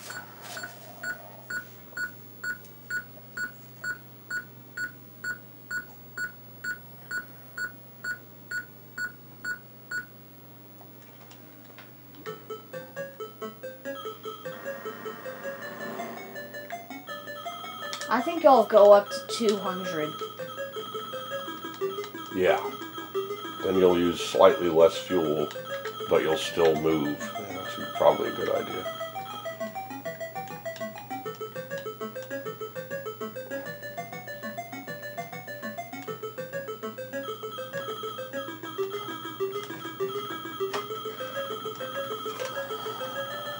Now we also have a pachinko game for the SG-1000, which, if pachinko is basically, it's like miniature pinballs are being launched onto a playfield. It's reminiscent of pinball, if you could imagine pinballs being tiny and you having very little control over them. I think there's like a speed knob on most pachinko machines where you can like adjust the flow of the little pachinko balls, and they rain down the top and they get points. And I think the more points you get, the more prizes or something. And it's a very addictive Eastern world, almost like a casino style game. And so I'm not going to show, well, I mean, do you want to see pachinko too?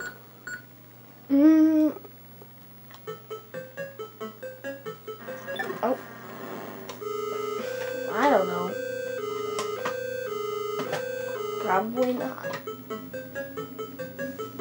Alright, so we'll skip pachinko too. And that is my last of the SG-1000 games. We did Champion Baseball, Exeron, Zaxxon, Star Force, whatever that golf game's called for the Othello, Safari Race, and Pachinko 2. And there are a ton of them. There's even Galaga, I think I mentioned earlier, for the SG-1000, and it plays well. It's got nice gameplay, and I think the ship looks good, and I'm pretty sure the bad guys are all single colored sprites. So now we're going to move into the realm of actual Japanese Mark III and Master System games. And I have several of them. I think the first one we're going to start with is baseball, because this is a really solid baseball game. It's really good.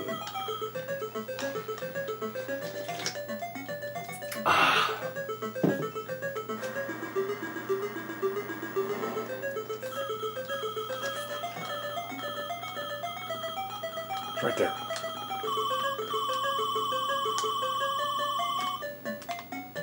Get a little closer.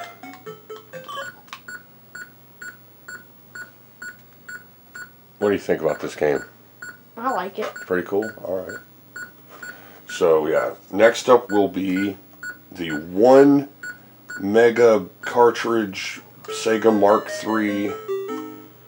It's a gold cartridge. They had these white cartridges that were part of the gold series, and they had some that were black cartridges. I might be mistaken, but most of the time I think the black cartridges were the higher memory ROMs. And so yeah, this will be baseball. We have it. Alright. This is baseball. Now you hear he said alto. When in Japan they love baseball. Some people think that Japan basically kind of usurped baseball in that they like it more collectively than we do now. I mean, baseball was #1 for a long time, and in my mind it's still #1. But as far as actual popularity and money and you know stuff, I'd have to say that American football has surpassed baseball in popularity in the United States. But in Japan, baseball is, I'm pretty sure, one of, if not the most popular sport. They also love golf in Japan, and that's been a big deal for a long time. They have very beautiful landscapes, which make golf very entertaining. Now this game is just a solid baseball game. And of course it has real world sponsor, Coca-Cola.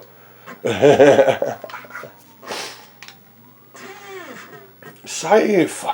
Now of course we got voices, tons of color, lots of animation, semi-realistic sponsors, a zooming baseball. Wow. The crowd is animated. Yeah. animated crowd. They're going bananas. All right. Looks like they're banging their head against each other. They are losing their minds. Okay. Are you pitching? Yes. Okay.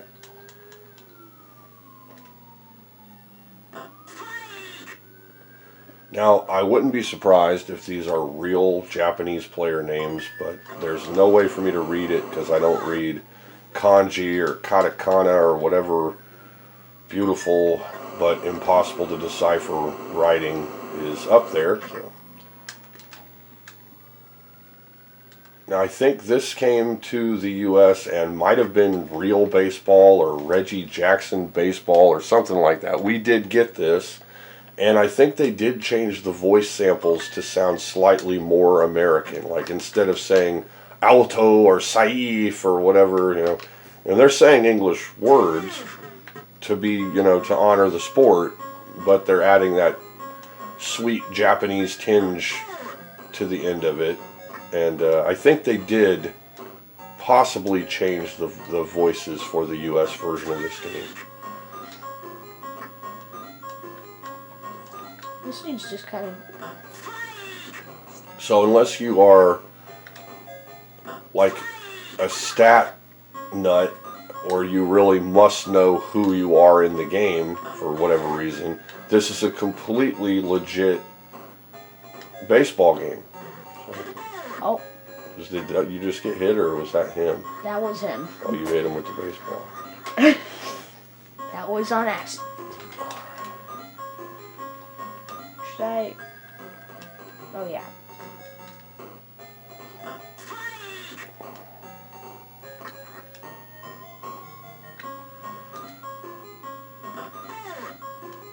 Great baseball game. Alto! That was me, I got it. Yay. Okay, Sega is great. Make Sega great again. Yeah. Oh wow. I'm in. Now that the little beginning trial for Trump is over, we're dating this video by saying this because in a couple years it'll all be different. But there are shirts and hats and stuff on Temu that say, "I'm voting for the convicted felon," which I think is adorable and hilarious at the same time. I got to... Oh, okay, I forgot. And what's really great and decidedly American, almost New Yorkian about the whole situation is, oh, cute! It's cheerleaders! Oh, God, that's adorable. Is that after Trump was convicted, his poll numbers went up quite a bit, actually. I mean, he got a decisive lead on Biden, which wouldn't take much because Biden is a vegetable puppet creature. Ugh. So,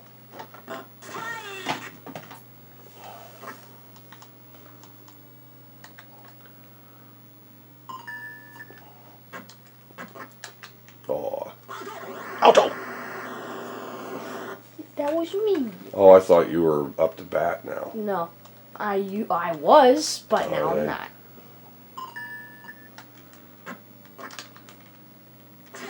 Oh, that was super close.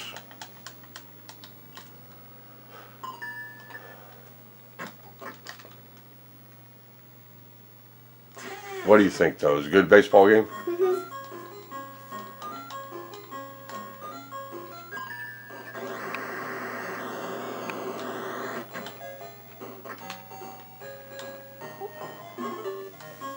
Do you think Sega is great? Yeah.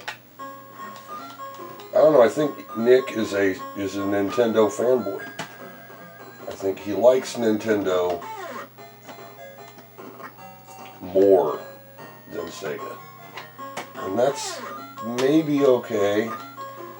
I like both. Yeah. Now, 3 games I'm not going to be showing, but I do own, are these games. Let's see. This is a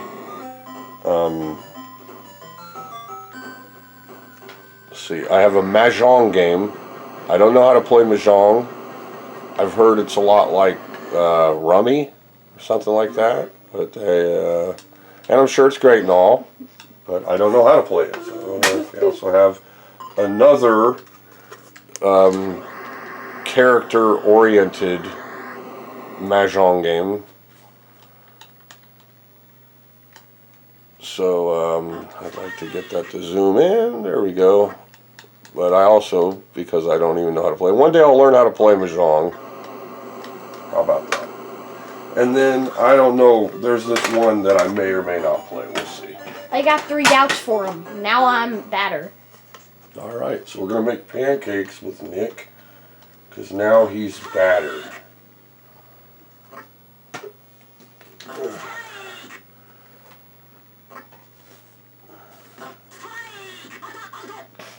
Wow, they're just removing your chances. I knew. Bro, I'm hitting the ball. What if I just keep on doing this? No, don't do that. Okay. Great. I hit it. I think you need to back up a little bit. There we go. Single. I'm already at the pace. Wow, they really made a mess there. You could have got to second. They were tempted. Shit. Great voices, straight up. I can tell. Okay, I gotta move forward when I throw it. Like. That's it. I don't know if he's mad or happy or on fire. I don't know what's going on there. Okay, so next up though will be Outrun. Whoa! Which is a 2 meg cartridge, and you know the artwork on the Sega Mark III cartridges is excellent. The artwork is excellent, and I'd even say the artwork is probably better than the game. We'll see. All right, so now we have Mark III Master System version of Outrun. One of my favorite games from the Sega universe.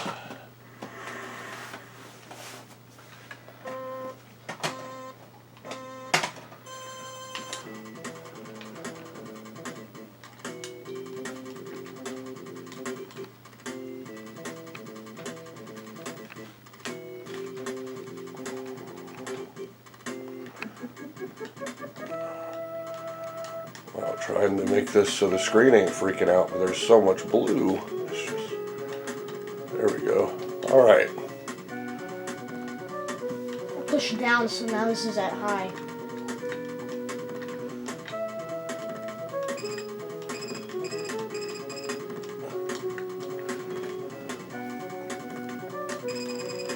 They used like real bird tweeting audio capture for the tires.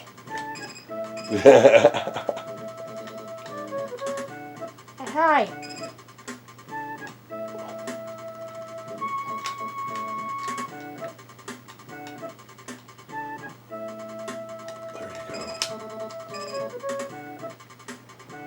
There you don't go. Oh, there you go. Hard part right here. Oh. Hey, the cool thing is that it doesn't immediately explode. Oh yeah. Instead, it flips and rolls, and it dumps your 2 not seatbelt wearing passengers onto the ground. Now, I had argued that because the Ferrari is a European sports car, that's the girl that's driving in this game, but I don't think that's the case. Although, on the end of several of them, the person with the trophy goes past the guy and actually gives the trophy to the girl. Now, this is a great example of where the FM chip was actually very much necessary, because part of the whole magic of this game is the really great music. And this is basically like a touring, sightseeing kind of feeling game. You're not racing against someone other than the clock. And it has several different outcomes, which are unique to the pathways that you take. And it's just an excellent video game. It's all around enjoyable, not too serious. Nope. Now, this doesn't dump the people out of the car when it crashes. In the Genesis and most of the versions of the game, the car flips and then the people are dumped out, and she points at the guy like it's his fault, which again would make me think that the girl is actually driving, like maybe the guy distracted her or something. Now, of course, they did make European sports cars with region-specific controls, so I imagine if you bought a Ferrari in Japan, the steering wheel would be on the left. If you bought a Ferrari in the United States of America, the steering wheel would be on the left. But European sports cars are made with the steering wheel on the right because everyone drives on the left side of the road instead of the right side of the road. Or what I would say is the wrong side of the road. Is the left side of the road is weird to me. Like you're... Oh my gosh. Imagine driving and you're in the driver's seat, but you're in the middle of the road. That seems so weird to me. So weird. Now those are all the different pathways you can take, and each one has a different ending, and after you've gotten every ending, you get a bonus actual ending of the game, which I've accomplished many times. Nick is too impulsive. He doesn't know how to use his brakes or how to look at the horizon. That's brakes. I just did brakes. But he does know how to use the brakes when he doesn't need to use them.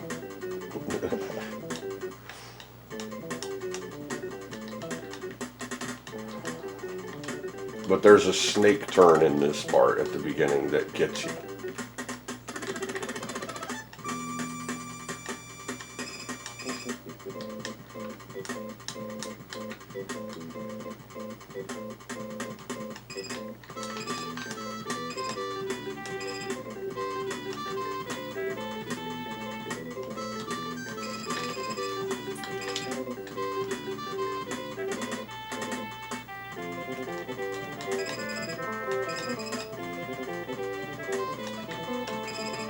You're almost there.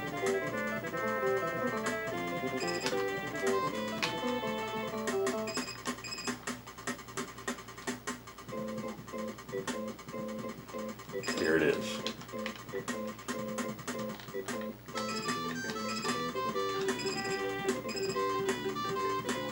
Now crank it. You're gonna make it. I'm gonna go right. And oh, I'm still on. Oh, never mind. you're so close. You almost made it.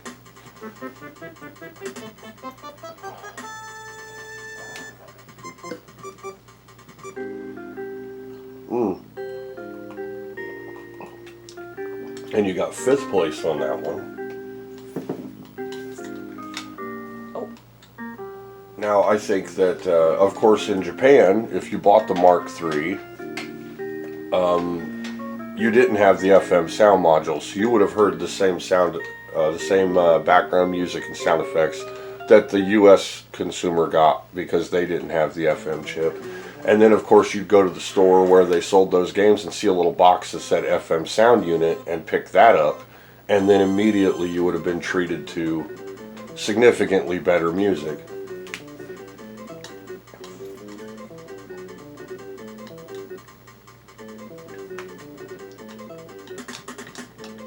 So yeah.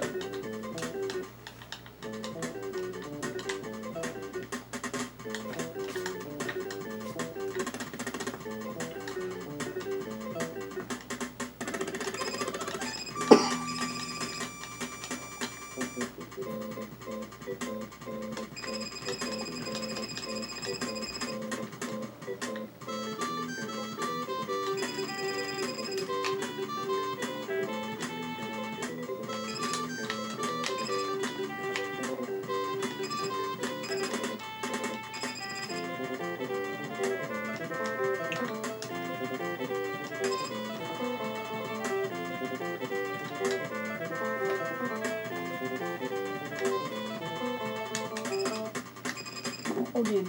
Oh my gosh. Now, if you really haul it, haul butt, you can still make it.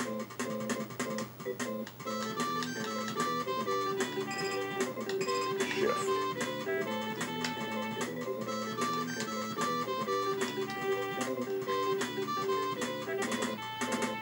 Maybe not.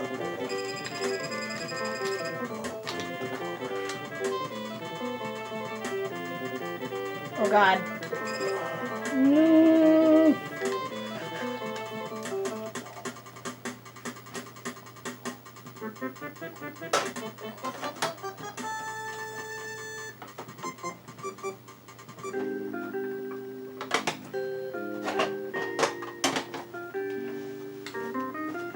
Okay, so next up we will show, and we've already shown this played on both systems, but this is the amazing 4 mega cartridge of Afterburner, and this is the cartridge, the Japanese cartridge. Before we showed the US cartridge played on Japanese hardware and on US hardware. Now we're just going to show, and it's going to probably seem very much the same.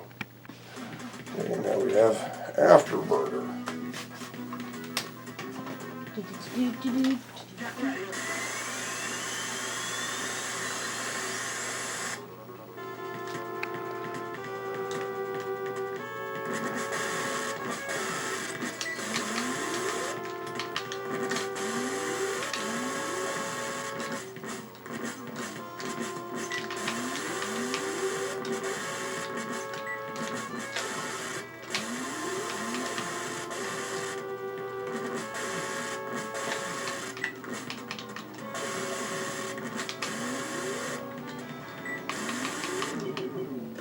Oh.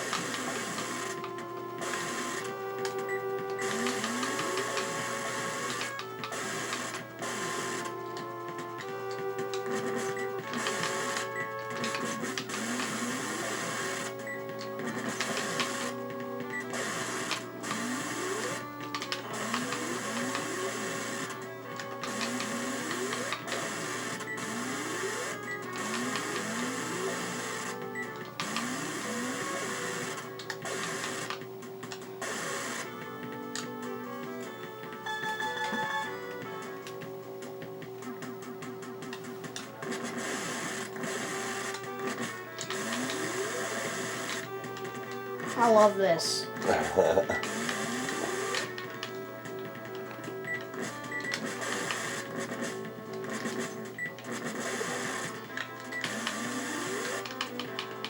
Why does this music remind me of Golden Axe? It was probably performed by the same artist.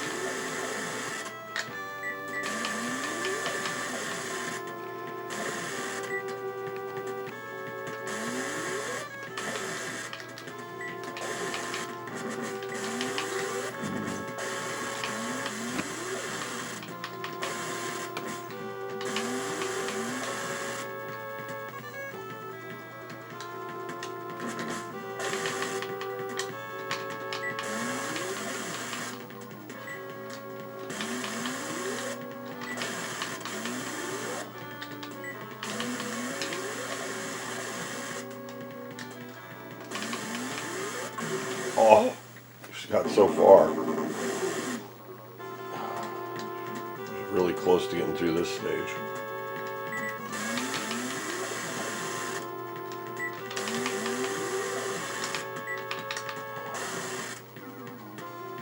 Refuel. Oh wait, no, it's the... After this part, I get refuel.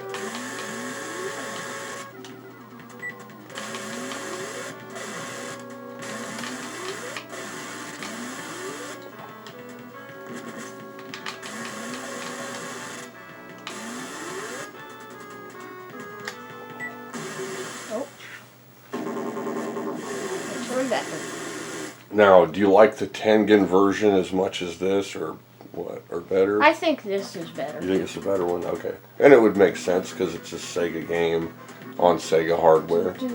I do think it's cool though that the aircraft carrier says Tengen on the Nintendo game.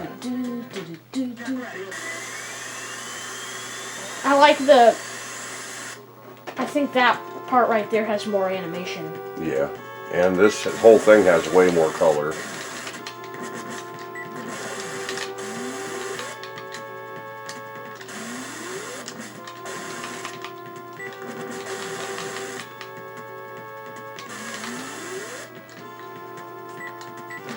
Do you remember the 32X version of this game? Is that the one I used to play No, when I was really young? Let me see. I think that was the PC Engine one, which we also have.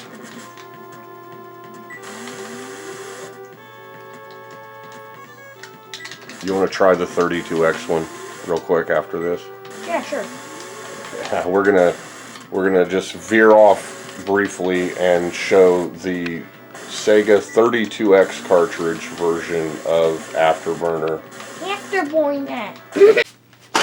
Alright, now this is the 32X version of Afterburner. And, yeah. Actual start button. Oh, wow. Yeah, because this is a... Afterburner. There we go. Whoa. Why do I have no sound? Whoa. Oh my gosh. Alright, will you pause it for a second? I think maybe it's turned down. Yeah. Alright, try that.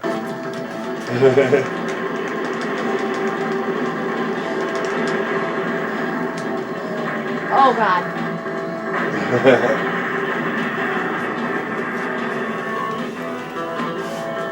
This game is amazing.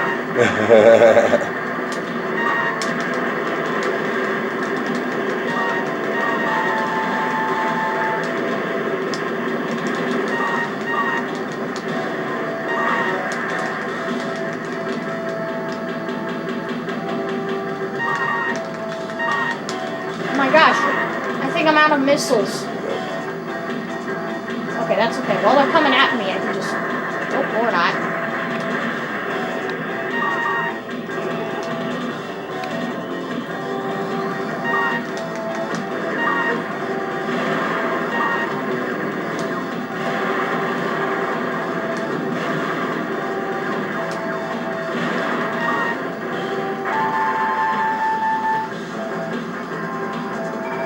Now, don't waste your missiles. And remember, you have control over your speed.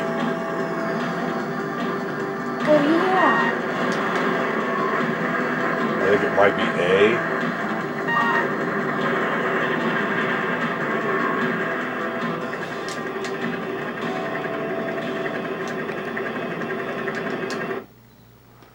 So this is the 32X version, and it is, oh, look at this.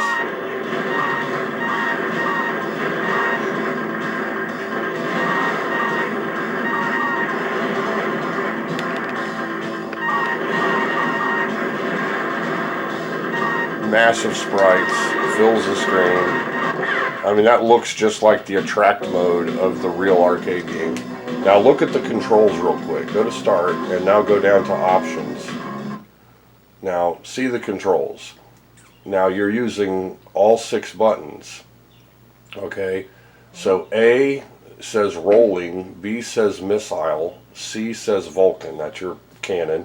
Then X, Y, and Z are your different speeds. So those top 3 buttons will set your speed. If you hit Z, which is this button, then it's going to do your afterburner, I think. It might be double tap that or hold it down or something. And rolling is going to be either double tapping your D-pad or the A button. Okay, so the A button, yeah. So yeah, you can also increase your number of ships that you start with. You have 3, and you can put it up to that many. There you go. So go to exit. Now give it a try. Now if you use Afterburner, that can help evade missiles too, because you can bank and use Afterburner to get past them.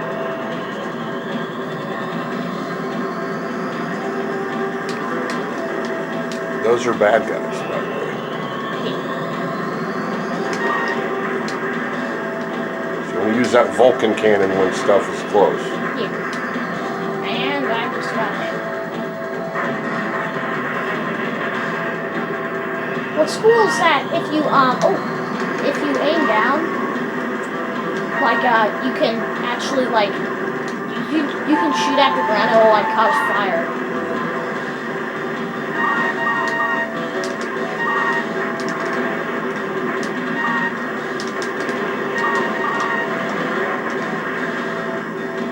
You can hear your radar operator in the back seat telling you every time there's a missile lock. He says, fire, fire, fire. That's because you have an actual missile lock on an enemy.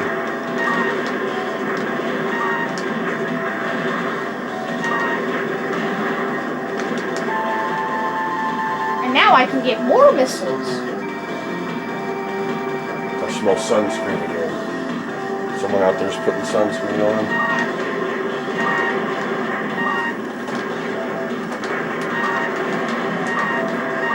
Those are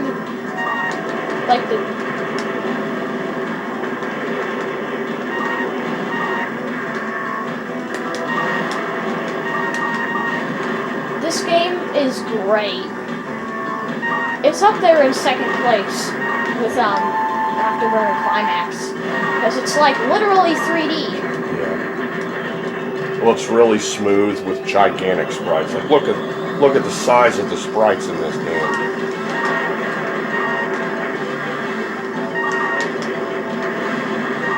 This was on a cartridge too. So yeah, this it's the best.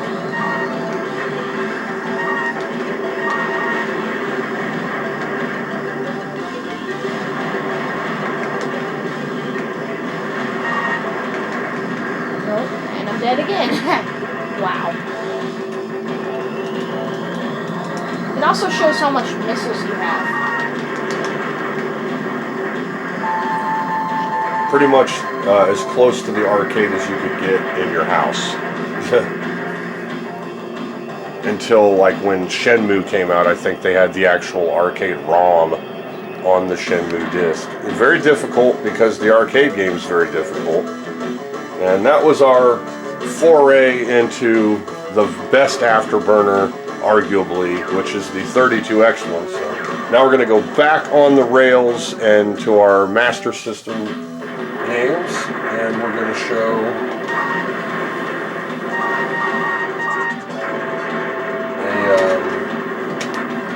a Wonder Boy game.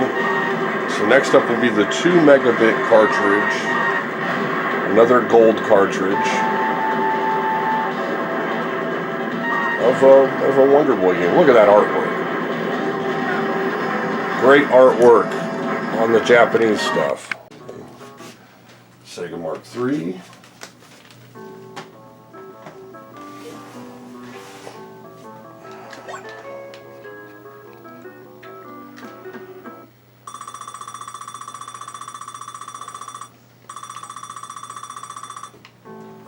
Cool.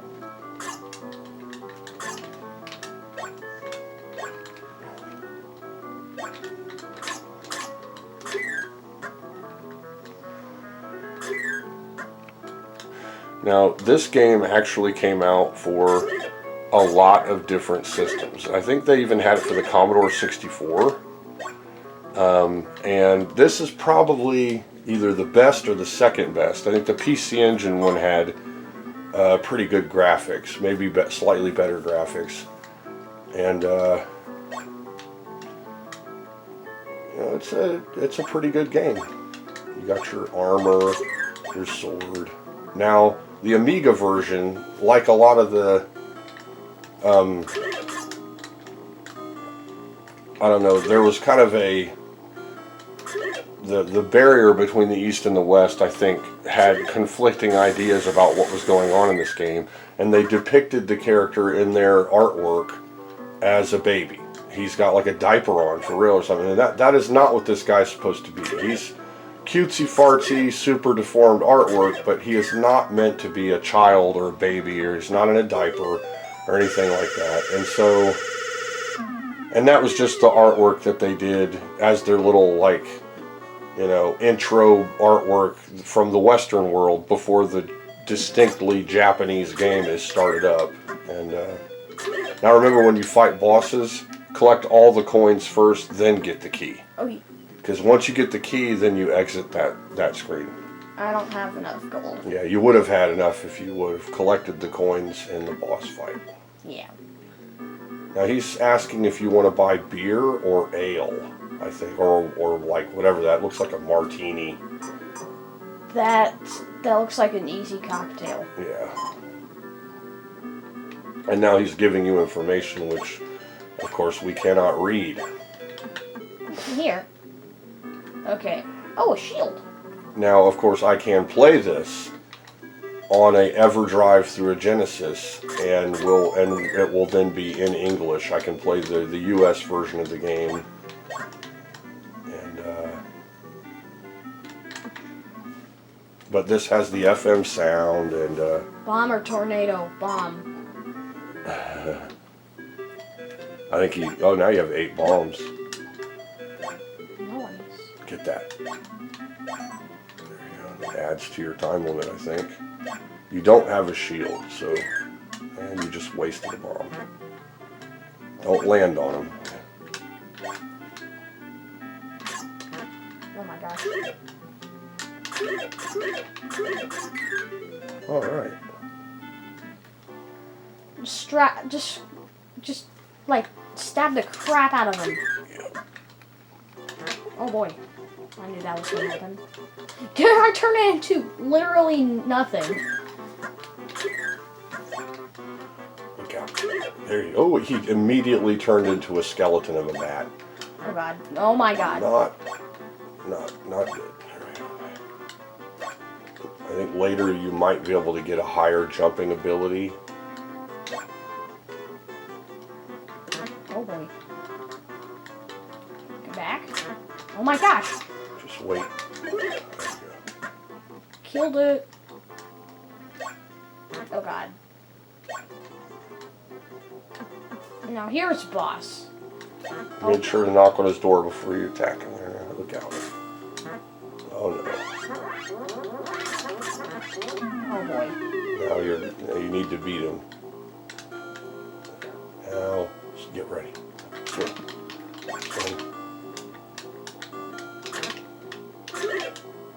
I hit him.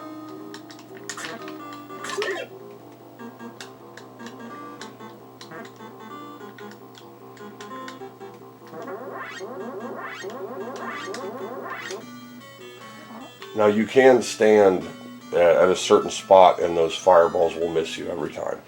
I think it's like in the middle. So yeah, that was a Wonder Boy game. Pretty good. Not great, but not terrible.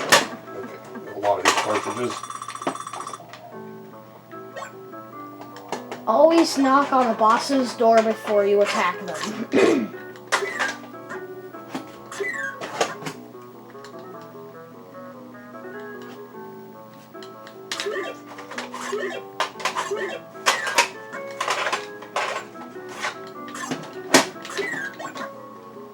Okay, here's the boss.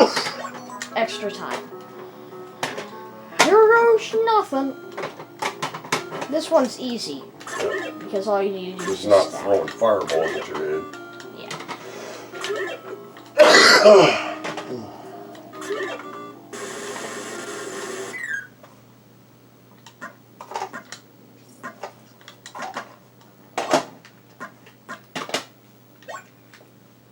Okay, got all the gold. And now, I can... Now you have 57 gold. You can get a shield. The shield will block, as long as you're not moving, I think the shield blocks the arrows. And it said perfect. Meaning I don't think you took any damage at all. That's good.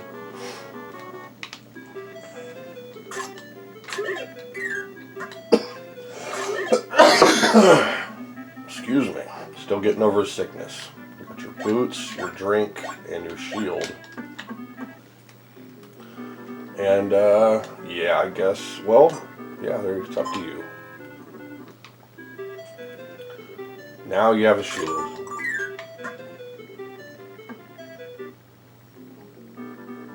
Bombs. Now, I think the bombs, if you time it just right, can hit the boss, the next boss.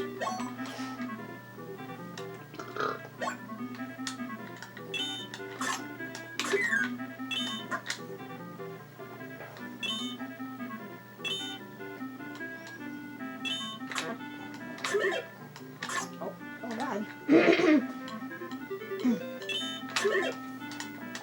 And these are pretty good graphics, really. If I can get an image without it flipping out. Just dropped a money bag.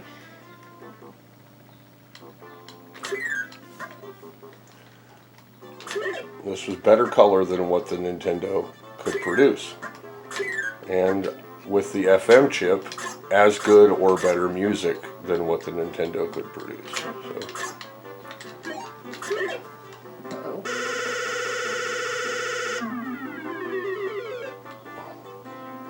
Okay. Oh no. So I think down is the bomb. It's hard to tell. Oh my God. Jump.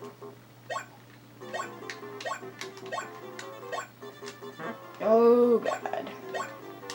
Oh my gosh.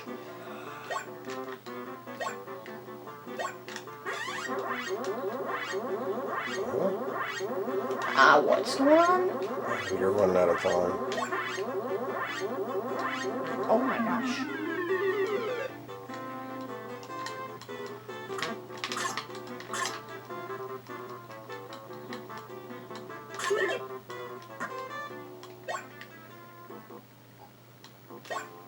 Oh God. You're jumping too early. Alright, this is the boss. Now, right when he swoops down, drop a bomb right where he's going to land. There. Oh. Okay. That's never mind.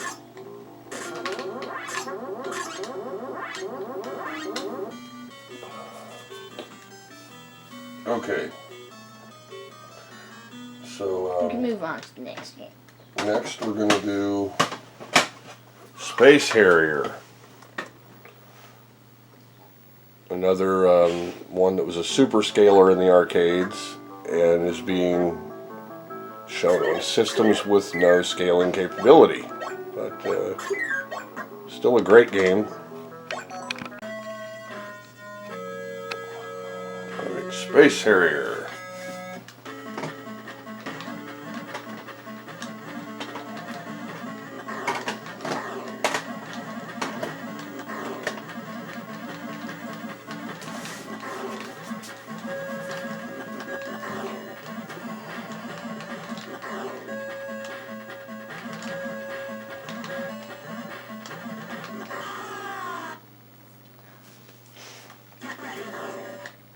Wait a minute.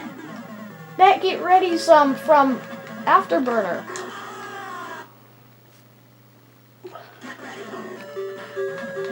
Yeah. Now this has some very smooth scrolling for the backgrounds, but a little bit choppy on the characters. I think you can hit the rapid button for this one. I'll do that real quick. I'm going to hit the rapid button on the system itself. But There, now try it. Let's see if you have rapid fire. So just hold the button. No, I don't know if that's rapid or not. I don't think so.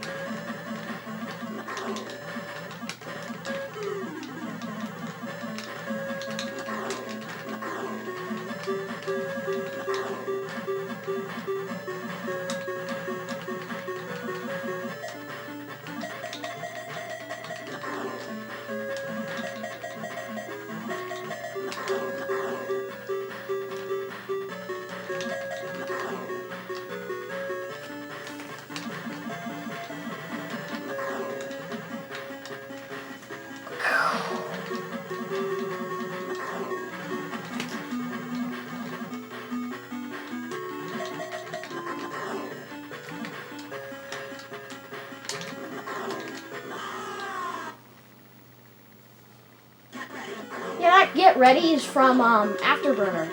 Well, actually, I think it started with Space Harrier.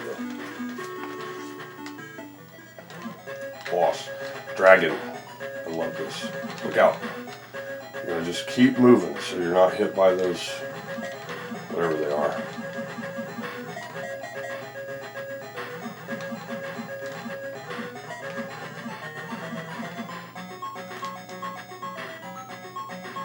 Shoot the dragon.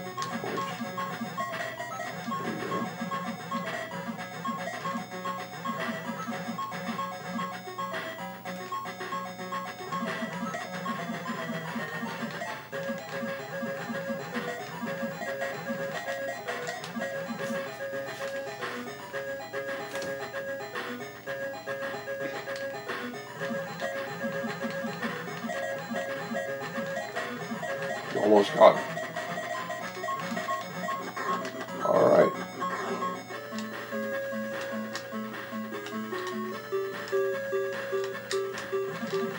Easy. Spelled differently, but phonetically like the Egyptian location. I just realized something. Those were enemies, and I was like, Yep. oh nice, there's some. Now this game uses an extensive amount of mirroring. Every sprite on the screen is essentially half of a sprite that's been mirrored. And I believe this affected the system's ability to do transparency, which is why you see squares around every sprite. And that made it so they could have rather large sprites and fit the graphics in the game, but it also made it so that there are visible squares around every sprite. And, so it's a trade.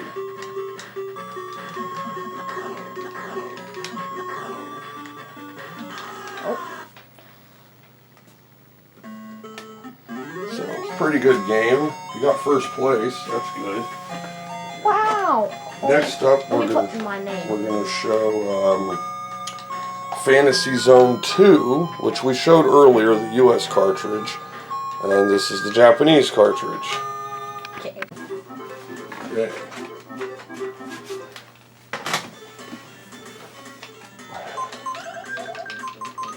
Showed this earlier, but like I said, this is the Japanese cartridge version before we showed the US one being played on the Japanese system and on the US system, I think.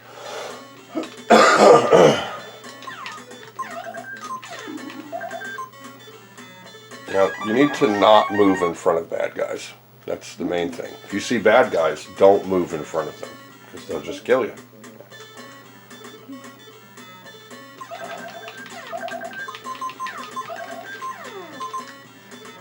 You're moving in front of a bad guy.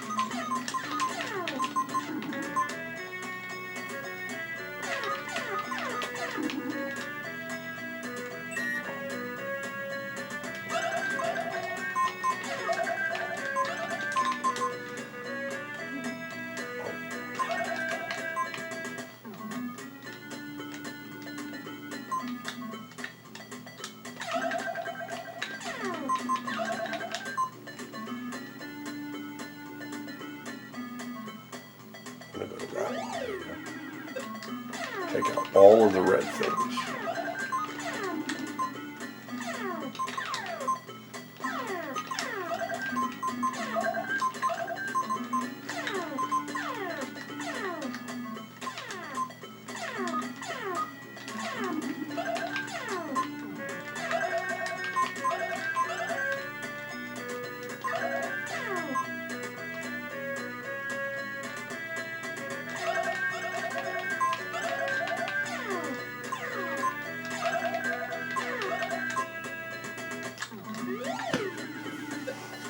There you go. This is the place. Don't get that guy. Oh. So yeah, this was a good one. Really colorful graphics. Super good. Now, I showed it earlier.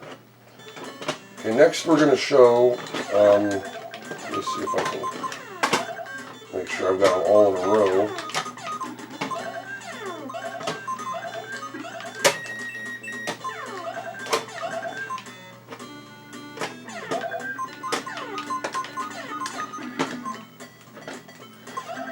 We'll start with my first Alex Kidd game that I have here. Alex Kidd was the original mascot for the Sega Genesis. It wasn't super popular, but Nick is a monkey, so maybe he'll like this game. All right.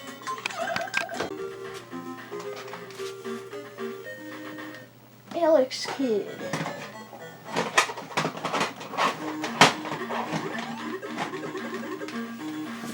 Can punch. Now, this game actually looks almost as good as the Sega Genesis offering. There's some better graphics, of course, but the gameplay is nearly identical. The premise of the game is nearly identical. I think you could get like a motorcycle or a car or something in the Genesis one. It's basically, you know, like Mario, only you can punch. Yeah. You have to punch those, yeah.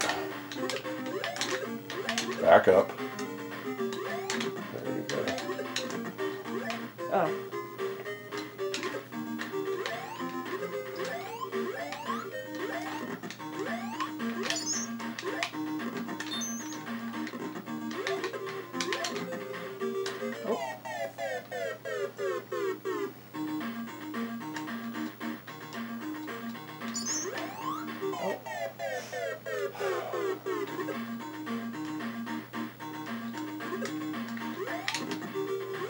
Can you punch the dragons?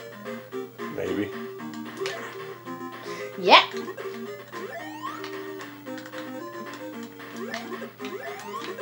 Okay. I probably don't want to punch the death one. I'm not dead though. Yeah, I think it like hurts you.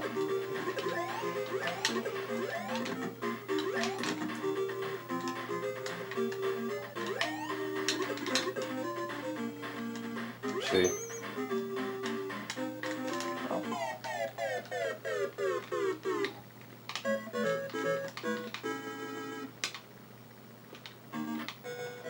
This is in Miracle World.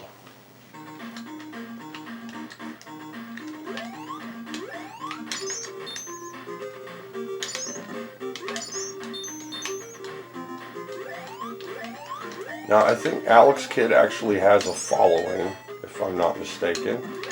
And I think they couldn't license it in Brazil.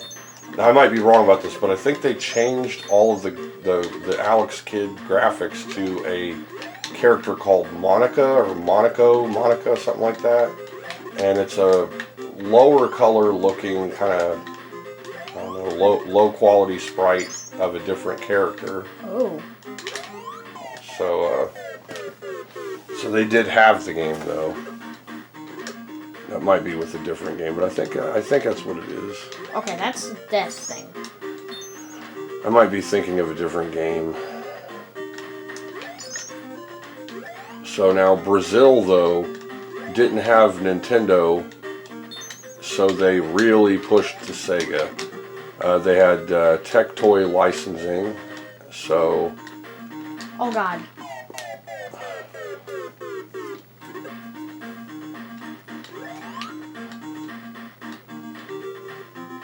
So they had, now that's why Tech Toy made like Street Fighter 2 and some other games that, you know, probably just needed to not even be on the Master System. But, you know, it was a trend to try to make really great 16-bit games as 8-bit games. So, just kind of, you know, the material was already there. They can just kind of reduce it. And but Brazil still makes Sega products. They just released a Neptune, which was a prototype that was never released, that was just a combination of the Mega Drive and the 32X in one system, and they just released that in Brazil. And so that, I mean, today, this is 2024, and they've been releasing Master System and Genesis core units in varying forms forever. They've never stopped, and they still make games for it, and there's still a thriving Sega community in Brazil. So wherever Nintendo got, you know, mean and snotty with people, Sega would have a dominant foothold there, and I can respect that. I think that Brazil knew what they were doing, and so some really good titles came out in Brazil. I think Nick is Alex Kidd.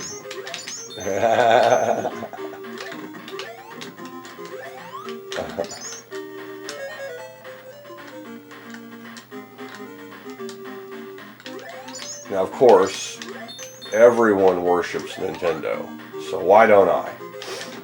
I mean, Because Sega's better. I've thought Sega was better. Now, it does have a slight nostalgic thing, you know, reasoning behind it.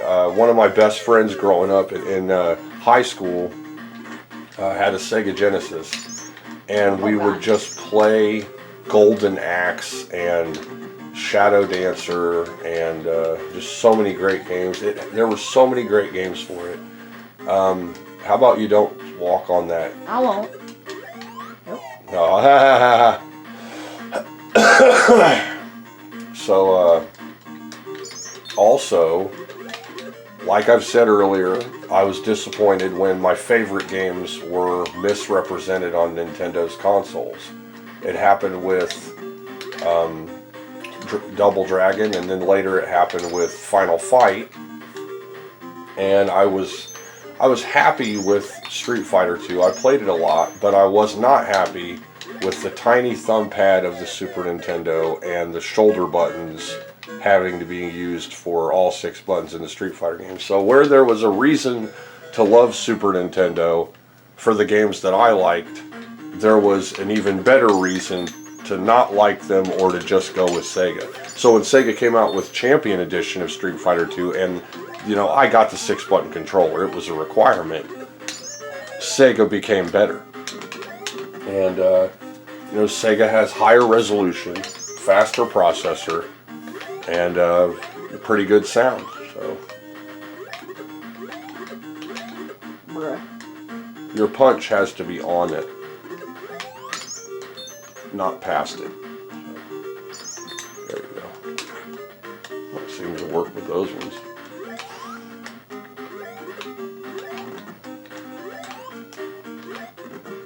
It seems like the gameplay is a little zippy. I don't know. Oh god. Nope. Alright, the next one will be a different Alex Kidd game. Now, I do not have the coveted Alex Kidd in Shinobi World. I wish I had it, because that's the best Alex Kidd game. But I do have 2 equally annoying Alex Kidd games, and this is the most annoying video game maybe ever made. We'll see. This is Alex Kidd The Lost Stars, and well, I'll just let you see what they did here.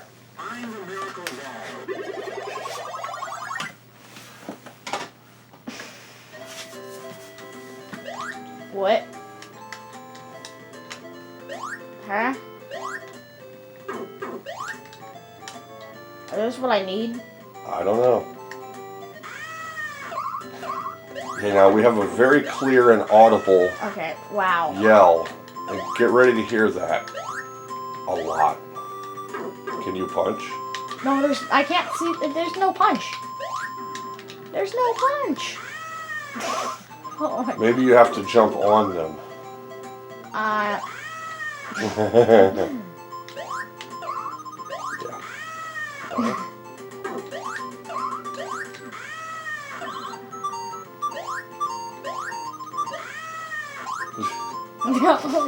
to do anything. So if you want to hear a kid yell, Oh my god. actual real kid yelling noises, then Sega's got you. They got your back here. They know that you need to hear a kid yell literally constantly. Now the music's catchy. It has voice. Let's find the miracle ball. Okay? Huh? It's a miracle if you can find the miracle ball. I definitely don't like this. It's spelling the words bow wow. So we could have kid yelling. We could have full sentences of speech. But we cannot have bow wow recorded. We can't record a dog barking. I think you can jump on top of them. You just can't touch them with the front of your foot. And you can't land on that and just ride it down because you'll die. You get that. Okay, now you have a J. And you're running out of time. Okay. Oh my gosh, bow wow again? Another J. You know what? Just no. J.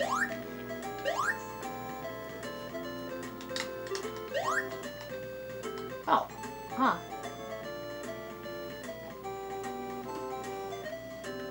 He even looks like he has a little monkey tail going on. I think he's a monkey.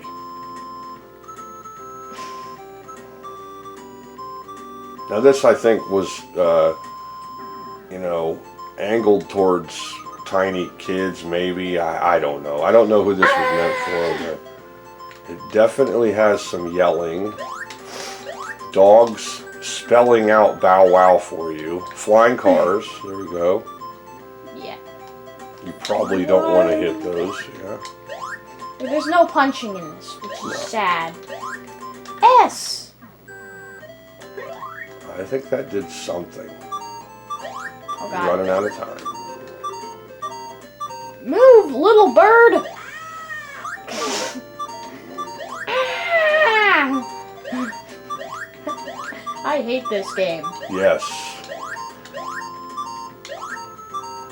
It's the bane of humanity.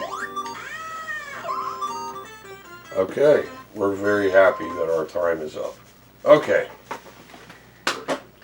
Next, we will have a very hokey, weird game where you are a rabbit with a gardening hat on and a sword fighting against creatures in an above-head view maze. It's Zelda if the creators were on even more acid. Okay, here we go.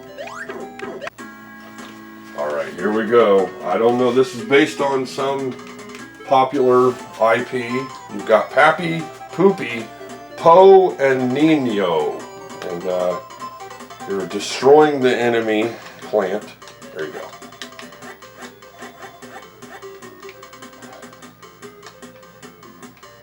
So you can get money, what looks like a bomb or a bowling ball, weights, and I don't know what that fourth thing is there.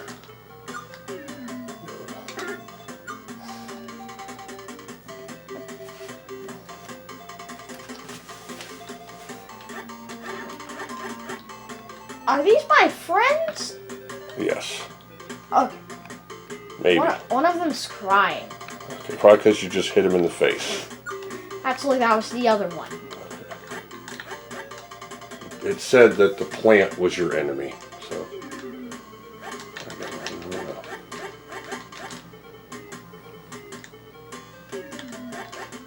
Those are bestial creatures that are probably bad.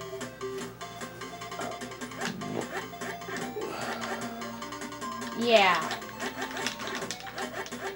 Oh my gosh. There. Get him. Get that. Alright, now you have stuff. You have a shell. There, that's so you can switch what you're using there. I think maybe you have to use something on the red line things. Maybe this. That was a weapon. Never mind. What about shell? Hey, it's a fireball is what it was. Nice. Great graphics. It looks like a cartoon. Alright, I gotta go across here real quick. I'll be right there. He's throwing skateboards at me! That's a common weapon.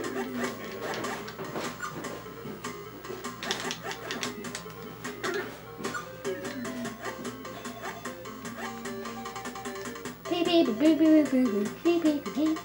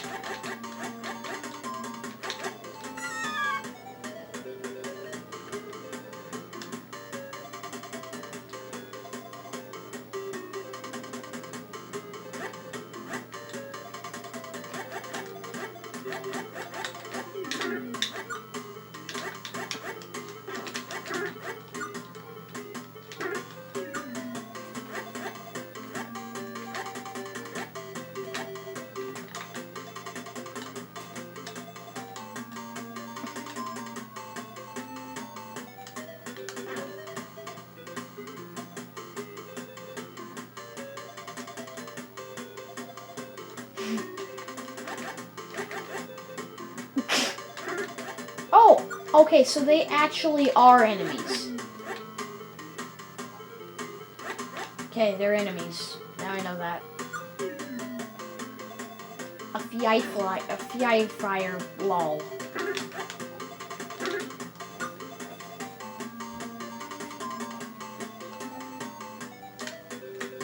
Oh god.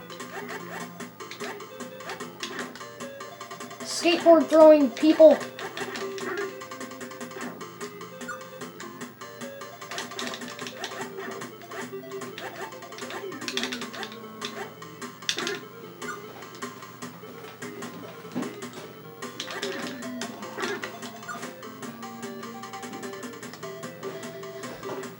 Turns out my friends were enemies. Oh. And that's why they... Such as it is in life, I think. Cutting through here. Are you done with this? No. I'm gonna kill... I actually kind of like this game. Wow. Yeah, it looks great. I mean, I kind of wish I knew more about the IP. It's obviously based on some kind of cartoon or story that was likely very popular in Japan. Maybe still popular. You have a very discrete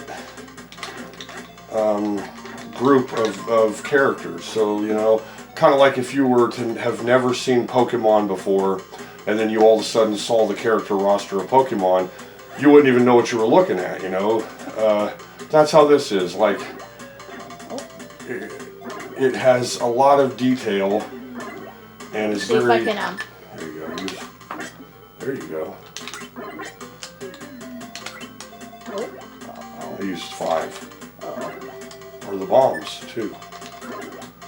Okay, I just did There. that.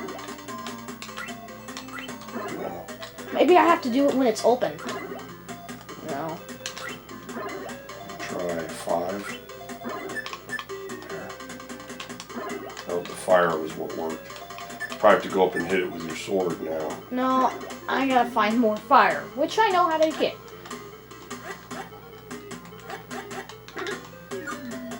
You found a game that you liked. That's good. These dudes drop fire.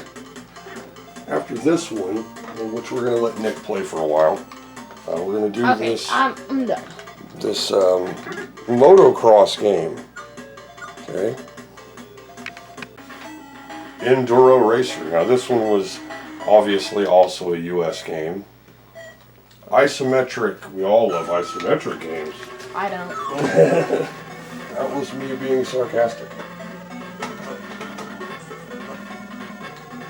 Oh god.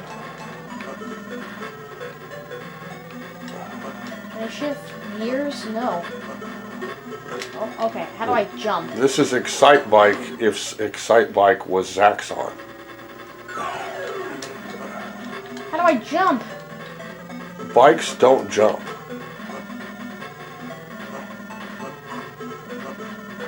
Okay, well, a jike does bump. A jike. You might be able to do a wheelie or something, but I think you're just supposed to go as fast as you can, not crash, and hit all the ramps. You may be able to boost over the ramps to get a bigger jump. I don't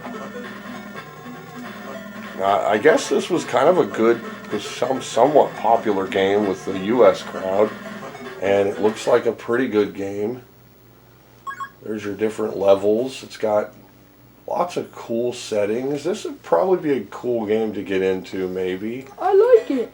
Really? Yeah. Okay.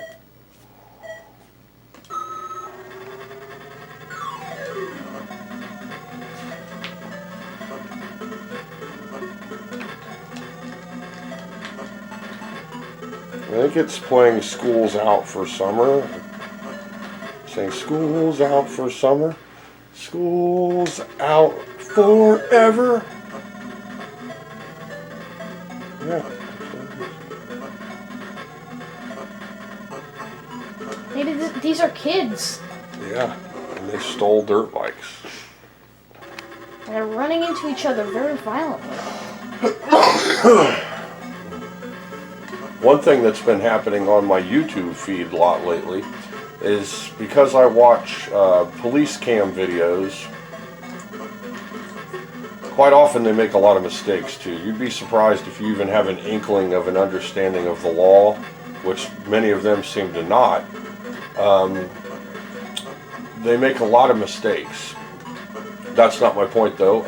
A lot of the videos that have been popping up lately, likely because I watch a lot of police cam videos, has been instances where a suspect has stolen a police car and then they'd have to chase after their own vehicles, which is always really, really fun. Like, just, it's so funny to me. You know, first off, it's nuts that people even try to escape the, you know,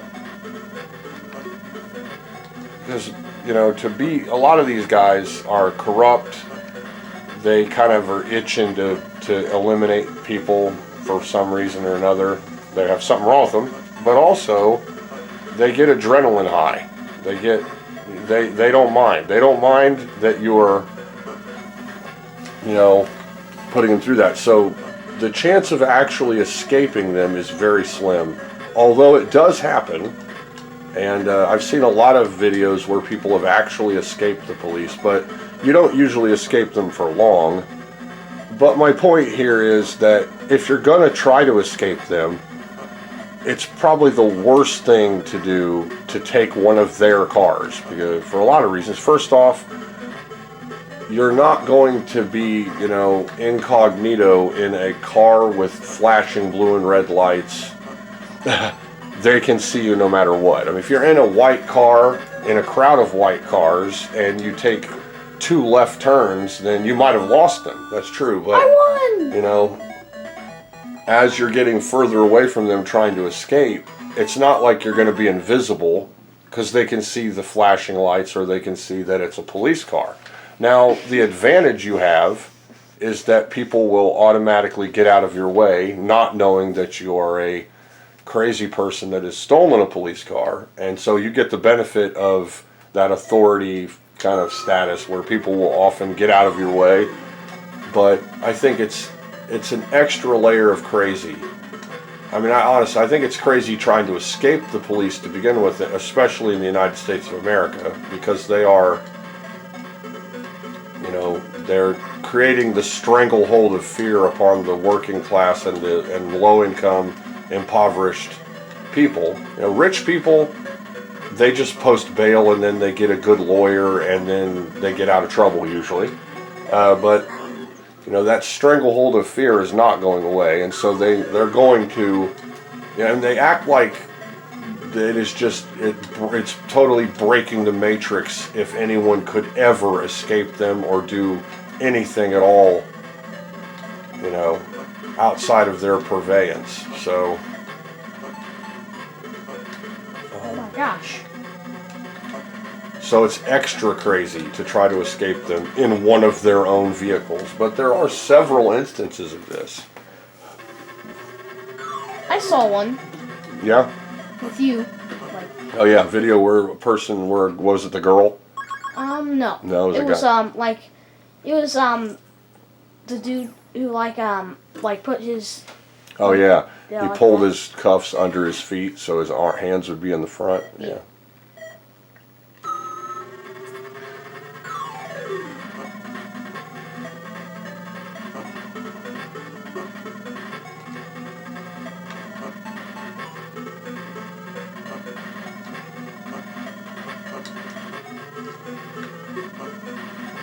And what this was meant to compete with was the extremely popular game for the Nintendo, Excitebike, which I played and I liked it a lot. And Excitebike lets you make your own tracks, and I even played with that a little bit when I was a kid. But this is isometric, way better graphics than Excitebike. I don't know if the gameplay is necessarily better, but this was Sega's answer to Excitebike. Next up, we will play Hakuto no Ken, which was the Fist of North Star series 8-bit game. I think some people don't know that Last Battle for the Mega Drive and Genesis was actually a Hakuto no Ken game that they kind of recycled as a different game. And he has this power with pressure points and stuff to mutate and break and destroy people with a touch. And so in the Japanese version of Last Battle, enemies explode on contact. When you hit them, they just blow up into a big cloud of blood and nasty. They removed that for the US version. So if you want the best version of Last Battle, then you probably want the Japanese one. But in this case, this is a cleaner game. It's a fighting game with Fist of the North Star characters.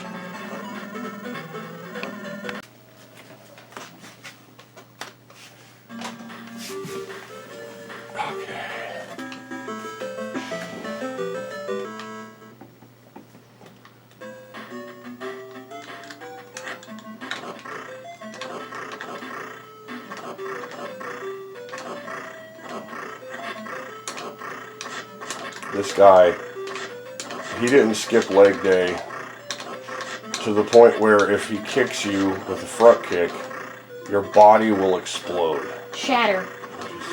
That's what it looks more like. Also didn't skip arm day. Yeah, he didn't skip any day. Okay, you can jump.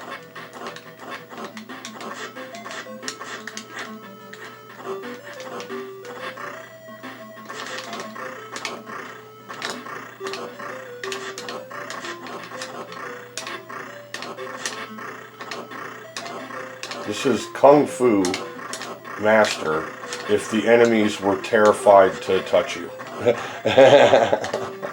Oh, it looks like we've got some flashiness. There we go. I should have backed off. It probably flashed for a little bit there. Now, were you to watch the cartoon Fist of North Star, then you would easily identify these characters. They all look like their anime counterparts. You're in a like post-apocalyptic dystopian future where the science of martial arts has evolved into a super destructive form of pressure point attacks, where with the proper attack one will cause the enemy to explode in many different ways. Don't tell me I have to restart. I do. That's how the game is. You can't let anyone touch you at all, ever. Okay, that's how you jump kick. Good to know.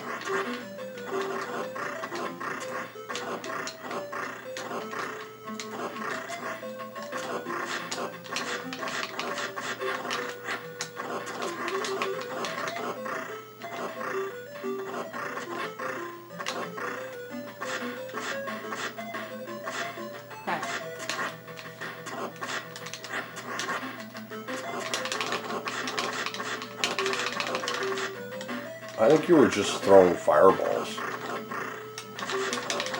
Yeah. Do you see it? Yeah, I am. I'm seeing it. It's like I literally am throwing fireballs. I gotta say, the exploding enemies is pretty satisfying.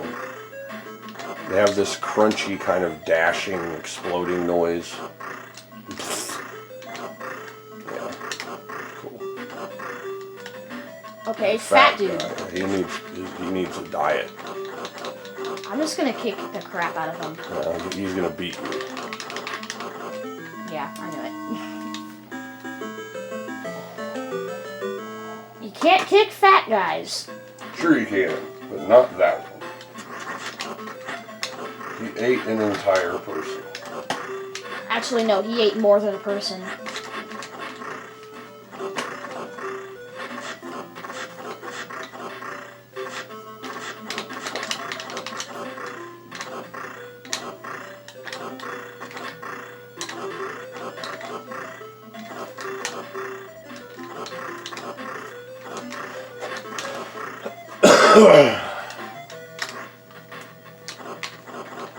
Try to, stick and move. Jump over him.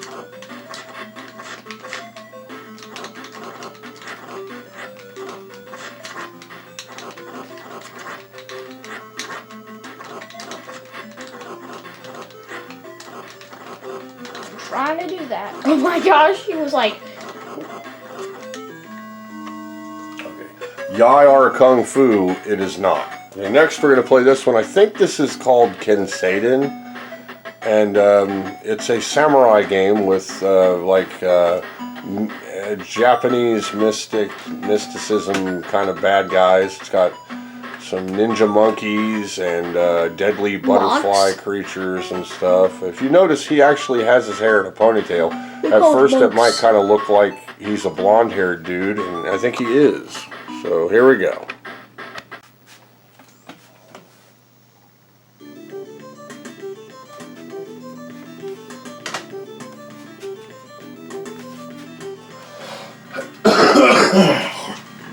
It's recording. Yep.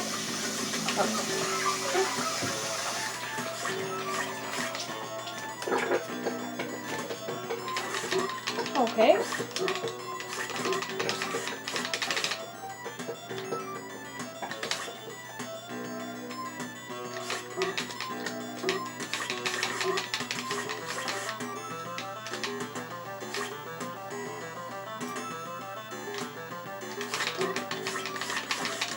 Oh my gosh.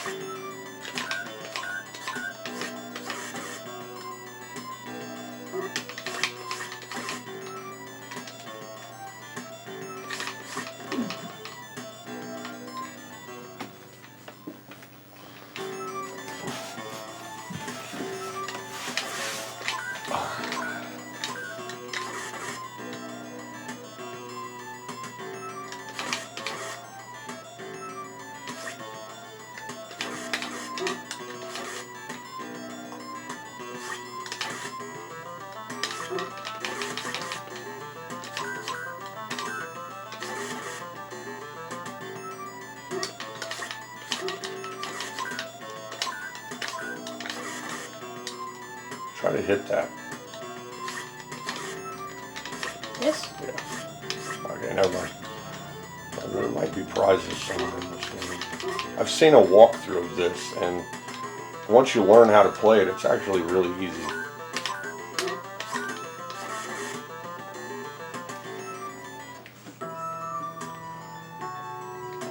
Okay, you gotta have your feudal warring states Japan map there. And now another one.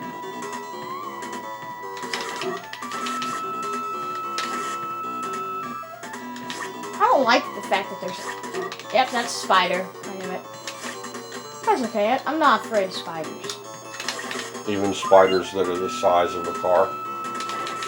Maybe I'm scared of those, but not other spiders. I like Campbell spiders. The ones that chase you. Oh my gosh.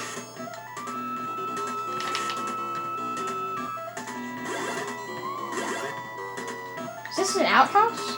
Yes. And those are bats that craft fireballs. I think you have to do something in the level.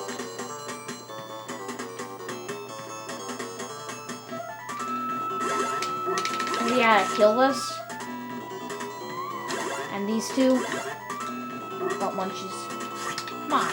Maybe press up or down on that doorway. I think there's something you have to do in the level. To the left. In that house.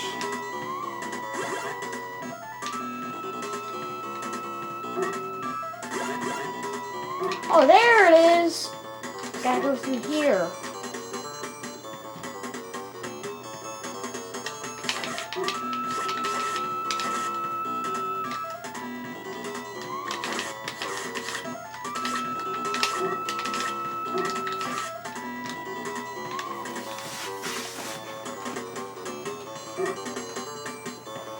Oh my gosh.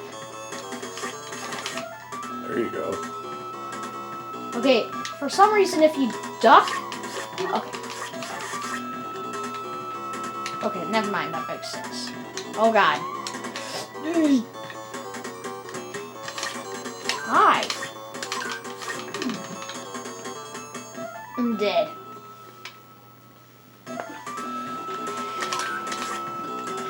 So, the game's got really good graphics. It's kind of slow moving. Spider.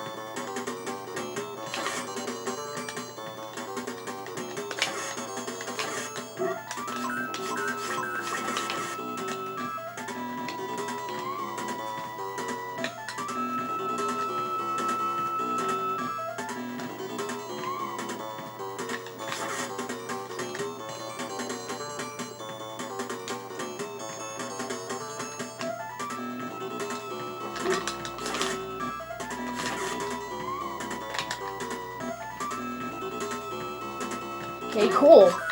Walking in the air.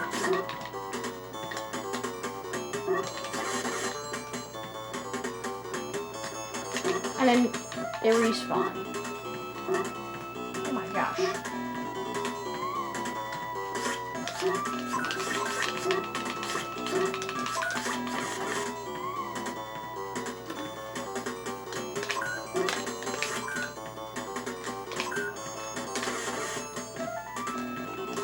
High five!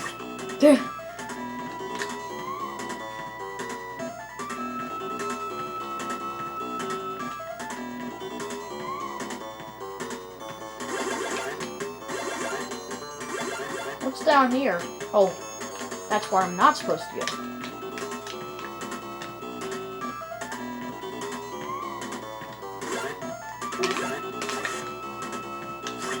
There's a sword. Maybe it's a better sword. Did you get it? Oh yeah. Faster sword.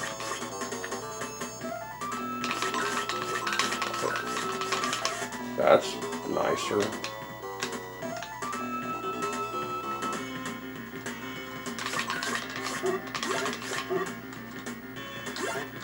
It's the wheel of instant death. Alright. So next up will be one of my favorite Master System games, and this is what became, I think it's the prequel to a game for the Genesis later. I think it's called Mystic Defender, and they changed the graphics around some, but the Japanese ones are the best. If you're going to play you definitely want to play the Japanese one. Okay. I think this is a fun video. Alright, here we go.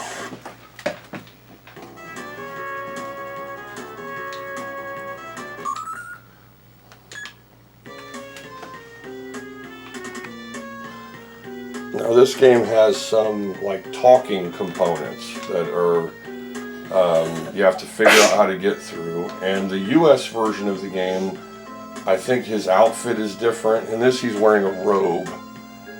And so it does have a hint of like item gathering. Not really role playing so much as just kind of item gathering. But once you get into the actual game, it's an action game. So go ahead and just go to the bottom one, I think. Oh, there we go. There, now you go. Now you hold the button to charge up, and then release for a fireball, and just tap, tap, tap to shoot. There you go. Okay. And you can't walk while charging. That's sad.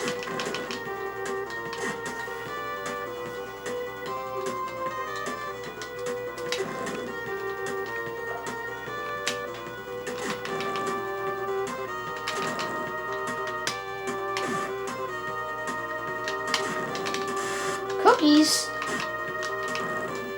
Teddy bear cookies. Something's there.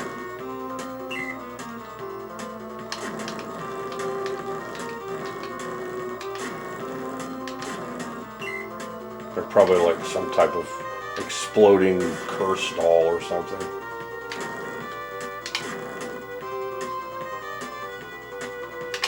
Now the sequel to this became Mystic Defender for the Sega Genesis, but they changed his outfit so he isn't wearing a robe. He's got like a blue jumpsuit on, and they changed some of the graphics.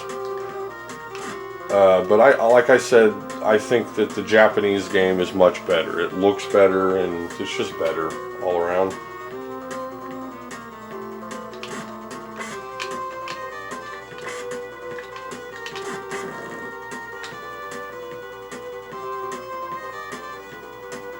Oh god.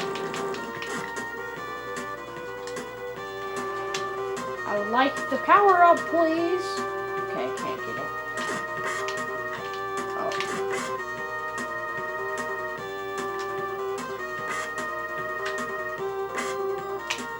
Oh my god. Stop canceling my attack. I think you can shoot while ducking. No, I can't.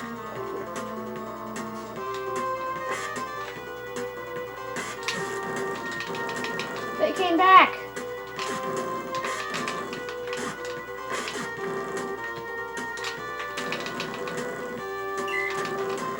I like this game.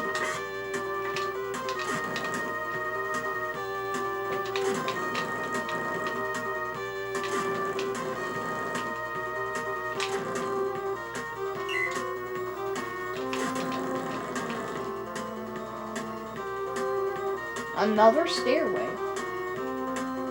Eventually you have to fight a dragon. Your first fight is with a dragon. There we go.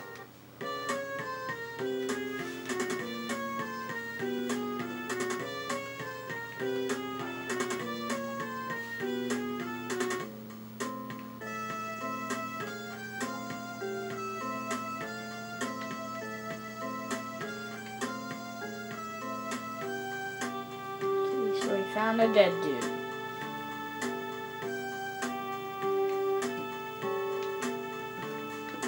Nice.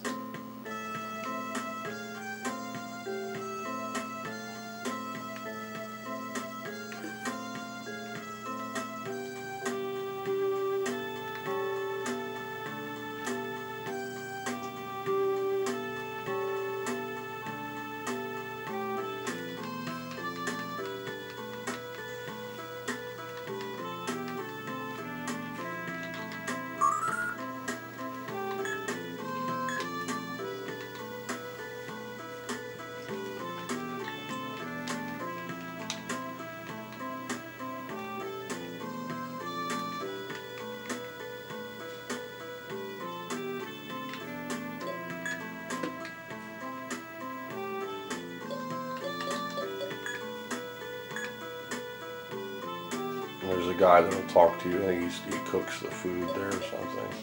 He's a chef. Maybe try the bottom one.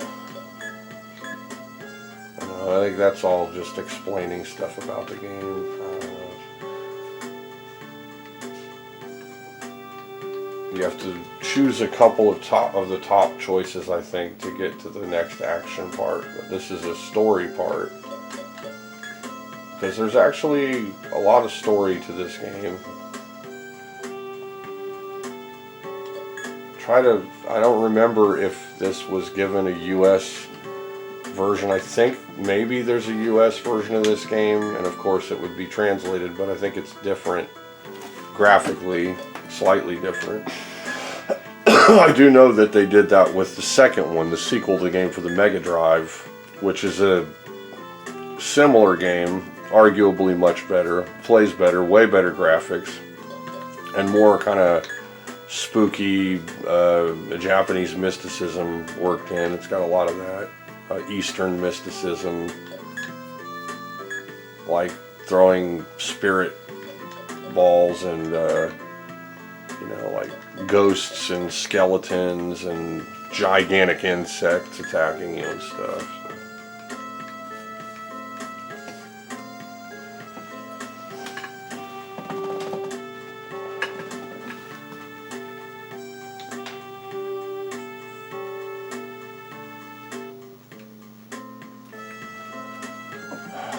Okay, try the second one.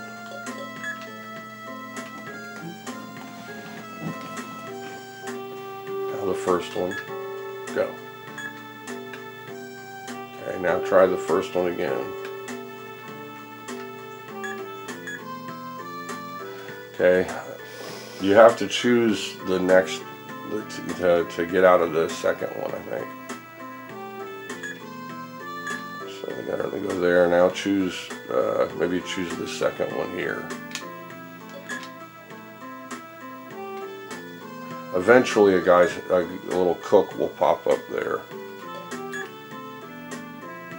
Oh. There he is. It's like serving meat buns or something. Oh.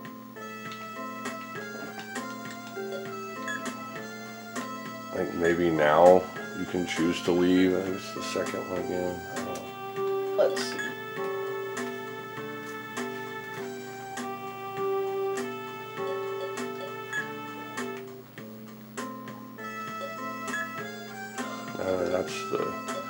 I think that's like a library or so. It's like it goes through all these different components of the game.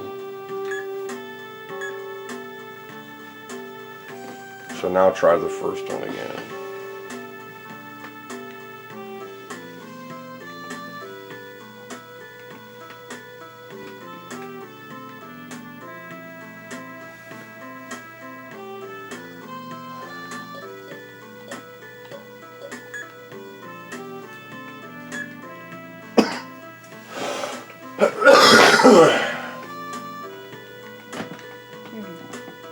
I'll try the second one.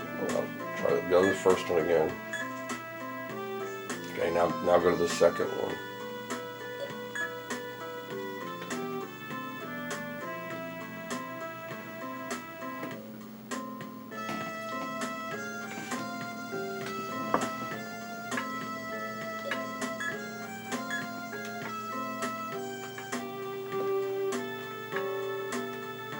Wait a minute. Oh.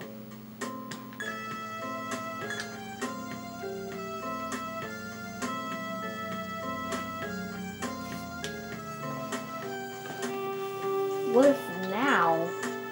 Nope, wrong one.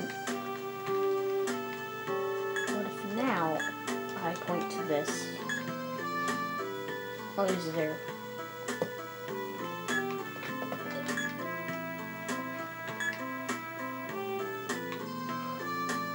I'll try that one. That one. Try the next one.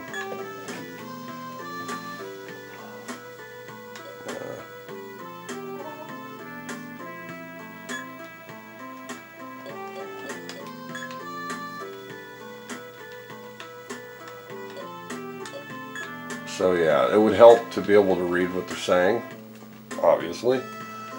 And I've gotten through many levels in this, so I don't know what we've done here to start this big yammering session, but it is possible to easily get through these menus to get to the next level.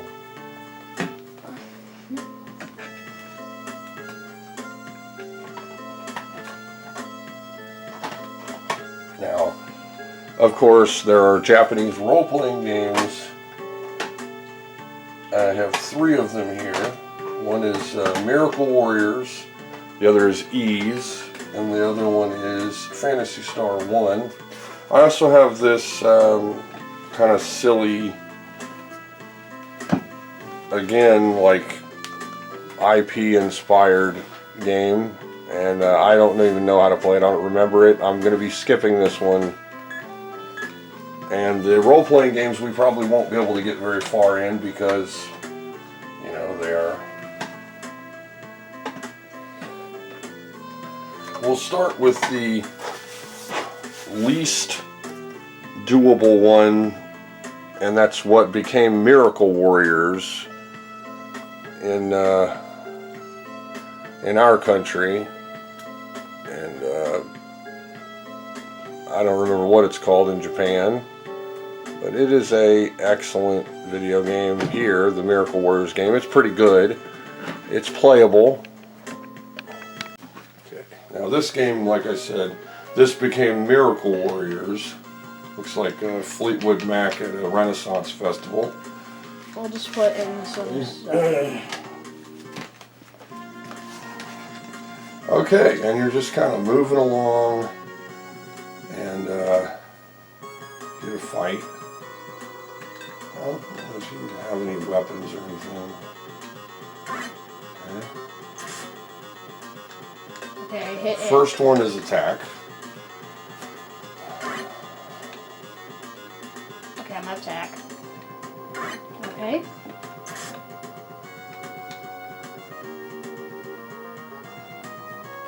Now, of course, Miracle Warriors, you can actually play and understand. And if you want to know what each of those things means, you can easily just pop in the ROM of Miracle Warriors and then try it. So we'll go ahead and show that real quick. Okay, and we're loading it up on the EverDrive through the Tower of Power. And here we have nothing. Oh, maybe the 32X isn't letting it work. Let me see here. Okay. So I will do this through the US Genesis without the Tower of Power. Real quick like. I think the 32X is not like Master System games. I might be wrong, but I think it kind of belches at the Master System. Okay, so we'll do that with this. I could just do load game, but whatever, I'll go ahead and... Okay.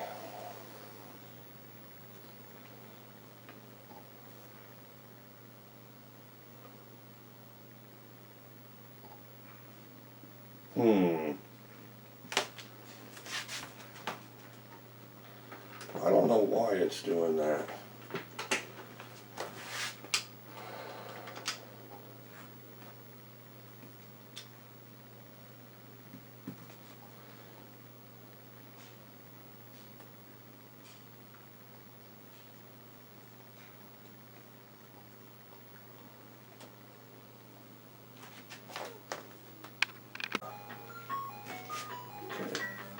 So now we have Miracle Warriors.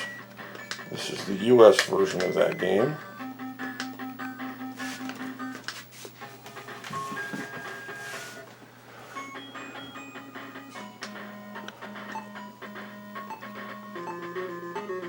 You can talk to it?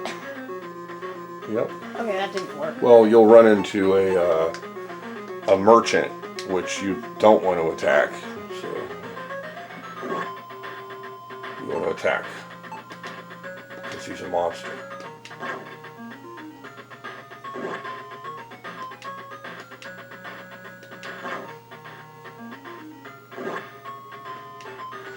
So I think we could both agree that it is significantly easier when you can tell what's going on and you can read the text. Okay. And this game, even though it's kind of old school in its appearance, it basically takes the old, like, Ultima. Before Ultima had isometric graphics, it was only top down, and that's squeezed into the top right. It gives you your basic inventory on the bottom right, and then you have a nice screen. I don't think you're supposed to attack him. I didn't attack. Oh, he attacked you? Yeah. Okay, well, I'd totally attack him then. I thought he was a nice guy, but he's not. It said evil. Oh, okay. And I tried to talk and I was like, oh, that's horrible.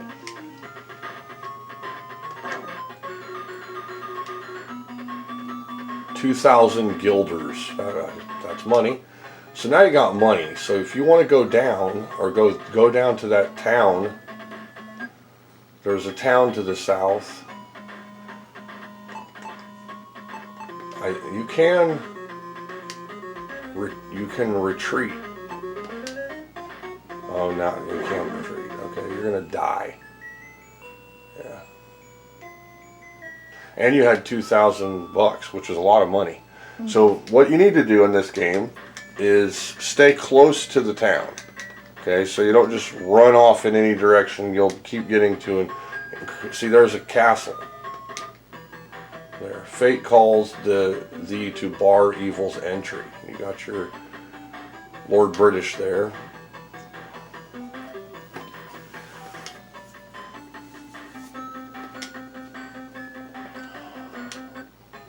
Okay. And this game's actually pretty good. It's okay, yeah, you got to kill the evil merchant and steal his money. That's a great way to get some bucks. Why'd you change your name to Oh no.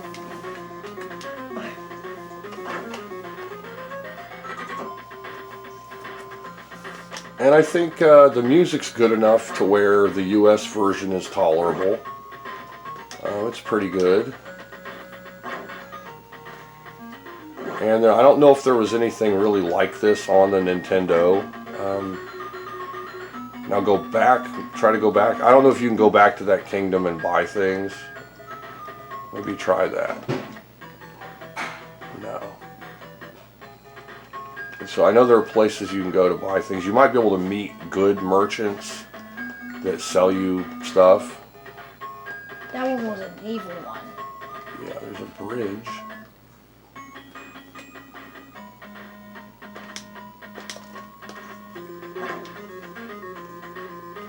So after this, they're powerful. We will play the ever popular beginning of the Phantasy Star franchise, Phantasy Star. And I think I will go ahead and just play the US version of it first, since we're already using that system, and then I'll show the Japanese one, so we can hear the music. Oh gosh, I'm gonna retreat. Yeah, you can sometimes retreat. I found a village. There you go. Now you're in that village. See, you're moving around. I love the fairy. The fairy makes the game worth it. She's beautiful. What can I do for thee? Knife, armor, shield, feather. You got $2,000. No. Okay. Check out. Did you go to shield or armor? I went to shield. Well, what? Wait, no. I went to armor. Okay, so we know 6,000 for the shield. What was it? 5 for the armor. Feather. So you just need to try to find as many merchants as you can and just kill them and steal their money. They seem to have a lot of money. There seems to be a random house. Collected fangs are proof of valor in battle. Now in your last, before you restarted, you had 2 fangs. And so you could probably use those here for something, maybe to level up. The third thing down is fangs. So I assume this is money, potions, fangs, and then I don't know what C is. Maybe it's experience, or I don't know what that is. So. Oh goodness. Simple donation. Yeah, I would not go to that guy a second time. Oh, and now they're going to kick you out of town because you didn't pay. Well. I'm still in town. Yeah. Good. Oh wait, that's wrong button.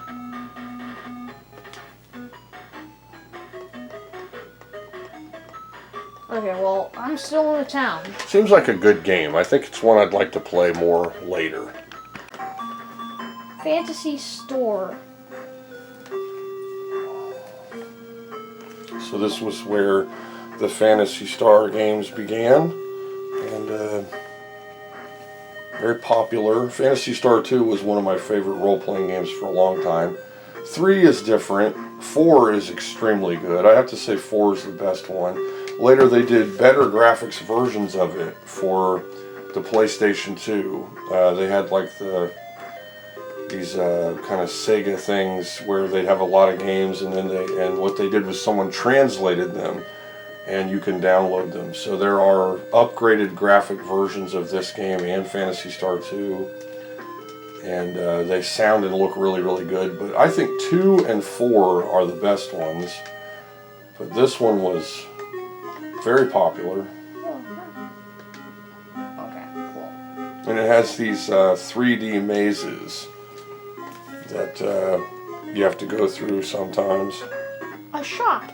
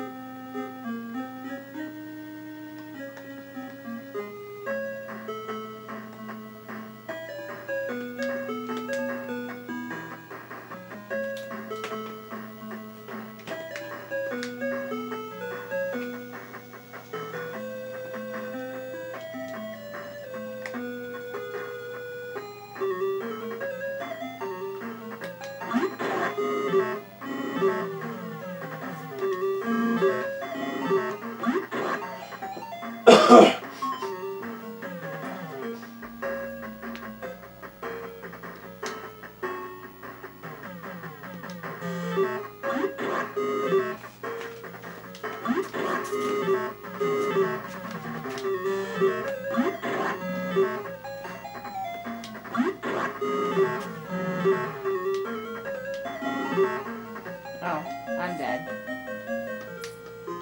Well. So now we'll show a little bit of the Japanese version, so you can hear the difference in music. Okay, already different sound. Significantly better music. And with role-playing games, I think music is especially important.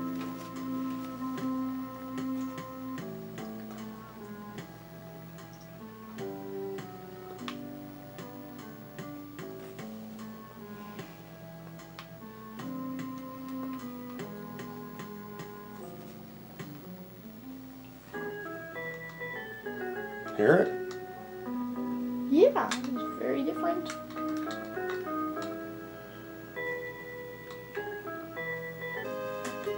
Now if you stay close to that town, when you fight bad guys, you can run right back to the town and heal yourself. And you have to leave to get bad guys to attack you. So stay right around the edge of that gate, leave and get in a fight, and then run back to the town. Go down. There we go. Attack.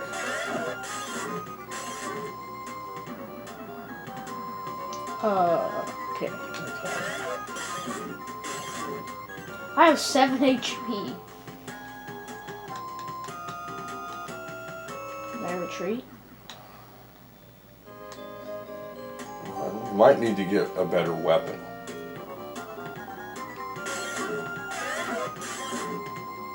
I can kill this one. I don't think I can. Never mind. Run.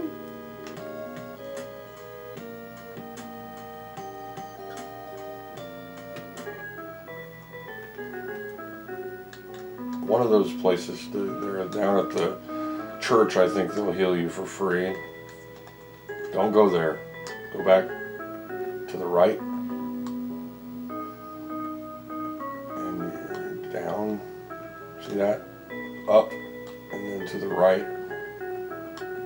Go up. Right. Down.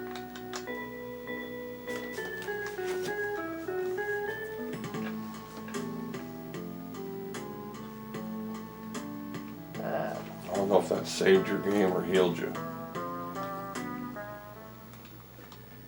Let me check. Nope, you need to heal yourself. Maybe the second one is heal or load.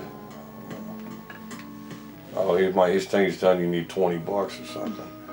You probably don't have any money. No. I don't know. It's a lot easier to play when you can read it. Yeah.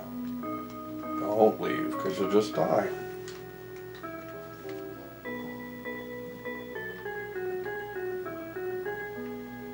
There you go. I think that healed you. So check. Yeah, now you have 16. So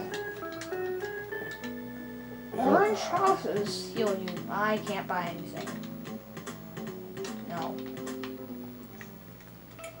So you basically, this is a grinding game. You leave, you beat 2 or 3 enemies to get money, you go back. You heal yourself for free, and then once you get enough money to buy some potions, you stock up on potions.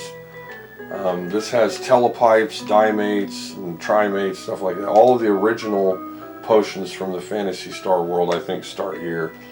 And so again, you want to stay close to the town, grind, beat as many bad guys, beat 1 or 2, then go back and do the free healing. There you go, hit him.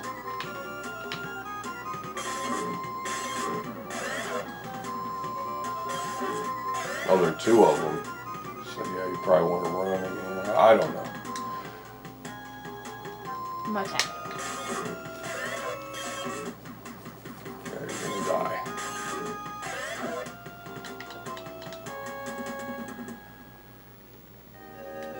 And it seems too hard. Like, what you really need to do is only fight the little wasp boar guys first, the ones that look like flies, because they're the weakest enemies. So you fight them first, and then you, once you get more experience points and more hit points, then you go and fight the ones that look like dragonflies or whatever. There you go, this guy. Now the first, in Phantasy Star 2, it actually shows that your character attacking the enemies. So that was a big improvement. But graphically, this is a very good looking game. There you go, you almost got him. Okay, now you should have gotten some money for, there you go. Open the treasure. And 6 Meseta. Now go back and heal. That's not going to let you. Go ahead and retreat. And so just to give you an idea of, you want to hang around this town and play for like a solid 2 hours, just grinding away until you get lots of hit points and lots of money and stuff before you even want to try to tread anywhere away from the town. And you can tell the music is significantly better. Okay, that's 20. Of course, it helps to be able to read what's going on, but you play the US one, and that's another thing. I have this little portable Master System. It's actually worth like $100 or more. It's really sought after. And this system has lots of games on it. And I consider, because I own this, that I can, you know, load these up. And it has lots of games. One of the games it has is Sonic Triple Trouble, and that game actually works on the Master System without one of the transparency layers, and it looks totally fine. And it is one of the best Sonic games. It's probably my favorite Sonic game. Ton of good games on this, and this has a TV out plug-in, so it can be played on a large TV. It looks pretty good on a CRT. It's got extra health, and I got some mun. Some mun. All right. Some money mun. Now I'm gonna go to the shop and see what I can buy. It's hard to like see anything. This looks okay. So after Nick's done, which I would recommend playing this more, we're gonna play Ease, and this is my last cartridge game that I'm gonna show. Okay, now we have Ease, The Vanished Omens, which was a very popular role-playing game. I think the best version of the game probably was for the PC Engine CD. And when the Turbo Duo came out, it actually gave you a pile of games. And I got the Turbo Duo when it first came out. And it came with Ease Book 1 and 2 on CD, a multi-game CD with Gates of Thunder, Bonk's Adventure, Bonk's Revenge, and a hidden Bomberman game. And it came with Ninja Spirit as a Hue card. So you really didn't need to buy anything other than that system. I really loved the TurboGrafx 16, and when the 16-bit wars were happening, because my friend had a Sega Genesis and I played it a lot, I was looking through the catalogs and I decided I would go for the TurboGrafx 16. So my first 16-bit system was actually the TurboGrafx 16, and I really loved it. I bought a lot of games. I had China Warrior and Alien Crush Pinball and Sinistron. I had Legendary Axe and of course Keith Courage, which I beat many, many times. I played so much Keith Courage, and you know, I really loved that system. And I remember when I usually went to my friend's house because he lived in town, and he didn't come to my house much. There wasn't a lot of room. I just had my bedroom, and so where he lived, his dad had his basement finished, and they had a pull-out bed, so it was easier for me to spend the night there than for him to spend the night at my house. But one time he actually spent the night at my house, and he came to my room and he said, "Man, I didn't know you had so much stuff." And because I had, like, you know, a whole bunch of game systems by that time, and he said, "Oh, you have a TurboGrafx 16." And so he played it, and he immediately said, "Dude, I'm jealous." He played China Warrior and he really loved it, and you know, we were all about the size of sprites, and even though China Warrior was a little bit choppy, it had sprites that took up like 2/3 of the screen, so that was a big deal. And but Ease, I beat Ease Book 1 and 2 on the Turbo Duo. And eventually my Turbo Duo, I think I traded it or something, and I've had 2 or 3 of them since. That'll be for a different video when I show my setup. Now I have the PC Engine with the PC Engine Super CD-ROM and the little suitcase connector, and I have the arcade card and the System 1 card, which the arcade card also does System 2. So that's pretty much all you need. Now there are certain games, I think only a couple, that actually require the System 1 card. Altered Beast CD is one of them. If you have it, it won't play past the first level unless you have the System 1 card. So the Turbo Duo and also the PC Engine Duo can't play that CD. And I think there are a couple other ones that don't work right, but for the most part, roughly 98% of the library all works fine with the Duo systems. And the Duo was a magnificent game system. The controllers are really good. They have built-in turbo.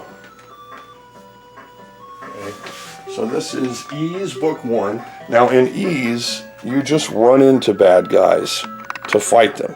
There are no fighting moves. You don't hit buttons or anything, and you just kind of have to go straight at them. And it has, as you can see, a huge potential for upgrade. Your player's health bar eventually fills the screen. You get tons of weapons and upgrades and shields and stuff. It's a very immersive role-playing game once you get into it. I need a sword. Okay, we'll just go talk to people. What's in here? And this is the US version of the game. After he's played it a little, we'll show the Japanese one just to show the difference in music. So, yeah.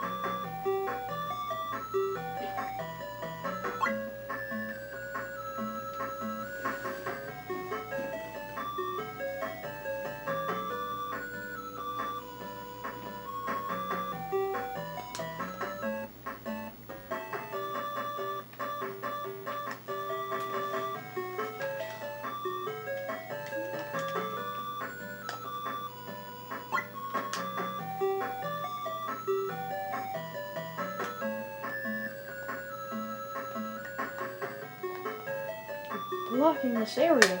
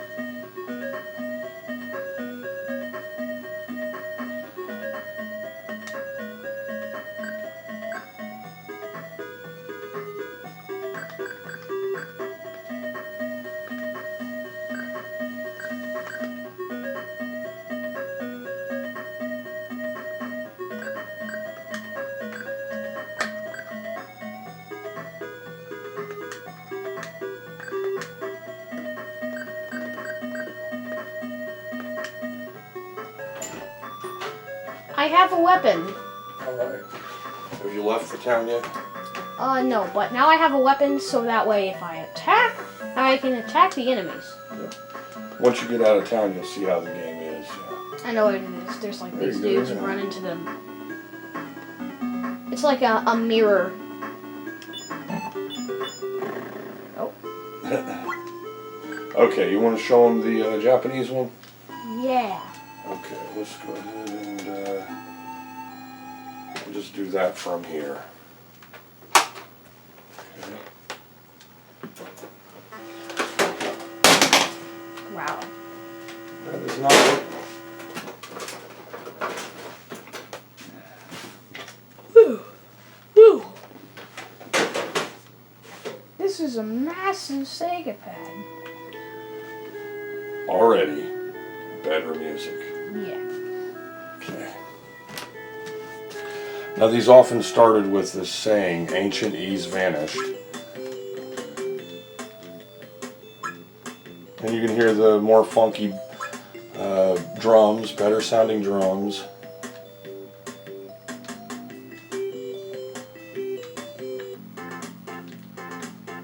Pretty much the same. There's a little bit of graphic differences, but not much. And the music is better. That FM sound going on.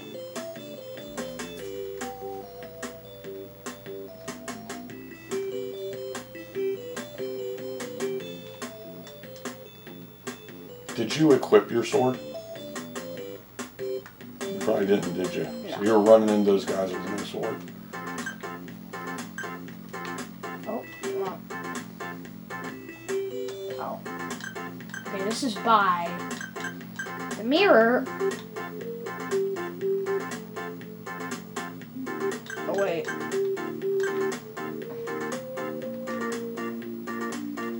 See the armor salesman? Yeah. So you need a sword. He said that the mirror is able to attack. Oh, okay. Well, I don't think that's your weapon at first. Okay, how the heck do I equip anything?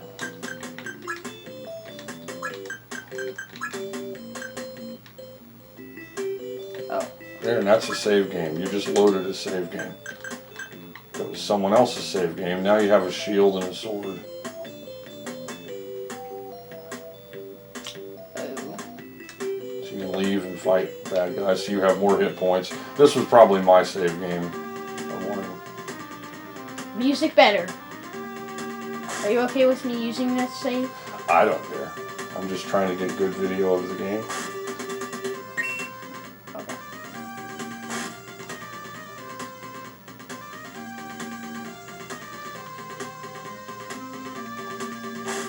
And the save games still work on these old cartridges.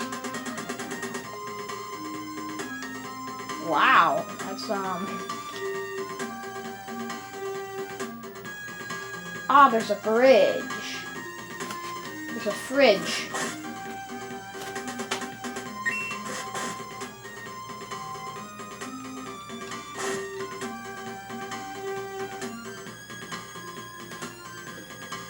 So now the way this fighting system works in this game makes it so that you can avoid enemies because they don't just automatically take you into battles, but also you can attack the enemies, and basically it's a challenge, and then your status is either better or worse, and then it's kind of a bit of a randomness to the effectiveness of the attack. This also sounds like Golden Axe music.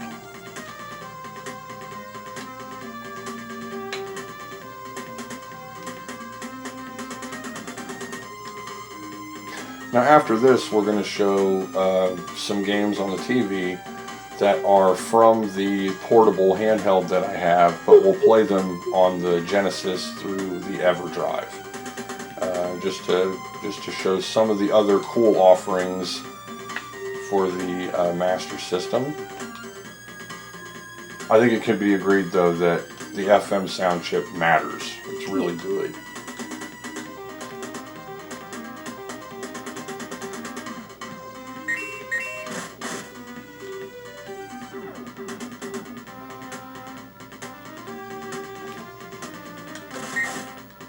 Alright, so you like this game?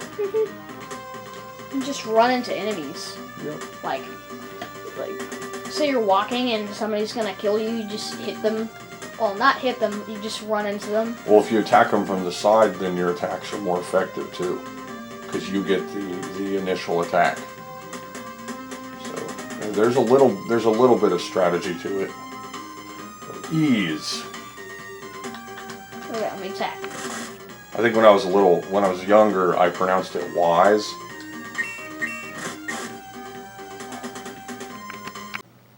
Okay, now this one is Sonic Triple Trouble. Now, originally this was Game Gear only, And somebody realized that, like with many of the Game Gear games, it was perfectly fine without the transparency layer. The Game Gear was a lot like a Master System, but it had a single layer of higher color graphics that could be put over the game. And in the case of Triple Trouble, the only thing it did was added some transparency to some of the underwater parts and certain levels. So the game had its transparency layer kind of blocked out, and then it works totally fine. I like Sonic. On, I like Tails. On the Master System.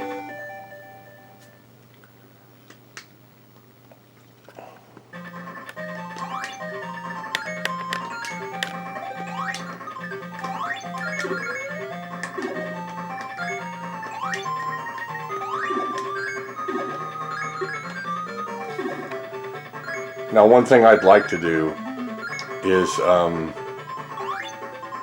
get some type of way to play US games on a Japanese Master System through an EverDrive. So what I need is a US Master System EverDrive, which they're ridiculously expensive. Excuse me. Then I could try this game on the Japanese system to see if the FM sound works. It probably doesn't, because this was from, Game Gear. But as you can see, the sprites, the graphics, everything, it's very reminiscent of the 16-bit Sonic games. It's got big sprites, a ton of color. It's a little tiny bit, kind of sputtery at times. I think it's pushing the Master System hardware. But it has really good graphics, really good gameplay. I definitely recognize this. It's one of the best Sonic games. Once you get into it, it's really good.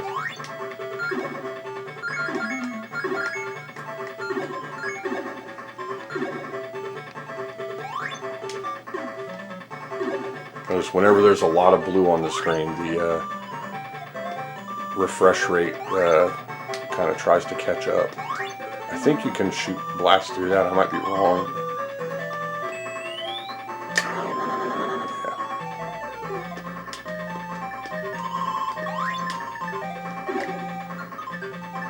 No, I can't just.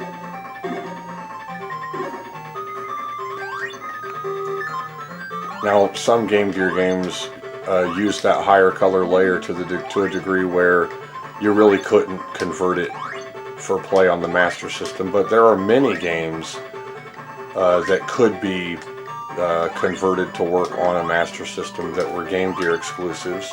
And the Game Gear did have some pretty good titles overall. What just happened? If somebody chose the Game Boy over the Game Gear, then it was probably a sign that they were, a Nintendo dweeb. My love affair with the Game Boy ended when I couldn't stand the darkness and blurriness of the screen for any of its action games. Like, I got Batman and it was too blurry to play. I got Super Mario Land, too blurry to play. Castlevania, too blurry to play. Eventually I played them on the Super Game Boy and really loved those games, but for the most part, it's just a too blurry, nasty green, dark screen. The Game Gear was a color screen. I think it even had a TV tuner eventually. It had the extra high color layer, and it had a lot of really good games. It wasn't the Game Boy as far as number of games.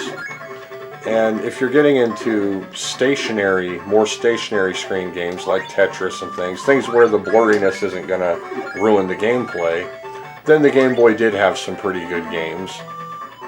But the Game Gear was in a whole other class. It was just categorically, just like the Master System, is a better system than the NES. It just didn't have the software. And you get that a lot when larger companies are overly competitive and kind of do that unfair business practice, you'll end up with superior hardware that never gets to see its fullest potential. And there are a lot of systems like that. The Jaguar, the Jaguar never got to see its fullest potential until homebrewers started releasing better games for it. The CDI never got to see its full potential. It could do very high color sprites, and I like the Jaguar Doom. oh yeah, Jaguar Doom, and it didn't have background music, but you got to hear in between levels what the Jaguar sound chip could do, and it was really excellent.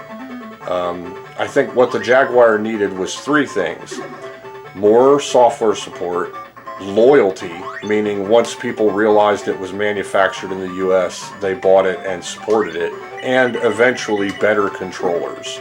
I think those three changes would have made the Jaguar a keeper. It would have been a great one. I bought one when it first came out. I had faith in the system, and I enjoyed it. I played a lot of games for it and enjoyed it very much. But and eventually I had a gigantic collection of games, and I sold it as a massive lot and got over $1,000 for it, you know, on eBay. So eventually it was worth much, much more than what I invested in it. And today the system can be emulated perfectly on any crappy laptop. This guy named Rich Whitehouse, who had I think he got like terminal cancer. He might still be alive, I don't know. He released a nearly perfect Jaguar emulator. And so you can enjoy Jaguar games.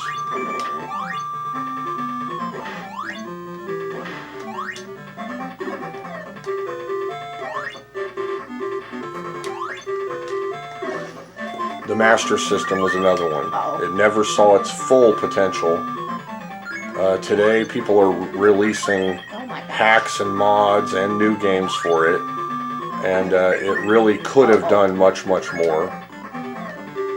It needed some better controllers, which you could use Genesis controllers, so you already have that, and it just needed more software, just more. Now, they had Road Rash for the Master System and for the Game Gear, which were the excellent ports. I think I'll show Road Rash if I have it on this cartridge. Maybe we'll do that one next if I have it, because it's just so good, even compared to the Genesis, which I think the Genesis version of Road Rash is just one of the best 16-bit games. Okay. This is bad since I don't have any other stuff. Oh god, yeah, I'm dead. Pretty good game though, right? Mm-hmm. Like a good Sonic game. I'm gonna get a bunch of coins. Cool. They're actually rings. I mean, rings, yeah. Mario fan would definitely call them coins. So next up we'll show, if I've got it, I think we'll show Road Rash for the Master System. If not, we'll show another Master System game that was on the handheld that I have. Alright, now here's Dragon Crystal. It's a kind of a role-playing game.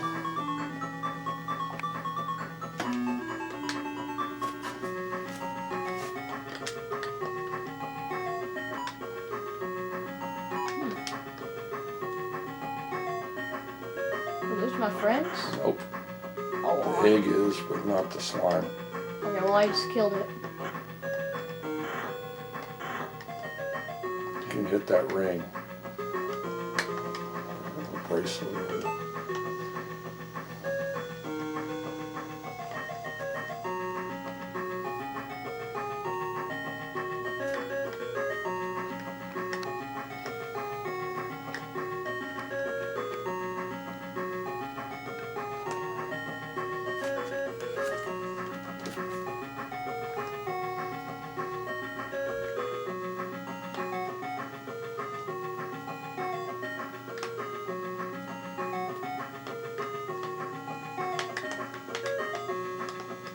I can't fit in. There we go.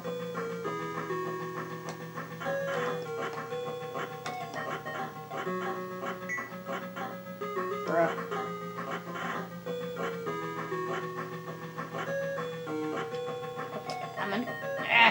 There's armor. Oh yeah, there is. You also have healing items.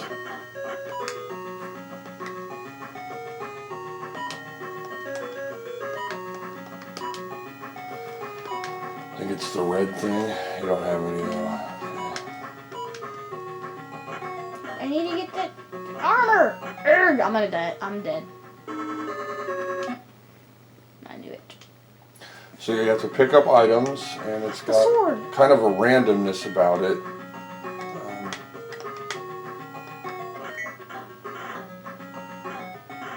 You have to hit the button to pick things up. I know. Okay, now I'm gonna go back out. You'll get the bread.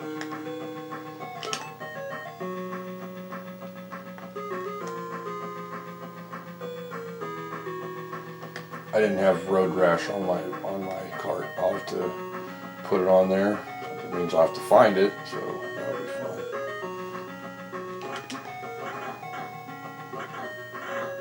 But if you want to see a great Master System game, though, look up Road Rash. It was quite a feat that they pulled off such a great translation of the game. Now, Road Rash was originally an unlicensed Genesis game. They had the yellow tab games that were Electronic Arts, and this was because the software manufacturers who were making games for 16-bit computers wanted to be able to make more money for their software, so fewer people owned the 16-bit computers, which at the time you could get a 16-bit Atari for roughly $1,000. The 16-bit Amigas were usually more expensive. Of course, if it was a case, like a desktop case Amiga, it could have been thousands. Like the 2000 was a $2,500 computer, just entry. They had 68,000s, both of them. The Amiga had a special color and graphics and sound chips. The Atari was kind of bare bones. The 16, it was the ST line is what they were. They had the 520 and the 1040, and so Road Rash had come out for the Amiga, and it was a very good game, like just really great. And so Electronic Arts, you know, realizing, hey, that's 68,000, that's running fast enough to run our games, made cartridges of some of their games. A lot of great games were the yellow tab Sega games. Road Rash, though, was exceptional. I mean, it had extremely good scrolling and scaling effect. You could take weapons and hit. It was basically, you know, like combat motorcycle racing amongst friends, like competitively. And you could make money, buy new motorbikes, had police. They had two, and Road Rash 2, then Road Rash 3 came out. And of course, these are cartridges with almost no loading time, little or no loading time. Graphically, they were a solid compromise over the 16-bit computers. There may have been slightly more color, but it was easily made up for with the lack of expense of the system, lack of loading time. So many benefits for the cartridge versions of those games. They also had some very unique games, like the Mutant League hockey and Mutant League football were exceptional yellow tab games. So they had Madden, I think, was first on yellow tab, if I remember. They had just great games. Pretty much all of them were good. Star Control, I think, was one. I have a lot of them. Well, we go through my Sega collection, Genesis collection, I mean, we'll be getting into that territory and show them off. So I think we'll do a couple more games, then we'll be done with the Master System. But I do have more games that are on the handheld that I could show off. But it's just a whole bunch of games. This one's on the handheld, as was Triple Trouble, which I'm pretty sure that's why the handheld commands such high prices, is not just rarity, but also because it has that unique Master System kind of version of Triple Trouble.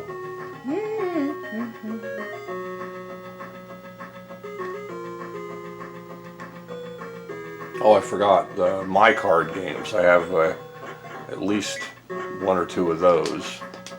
Oh gosh, there's a new sword. And this dude's blocking it. I'm trying to kill him. There we go. Alright.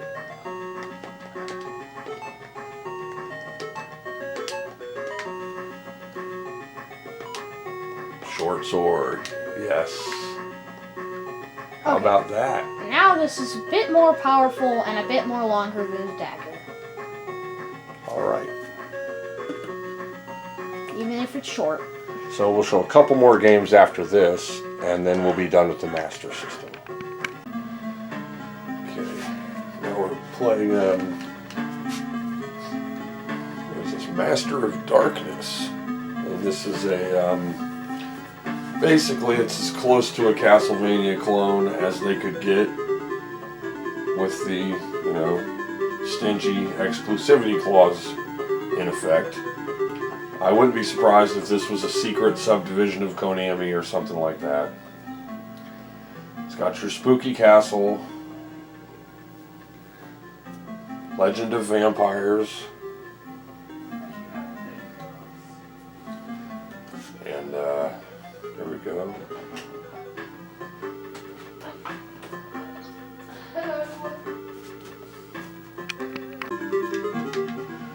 Okay, so here we go.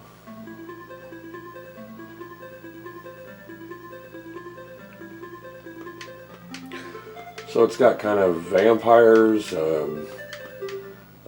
Jack the Ripper kind of thing. We're at the Thames. And here you are. And he's, yeah, he's in a suit. He's got a little knife. But,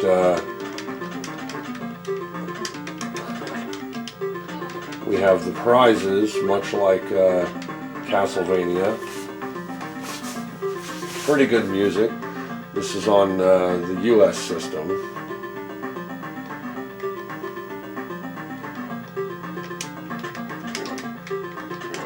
Here we got hidden stuff in the wall. And, you know, exceptional graphics. So you can already see that we're dealing with really good graphics. Okay, that was kind of a trap. And that was a trap.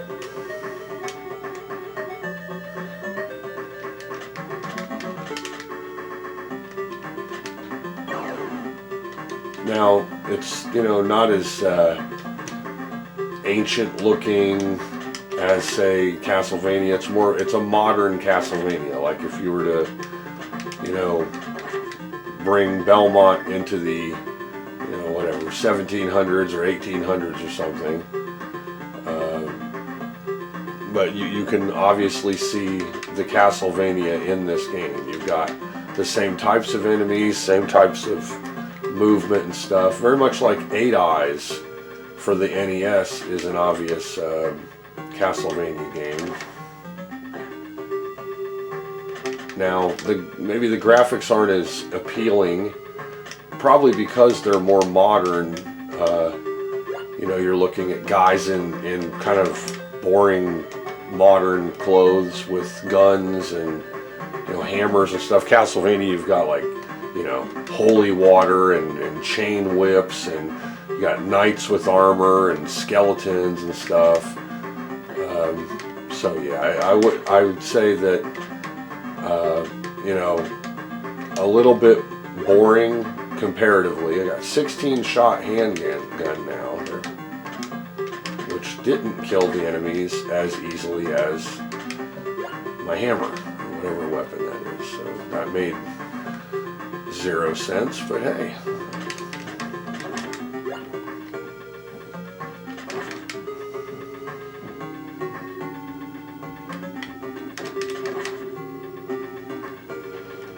Oh, forgot to check for prizes here.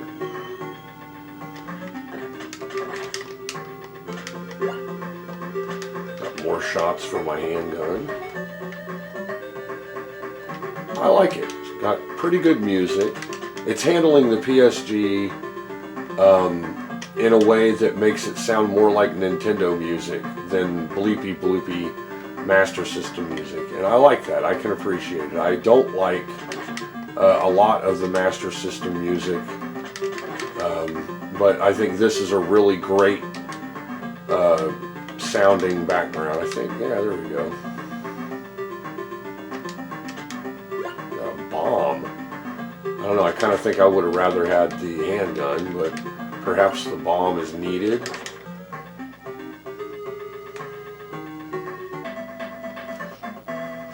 It's a great game. I mean, the problem really is that it, you know, probably a little too late with it with regards to competing with what NES had. It is a more mature, more modern Castlevania clone for the Master System, which sadly should have had Castlevania. It should have had its own Castlevania game. Now, I love to think about a universe where someone slapped that exclusivity clause down before it had a chance, and we had higher color, better versions of all of these NES games for the Master System. But, you know, alas, we have to wonder and speculate. Of course, homebrewers could have at it now and effectively create as much of that missing backdrop as they want. You could have somebody make Metal Gear, Castlevania 1, 2, and 3, all those games, and just, you know, enhance the color, try to make similar music. And that would be a worthwhile endeavor, I think. I think it would be great. But it's probably not going to happen. That would take a lot of effort, and maybe in the future someone will do that. But the capability is there. Someone could very easily make all of the games that came out for the Nintendo in higher color forms for the... Oh man, see, I love it. It tricks you with prizes that you definitely don't want. So I wanted my rapier, or whatever you want to call it. And instead I got stuck with this little tiny knife, and the handgun's great, but you know, it was just a all-around bad deal there. So they trick you by giving you weapons that you... Oh, and I messed up there too. Give you weapons that you don't want. So yeah.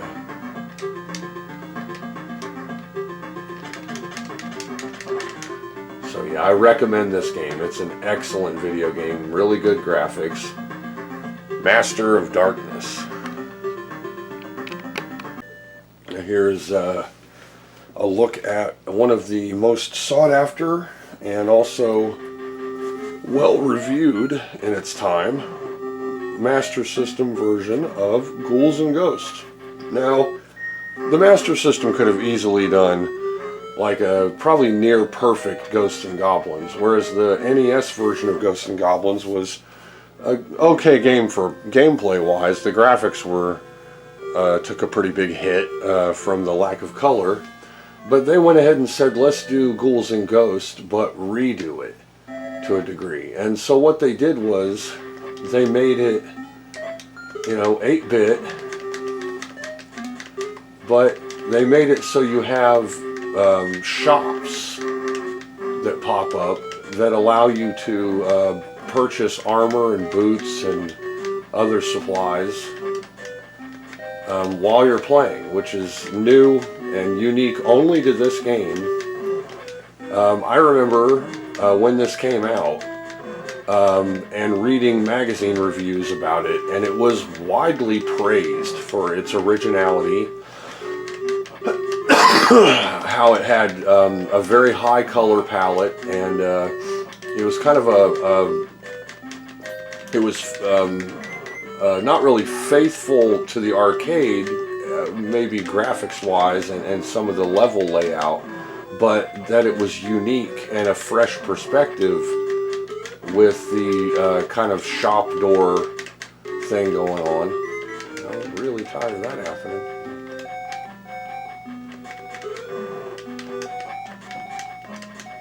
I think the first shop door pops up pretty soon. Now, of course, you get graphic hits because it's an 8-bit system, but it still looks pretty good. It's, you know, considerably better than the Amiga version of this game, which was a really sad affair. When you have a game that relies on its, you know, whole feel, not just graphics and gameplay, but music, when you mess with the music and the graphics and gameplay aren't that great, then it's kind of a sad game. And that's how the Amiga version of this game was. The music was terrible. They had someone else, some other song going on with it. I don't know if it was licensing or they didn't want to pay this or that person. I don't know why, but the music on the Amiga version is crap. And so I would actually prefer this over the Amiga game. Now, of course, the Genesis version of this game is an excellent conversion. It's not as good graphically, but it is much better. The Genesis version's much better than this graphically, of course, and the gameplay is true to the arcade. There's some things missing here and there. The Genesis did a good job of kind of tricking people into thinking they were getting the arcade version, at least at first, because you didn't have the arcade version right there to compare, and they really did look and feel very much like the arcade games. And I would argue that many of the reworkings were better than the originals. Graphics aren't everything, you know, graphics are important, but tweaking the gameplay and adding extra options and modes and levels and things enhances it enough to make it worthwhile. This game plays well.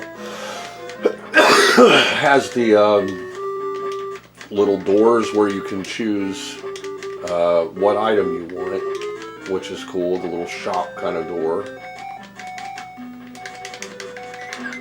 Now see, I blew him up, but he still turned me into a duck.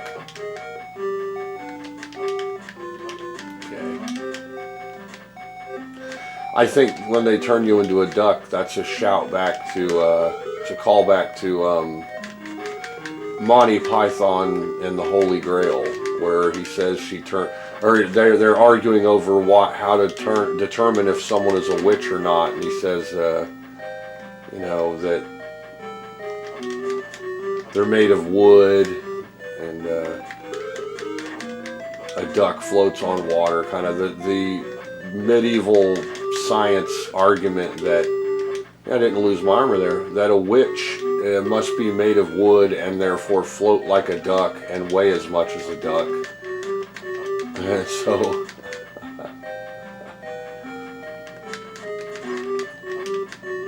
and he turns you into an old man, which is funny. And right before you get to this fight, you can, oh, that opens to get to the fight. Here we go.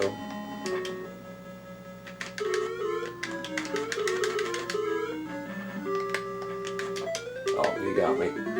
Now that's pretty good. You know, they used the old background for the bad guy method of graphics there, so that's why you have a blank background.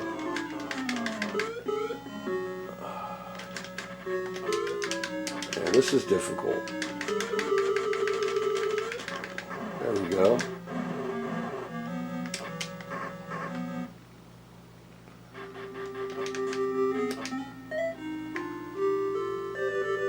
So if you had a Master System, then you really got hooked up if you bought this game. Now here you can see how the sprites are smushed. They kind of took some of the graphics, the ideas from the Genesis version, where this level isn't as detailed. None of the levels are really as detailed as the arcade. And one could argue that the Super Graphics version is really the best of the home versions until you start getting into more modern interpretations.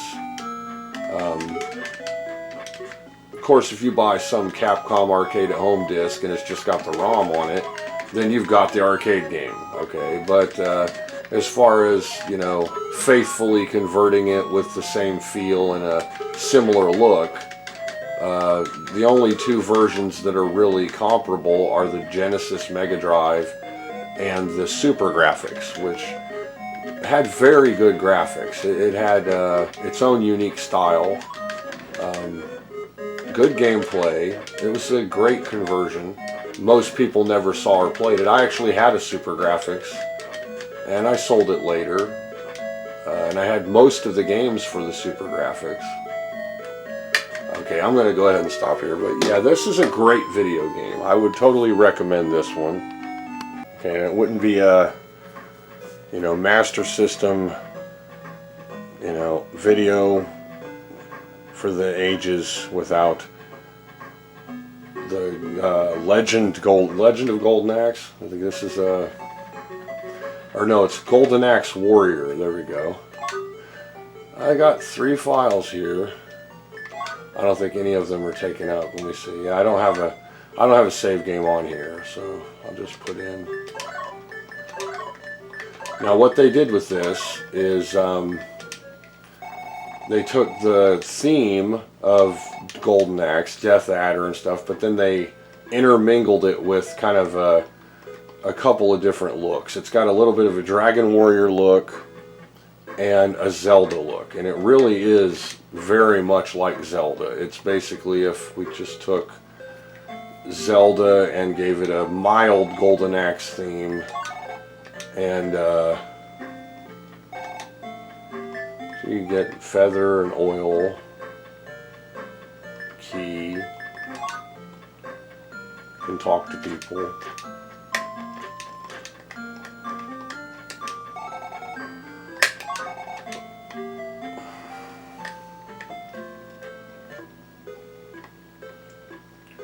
And now right here, this looks more like, you know, maybe Dragon Warrior or something to that effect.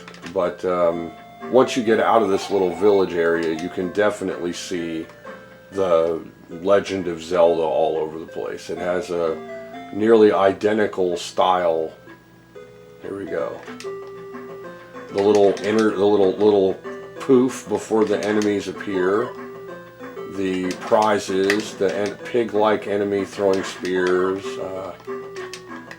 Now, of course, they're all original graphics. Music is original. This game is sought after, and it is extremely good. One of the best Master System games. If you have it, keep it. If you want to emulate it, give it a chance, try to play it. You will not be disappointed if you like Zelda games. Now, some people like Golvalius better than Zelda, so they may actually like Golvalius better than this game. But this game is essentially Zelda. It's just slightly better graphics. Now, the layout is different, so you're not going to pick a map out of Nintendo Power for Zelda and be able to play this. But look here. See how similar that is?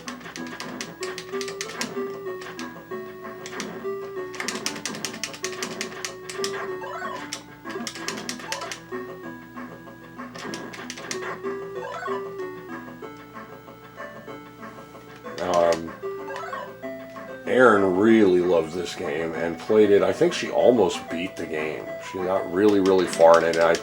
I'd wager to say she liked this better than the original Legend of Zelda, even though we played that a lot too.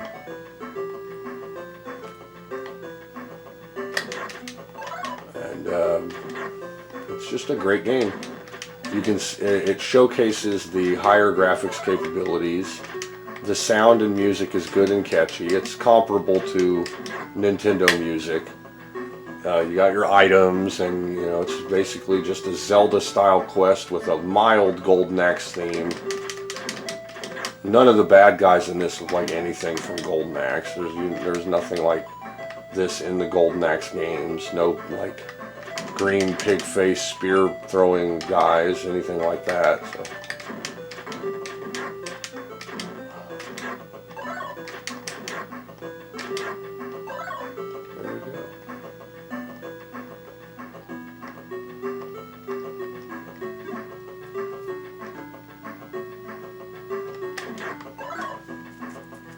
I think the maps are similar though. I don't think they're identical, but you can totally see where it has this look and feel like someone just kind of glazed over Legend of Zelda with some better graphics, different music.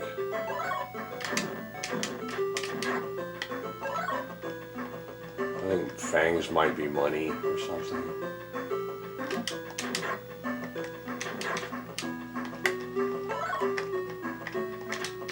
I think I have to burn that to get across it or something. So.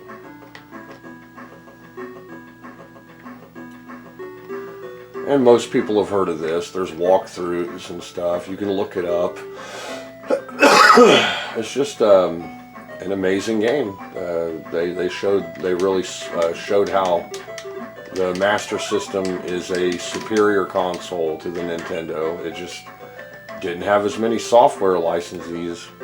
Okay, Golden Axe Warrior. Okay, that will conclude my Sega Master System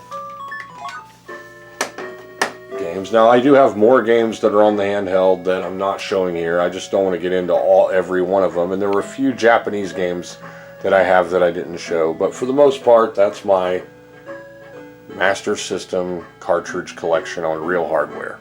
Thanks for watching.